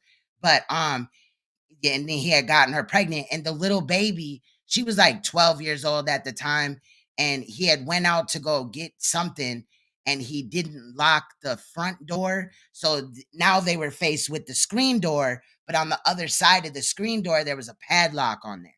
And so they were at the door banging like, "Help, help," and people ran across the street. That's when that Charles dude Right, came. right. Yeah. Yeah, yeah. This link right here that I had put in is a video called "Taken Abroad," and it is the life story of a girl named Anne who was kidnapped and taken on a 6-day journey. And she bravely like found out, you know, the clues from the police and stuff like that. So that is her story about how she got free. And all these are real stories, but I can't show them because they're brought by Lifetime. I'm not gonna like jeopardize getting a copyright.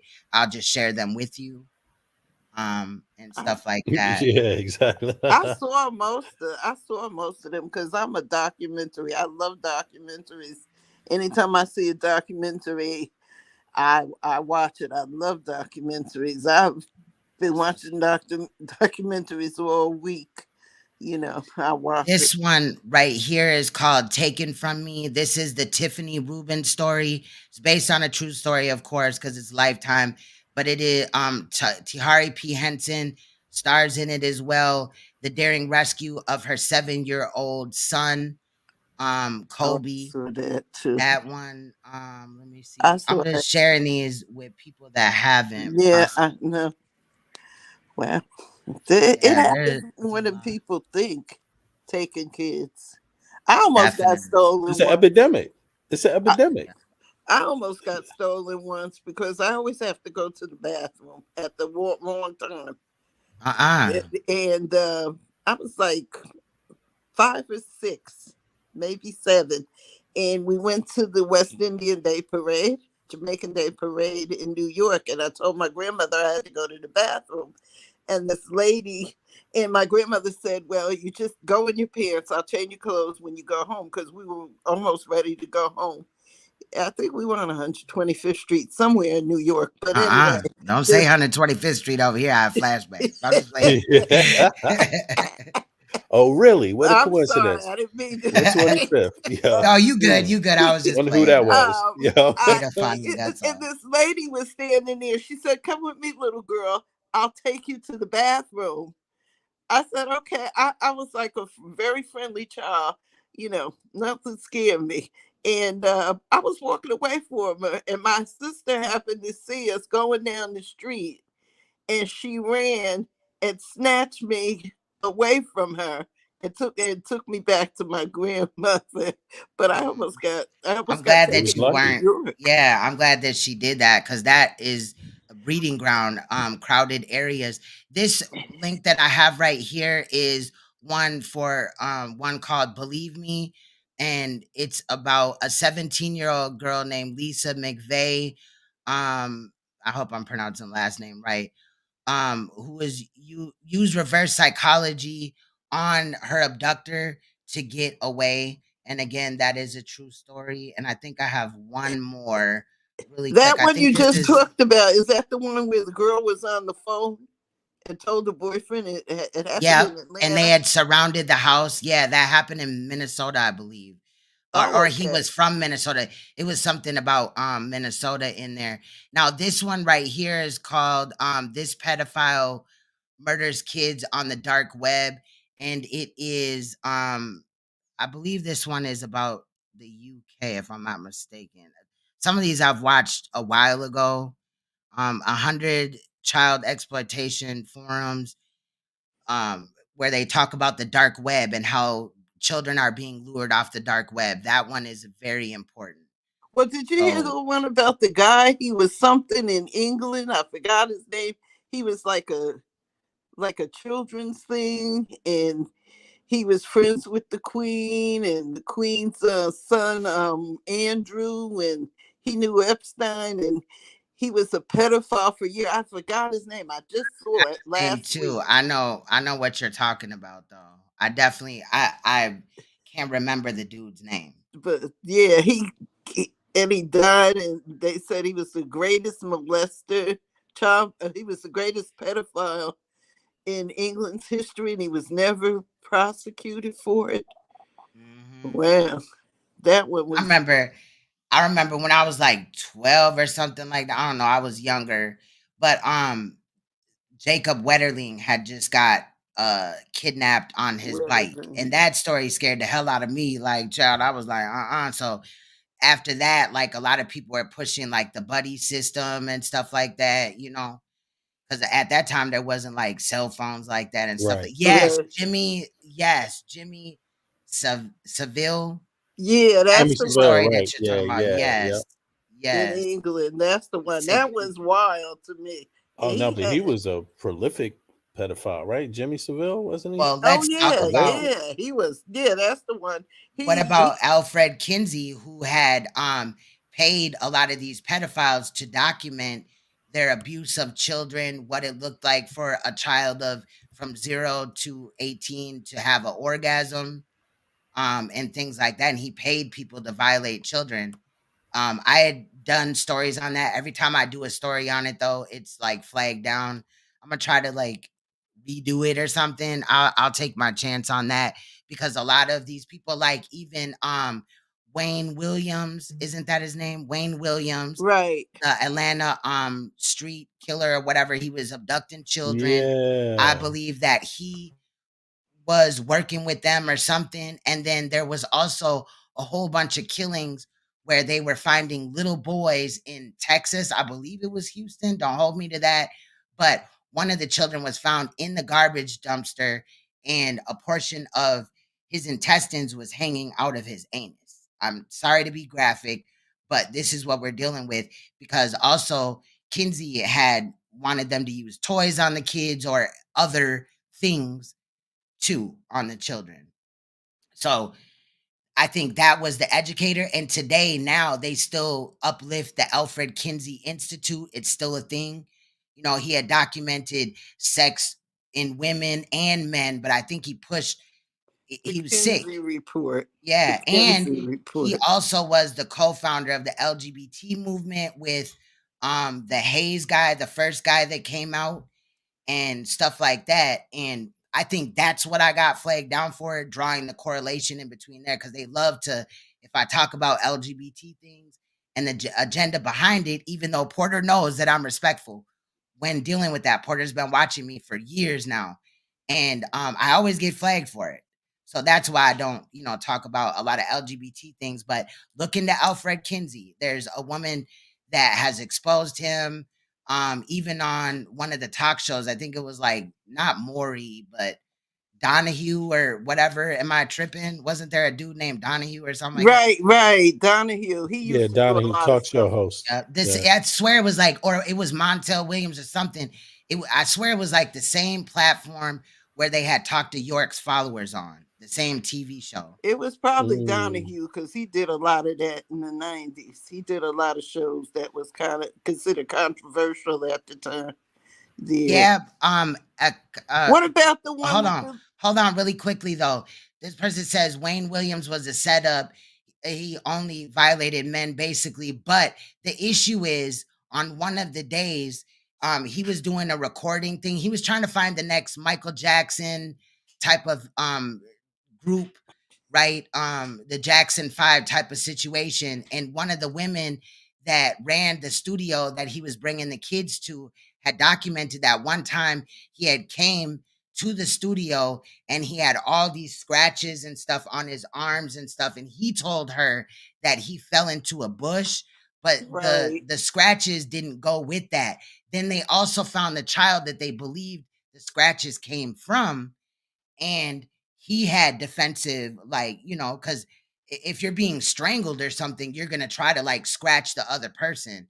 And through the commotion, they believe that the child was scratched as well. There's so many theories. There's so many stories on that Wayne Williams thing. The one I heard was recently because I looked at a documentary about him. It was old, but I watched it. And it said that he had a disdain for poor Black children. He had a disdain for them. He's kind of, I don't know. I don't know. They say they have him dropping a child over the bridge, throwing the child's body over a bridge into water. They heard it. Yeah. When they had did a sting of, they did a sting where they were trying to find out why these bodies were moved from being in the woods to being in bodies of water. Now, after the police had stated that they got certain fibers off of the children that were, abducted and found dead, and then he started dumping them in the water. So they set up for, I think it was like 2 months or a month, stings where the police staked out, I think it was 14 bridges in Atlanta. And the last night when they were about to pull out, that's when one of the police officers that was kind of like ducked off or whatever, he heard verbatim, and he specialized in swimming or something like that, but he heard a body hitting the water. And sure enough, a couple of days later, they found the child floating in the water, like, or something, a couple of miles away and stuff like that. I think that they're trying to draw a correlation and say that possibly the Ku Klux Klan did it or whatever, but I also think that he possibly could have been working for the government or even the KKK. Look at Ruckus, okay? I know it's a cartoon character, but there's some racist people out here that will send themselves off and be an Uncle Tom, and get into them. This was this article that is right here is this article right here. I'm not going to read it, but this is about the 1,000 children missing in Cleveland, and they have some children right here. I'll read it afterwards and stuff, but it looks very detailed, maybe more information. But we definitely got to talk about this Cleveland situation. So, but do you have any any type of It is paperwork? over 1,000. It's over 1,000 just in the Cleveland region. And they say it's a pandemic in there, or epidemic. So it's not normal, it should be a crisis over this, really. It really should. I had touched on one of the paperworks that they had. So I don't know if y'all can read this. It says 47 not categorized as endangered, 35 not categorized as endangered, adults and juveniles. There's juveniles over here, adults over here. 16 endangered, 14 endangered, 3 endangered, elderly. Who in the hell is just harming old people? 14 habitual runaways. How many of those habitual runaways allegedly is this time the time to where they got snatched up? 1 endangered disabled, that's fucked up, as an adult. But 2 combo returns in the process of being removed from the system, so it looks like CPS. And on the adult side it says 67, and on this side it says 65. What about the recent one with the little girl on the bike? I can't remember her name. I lost the story. There was a story, and it was recent. I think it was recent anyway. She was on her bike, and they found the bike, and the little girl was missing. I had the story, and I lost it. I might not be familiar with that one. I think because this one was rather recent. Okay. And I lost the story. I'll send it to you if I find it again. I appreciate that, Bev. Yeah. But yeah, the little girl was riding her bike, and they couldn't find the little girl because she was at the campground, and she wanted to ride her bike around the campground one more time before they went. All the other kids left, and she went and wanted to ride around the circle one more time. And she got kidnapped, and I don't know what happened to her, but they found the bike, and I got to the part where they were searching for the little girl, and then I lost the story, and I don't see it anymore. But I'm gonna look for it again. I don't know if they caught the guy. It was in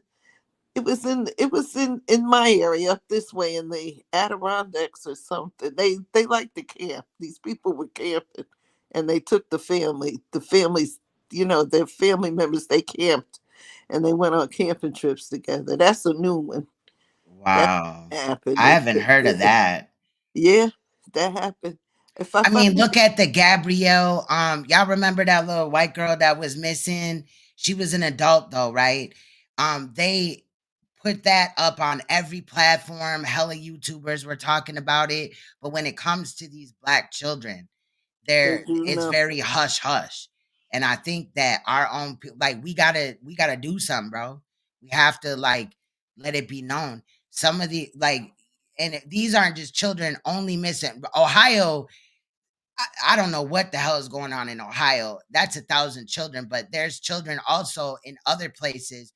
So let's say, all over the country. I don't live in Vegas, but maybe somebody in my chat does, and maybe they a week later walk past a child that was seen on my community tab.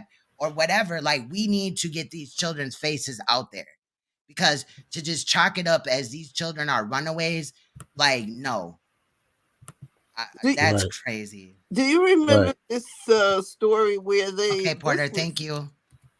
Do you remember this story where this gang kidnapped this gang in Philadelphia kidnapped this little girl, and they put her in the basement because I think her brother or her cousin or uncle or somebody owed them some money, and the little girl kicked out the window. She was missing for like 5 days, but she was like 5 or 6, but she kicked out. She was smart enough to kick out the window. This happened years ago, but I was thinking about that when I wonder what happened with those guys. Did they catch them or what?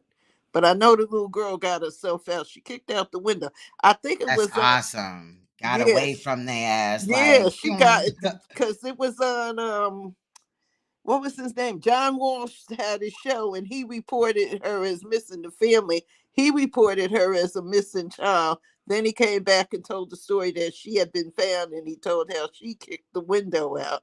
And he was saying, this is what you need to tell your children when Now, people there's something weird to me about John Walsh, and we did do I did a live stream probably about a year and a half ago, or maybe even longer than that, where the little boy, John Walsh's son, Adam Walsh, he claims that he was sex trafficked. He's alive and stuff. We looked at an interview where he was in the interview and he was talking about it, and he showed his proof as to why he believes that he was that child. And different from Eugenia Cooney, where she's trying to act like, or whatever, not Eugenia Cooney, what's that girl name? Anyway, that claimed that she was Leah and R. Kelly's child or whatever. There was some substantial evidence, and then also how John Walsh deals with his daughter and CPS, because there is a pipeline. CPS is snatching up some of these children for no reason. Like, they'll build a case like maybe this parent needs parental classes or whatever, but they'll use everything in the book to keep them instead of reuniting the children in a reunitable situation. Now, I'm aware that a lot of these situations that CPS deals with, I don't think that the family can be united. I don't think it's a good idea for the children to go back home. But in some, and there's actually class action lawsuits, I don't know if they're still open, but where people were actually suing CPS in several states or, federally or whatever. And it was an issue. If you listen to some of those people's stories, they got their children literally taken for a little or nothing. Right. That was in Florida. I know one case I know of in Florida. The Regina grandma Gold. had the child, and the people came to the door and told her they were CPS, and she gave the child to CPS, back to CPS, and they haven't seen the little girl since. I don't know what happened with that case. That was terrible. That's probably that was the one. They were doing that a lot in Florida. People were people were complaining about that. And older Black people, they were going to older Black people who had their grandchildren or their nieces and stuff, and who when they saw the police at the door, they gave the kids up thinking they were CPS. But I feel you. I just want to make it known that I'm not laughing about anything that Bev was saying. I don't know why I said Eugenia Cooney. She is a girl on YouTube that is totally emaciated. Like, she is starving. Okay, you can see it looks like that little skeleton character, whatever, Jack Skeleton or whatever it is. I don't know why I just called her that, but Legina Gold. So I'm glad that we know what's the her name. name? Eugenia Cooney. You talking about What Legina the Gold? one you said? The one you said. Oh, Eugenia Cooney. Hold on. Eugenia Cooney. I gotta see that one. And she's not missing or anything like that. She's just on YouTube, like totally emaciated. Hold on, let me grab one of her videos just so I can show y'all what I'm talking about. I don't know why I put those two names together. Thank you for calling me out for that or correcting me, because I don't want to play her video or whatever, but YouTube does not allow Queen's Throne or certain other people to talk about child molestation in a way, you know, that's real, without I seen censoring or her. whatever. But this girl right here can be totally emaciated looking. She's nothing but skin and bones. She wears children's clothes. Now, I'm not bullying her, Oh but my she God. starves herself. Yeah. Oh my God. And she's monetized, child, and she has a great big following. It's sick. So this is the Eugenia Cooney girl that I was talking Oh, about. I saw her. I didn't look at her. I can't stand to look at her. I figured she was Scary some kind. looking. No, I figured she was some kind Mhm. of nutter. So here's another one. I can't be aggravated with it. My patience is short. My Bev. patience is real short with that stuff. But you know what? What you said about YouTube, and I noticed this on Facebook. It, I can't say anything because my stuff on Facebook they hide it. So only people who follow me see what I say, because we have a problem here with the mailman. The mailman comes sometimes. This is no lie. 9:45 at night, 10:15, 11, delivering mail. So if and I was telling people, a lot of people don't know this. A lot of people don't know this. The Postmaster General, make a long story short, it's the Postmaster General. There's some kind of bill that was passed in Congress where the post office has to have its pension fund funded for its employees before like 3 years ahead, or they're going to be declared bankrupt because they're trying to privatize the mail system in the U.S. They're trying to privatize it, make it private, and this is a part of the Republican thing. But anyway, they were stealing mailboxes and stuff, and it all started with the election because they didn't want people to put the mail-in votes because they knew that Trump was gonna lose. But anyway, I did a thing about it and I wrote about it, and people were saying, what's going on with the mail here? And people aren't getting the mail. And then there's a story out, I don't know if you saw this, a documentary where the mailmen are being attacked now. They're being attacked and stole for those keys that open the mailbox. One key opens every mailbox in the area. So thieves are stealing it. If you put a check in the mail now, they do what they call a wash. They wash off your writing, fill it in, put in for the money, and steal money with you out of your bank account with your check. And it's crazy. And the post office isn't replacing the locks on all these mailbox. They have it for the building I live in. They have it for everywhere. The mailboxes outside. Okay, so you're talking about the mailboxes that be at the apartment complexes? No, the mail, the mail, but there's the green. I don't know how it is where you are, but here we have a green mailbox where each mail carrier will, if he has a load of mail, he puts it in this box. Another another mailman has the key. He can go and pick up the rest of the mail for him to deliver for the day without going back all the way back to whatever post office he's from. And it's one key, and they're beating them up. So, and I was talking to some back and forth, and they blocked me. I don't understand it. They let trash, and I'm not saying that girl is trash because I don't know her, but that's spooky stuff. But stuff that when you try to talk and, try to put something out on YouTube or Facebook of value to your community, to people, like information, like the information you do, they will block you from it. And I'm wondering, is it the tone of what you say, or is it, and I know not to curse on none of it. I don't curse on none of it. I don't put, certain words I don't use because it seems to be trigger words, and everything I put out is hidden.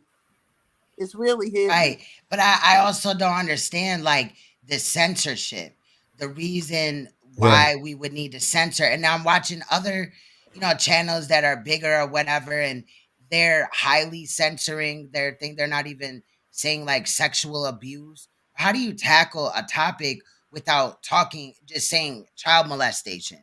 You know what I mean? And some of these channels, they have like little goofy names for what they're.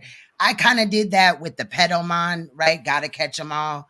But I feel like a lot of people kind of understand where I'm going with, and I get some of the censoring, right? You know what I mean?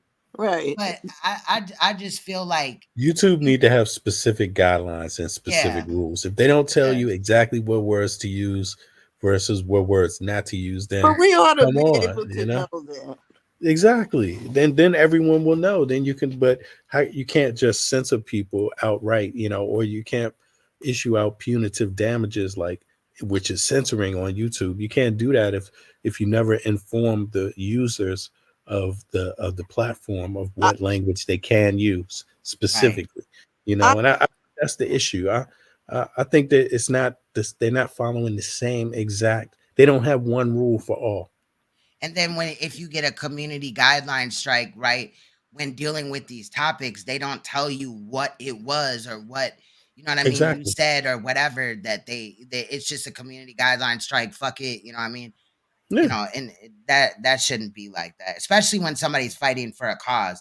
Now, if somebody's just up here just bullying somebody else or whatever on a day-to-day basis Right. without bringing any value, you know what I mean, pointing out certain things, I can understand that, but I don't know. It's just weird. But I'm cool with it, though. I'm cool even if a couple of people watch me or I get bigger. I'm not finna change. I'm gonna still be me. I don't understand. I don't understand it either because, like, the black people that, to me, that have the biggest channels and have people that watch them are the black people. I think they have an agenda because I talk about stuff like I see, like not always political stuff, but some of it political, some of stuff that's going on in the black communities, like with the gun violence and stuff. Everything I do always gets hidden. It always, They no shadow matter ban you. what I do. They shadow ban you. What is that called? It's called shadow ban. Oh, okay. I So didn't know what basically, it you was. could post or go live or whatever you're doing, endlessly. You could just, stay live 24 hours and they're not going to like put out the notification. They're not going to promote it as they would. Like some of these little goofy videos you see on Instagram or Facebook or whatever, even YouTube, is pointless. Like, what? Okay. Like, so somebody's cutting hair or whatever. Or they got these new ones where people are pretending to cook, but they're not cooking properly. Like, they're just putting a whole bunch of crap together, making a mess and shit. And that's monetizable. Oh, the one with the cakes and stuff. All that. Yeah, there's a lot of people doing it. Yeah. And it seems like they're just promoting that because, they want us to be in a dumbed down state. Right. And not focusing on the real things. Whatever, I don't care what I talk about. I don't care anything. They had a Facebook Reels, a contest, Facebook Reels, and they monetized. They said if you put a reel up, you get so many likes, and that they will pay you money. So I put a reel up, my first reel, and I put it up, and they told me they demonetized. They paid me $8, and they did not demonetized it because they never told me why they demonetized it. I said, I don't even care about the money. I mean, $8 was $8, and it was okay. But I don't understand it. And the black people that they do put up, they're black people who talk against people. I don't know if this girl Candace Owens, she's black, but if you listen to her, you just know she's not for black people. And Officer Tate, all those types of people. Is she monetized? Oh, is she Definitely monetized? She works for the Daily Wire, but exactly. She works for the Daily Wire. She is on her downfall because she stood with Palestine, so we're waiting to see what happened. They're calling her out on it. It's a big mess. I really don't follow it. But like people like the Proud Boys and wanting to take out. And I put up the Black History, some of the Black History things that a lot of people don't know, and I know because my mom lived through it. my mom, my grandmother, my family lived through it. The older ones in my family lived through it. So I know a lot of stuff that people ask me how I know it and all of that. I don't. And when I talk about that stuff, they don't, because I had a channel that I had put up for like books. I like to read in different books, and I put a couple books up there that I had, and one of them was Roland Martin's White Fear, why the Browning of America is driving white folks crazy. That's the name of the book. But they don't let stuff like that go through. I just was wondering if anybody else went through that. So I have to be careful what I put up, or they don't let nothing go through. That's just, I don't care about the money. I think I the might say, consensus is a lot of Black content creators think about this and are worried about it, and concerned about what the rules are. If the rules are just unilaterally applied to everybody the same, or if it's just regionally based, or if it just depends on who gets the complaint on YouTube or Facebook and how they view it specifically, and that it's not, seems to me like there's not core rules about what words can you say, what words can you not say. Well, You it seems obviously the more money that you bring YouTube, the more that they kind of just turn a side eye. And turn a blind eye obviously, to it too. Yeah, they got yeah, special rules for special folks. right. but Exactly. it's nonsense though. Some of the stuff, really, I look at it all. I look at it all, but most of the stuff, like V Bennett, I like you, I like Queen's Throne, and there's a few that I do like, but they they, but the ones that just don't make sense. Just Right. And I like the documentaries they put on there and stuff like that. But when you talk something to me, when you talk something of value, of substance about any issue, you know they they don't want to it just doesn't, well, with me it just doesn't sit. I don't know if I watch my wording. I thought it was my wording because I'm just like, okay, they say the N word, and I keep saying, to me, saying, oh, they said the N word, they called her an N word. No, they didn't call me an N word. I say the real word. I won't say it here because I don't want her, Queen Storm to get dinged, but I say the real word. But I learned how not to put that in because I figured, okay, if they're saying the N word, I'll say the N word too, Right. don't matter to me because as long as I get the point across. But they Well, they seem do to have a stipulation where, like, I know on YouTube, like, if you cuss within a certain amount of minutes of the video, it's automatically not monetizable. But Okay. Okay. there are right. certain like words that they have blocked from here, but it's kind of like, why though? Like, how do you fight against pedophilia if you have to Can't say, say that. P word or dumb it Right. down or whatever? What sense You know do what I that mean? make? Yeah. Exactly.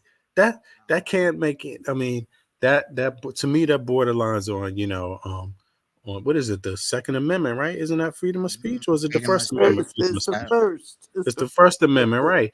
I mean, because come on, I mean, are they really trying to say that word, the P word, if um that people are somehow being harmed by that or offended by that word? I mean, where would you write? And it's the same thing with the R word too.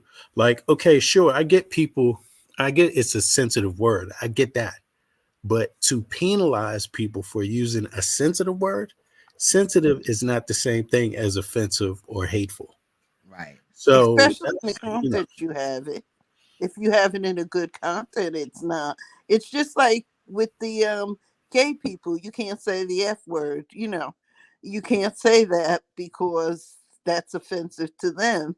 But if you're doing a story on somebody who has been hateful to a person, and that person calls them the F word without, calls it, and you're trying to convey how it shouldn't be said, then it shouldn't be held against you. You see, because you're trying to right a wrong, and they penalize you as if you were the one attacking the person. That makes no sense to me. When I see them do that to people, it makes no sense. If a person is using a word to describe what has happened to someone else, they should not be penalized. But the person who actually did it doesn't get Right. penalized sometimes. Well, And it now makes these no sense. predators are protected too because they're establishing a protected class or whatever, basically by saying that these people were born this way, attracted to children, and they can't help it. And by us talking about it in certain type of ways, like they're a sexual predator and shouldn't be around children, is somehow discriminating against them. You know, because when I get flagged for certain things and I'm talking about some predator shit, it will be like discriminate, like, you know what I'm saying? Like I'm bullying and harassing them. You know what Right. I'm saying? That's the community guideline strike that I get. I haven't gotten one for a while, but we've also been, looking at certain type of things. But it's just sad.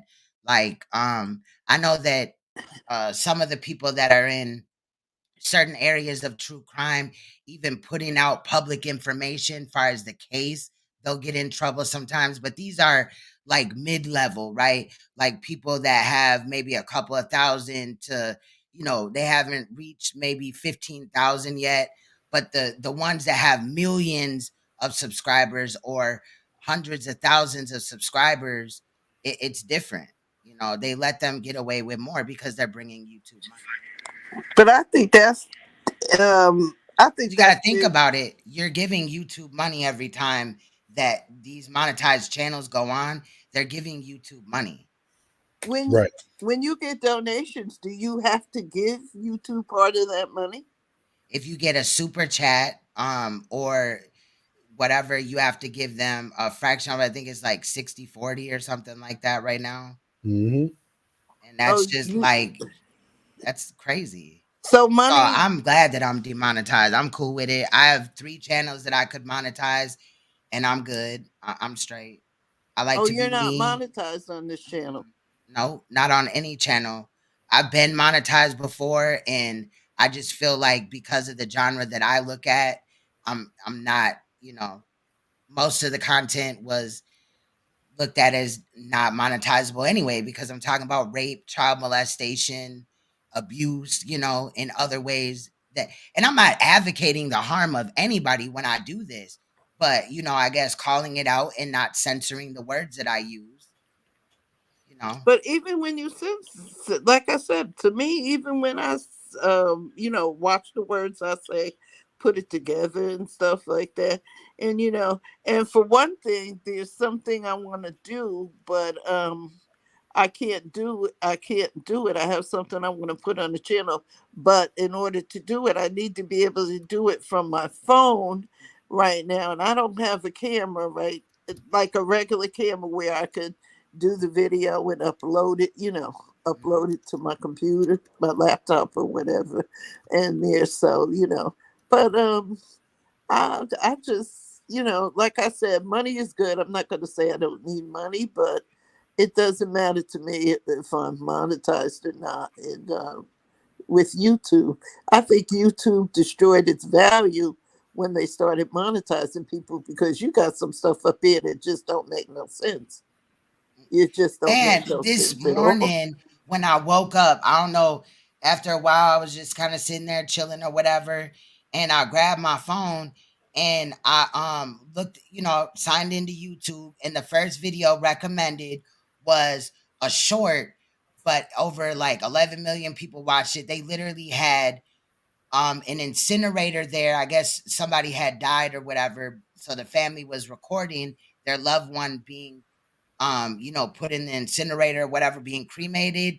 And there was no, like in America, we have like boxes where they'll put the body in the box so you're not actually seeing. Right. No, I don't think they use real caskets, but you know what I'm saying? Like a They box, like a use wooden cardboard box. caskets. Yeah. Box. And they put it in the incinerator. But this time it was in a foreign country, and they just put the dead body in there, and they like really? yeeted the dead body in there. Bro, that video was monetized. I went on another That's channel that I got Palestine. that I don't have the YouTube premium, and there was ads running on the video. That's what they're doing now. What you just saw this morning. If it was a foreign country, it more than likely it was Gaza. That thing that's going on in Gaza, because they literally had body parts. The people picking body parts, looking for their children from Gaza. This was a grown man that just died, and his family was No. right there crying. I get what you're saying though, but yeah, some of them beheading videos or whatever are monetized. It's just sick. What you will see is monetized on here. There's doxing videos, or people done dox people and all this and that. They done attack children, threaten children. Oh, those videos are monetizable. The moment, like the transcript only works for certain people. You know what I mean? And those stupid ghetto fight videos they put up. I hate those. I hate it when they put those up where two women, the women comes out of a bra, and this actually happened in my hometown there's a one of those fast food chicken stores right across the street from the main library in the town I live in. The girl literally, and when I tell you literally, she was fighting, getting ready to fight a girl. She literally took off her blouse, her pants, and was standing there fighting in her drawers and her bra and fighting with milk cart. It was awful. And that thing went viral. I was like, this is disgraceful, and it stayed up forever. It might still be up if I go. It's called Patterson Chick Fights. Isn't Oh, go ahead. Sorry. I'm sorry. Go ahead. But isn't YouTube, isn't that regulated by the FCC? I don't have a clue, but I know this mess stays up there. It's supposed to be, yeah. And another corporation like Copa or something like that. Okay. Yeah, because Google was like sued or had some scandal going on where YouTube was really letting children be targeted on here. Children would go live and there would be all these predators in the chat, and they would be like, show your feet, you should do this, you should, put on a short skirt, and all this and that. And they were allowing, that's why you have to mark content for if it's for kids or not or whatever. Right. But when you do that, even if it's not something that like necessarily a child would run across and be like, oh my God, like I feel violated or whatever. When you mark it for this video as for kids, they do not put your notifications out. They do not put like your subscribers can't get all notifications. It will have a line through the little bell thing. So I get like what they were doing with it, but not in all cases. That's why I don't mark mine as, that. Yeah, it just that monetization thing, what they did. I mean, or not. Yeah, it's market for children. For children. Yeah. Yeah. Like Polk County. Yeah, I said it backwards because Polk County Sheriff Grady Judd, his channel or whatever for the sheriff department, they said they marked it for kids, so now you don't have notifications. So every few days I gotta go to the page and just check it myself, even though I'm subscribed. I think I said that backwards, but I don't have one video on my page, and when I go live, it's never approved for kids.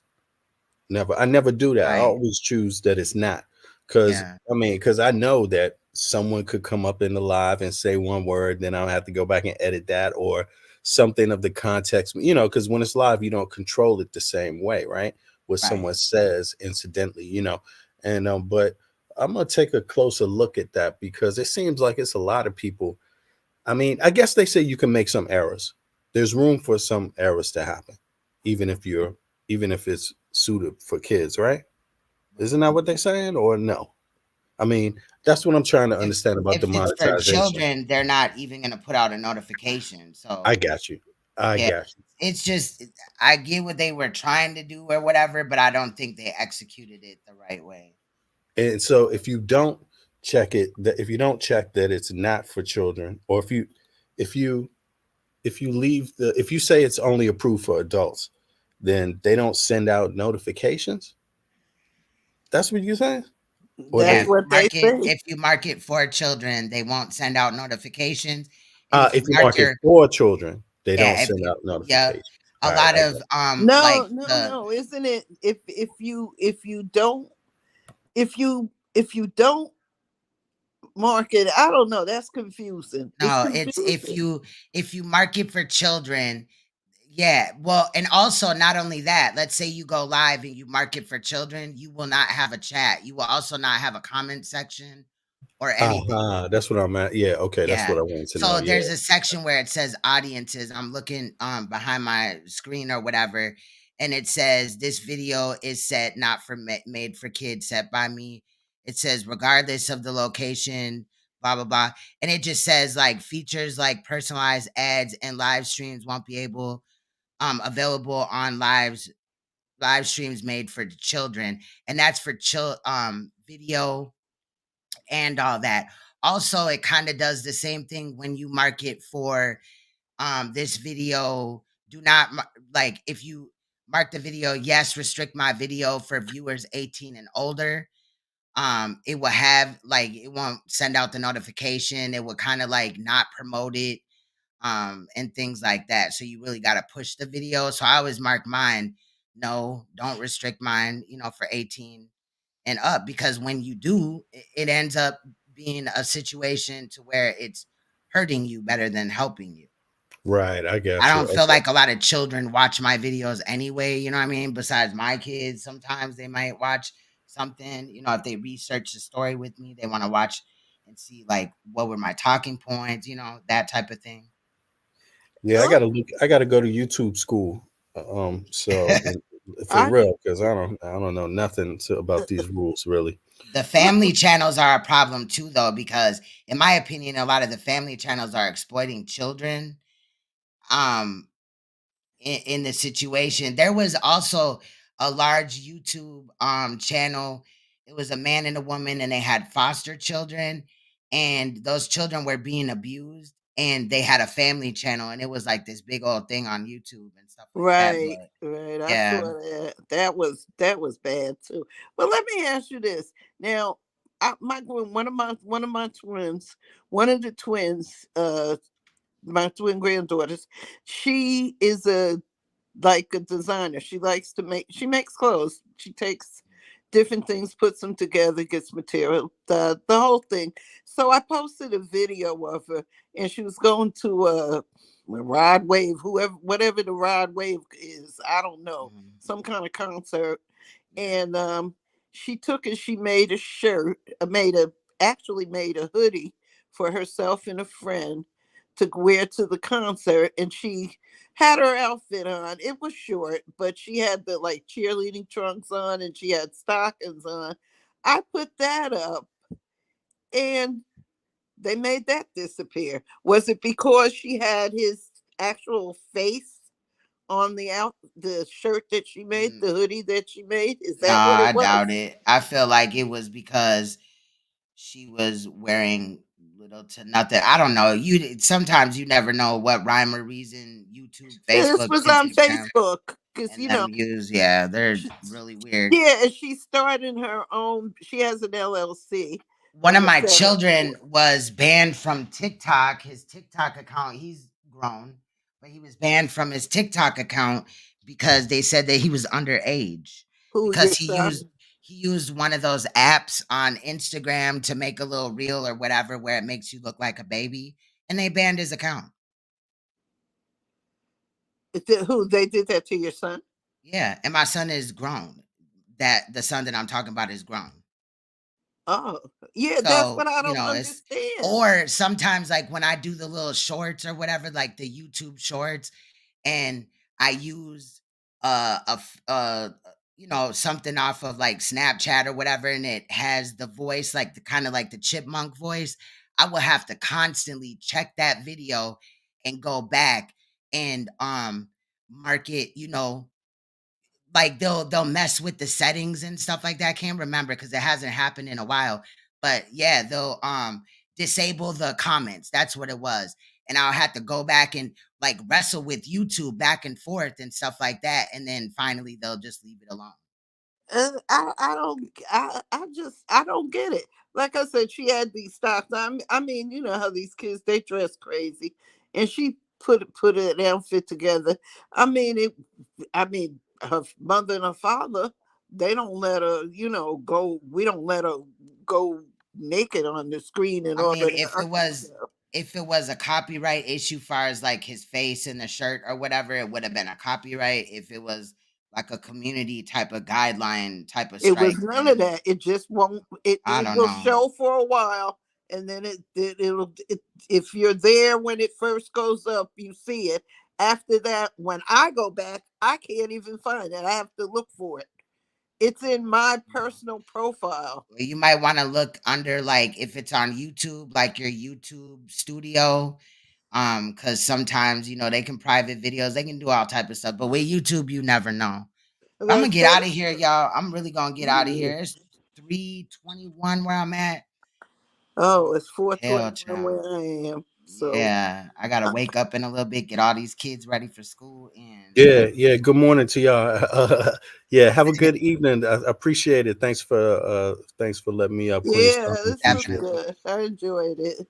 Yeah, As peace to everybody in usual. the shout chat. out to you, V Bennett. Thank you for coming up. Thank you, Beverly. I appreciate you. Yeah, I'm up for the day. Can't go All back right. to sleep. Y'all have a All good right. day. Bye All bye. right. Much love. Now All I right. can't get out of this. How the hell do I get? I got you. I'll help you. Bye. Bye. Shout out to Bev. Shout out to V Bennett. Shout out to Def Chef. Y'all, I think we covered a large basis of a lot of stuff, and we've been live for 4 hours and 40 minutes, y'all. I do, like I said, I already edited 2 videos that we'll be talking about. I don't know, maybe I'll do the Jane Doe that they finally found her identity and arrested the mother and stuff in that situation. Maybe I'll do that before we end up leaving for my anniversary. So later on today, it depends on how I'm feeling. If not, I will be back Monday because I already have edited 2 videos for the next live stream. So that's kind of where I'm at. And Monday I'll just work on something new to present to you guys. So you'll see me a little bit regular. I want to say, because besides the fact, if I'm not feeling good, y'all know I'm dealing with this low iron shit, and right now my iron is getting lower. So I'm gonna be doing the iron infusions, but how it was set up, they had me set up to do 1 iron infusion at this hospital out here, right? But I had to switch to a different location because you really have to have 5 iron infusions in 14 days.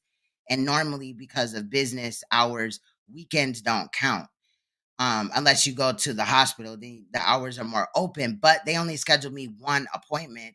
So I was like, well, because if you only get 1 appointment and then there's days or whatever in between, or weeks even, there could be an issue. It's hard to get in for iron infusions a lot of the time. But I do have my iron infusion set. My first one is the 28th of this month, and then I have the 4th, 5th, 6th, and 8th of December, and then I kind of sit and wait for 30 days where they don't draw my blood, and then I go back in and get my blood drawn, and hopefully it has risen. I'm on a large amount of iron supplement, so I'm really trying, you guys, but the fact that I'm not even working right now also states, obviously I'm not feeling good, because and I do miss you guys. I really do. Like, there's some days where I'm like, man, I really miss them. I want to just pop on, and maybe I will, even if it's a shorter live, just to like chop it up with y'all or whatever. But know that I'm not just off of YouTube because I don't want to, or there was some rumors running around that Queen Stone ain't going live no more because she got paid for what she did with Polight and Saneter already. So now she's not interested. That is not the case. Whether I get donations or not, I'm going to go live whenever I can or feel up to it. So with that said, y'all, I appreciate all of you guys. If you haven't already, please make sure you hit that like button. If you're new, subscribe. Shout out to the rewatch gang that will be popping up in the comments. I see you guys as well, but I'll be back at you guys. I do, like I said, already have 2 videos that are important that I think I want to get across. We'll continue to look at Saneter, but I'm gonna kind of like hone in or shorten, if it doesn't have to be a 2-hour stream on Saneter or that's the only portion, then I'll condense it, and we'll keep an eye on Polight in these prison calls, because I think that's important as well. But much love, you guys. I appreciate you guys so much. Stay you, stay royal, stay uncompromisable, and please stay woke, because you will see me or hear my voice in another upcoming live stream or video, y'all. I do edit. Much love, y'all. Bye-bye.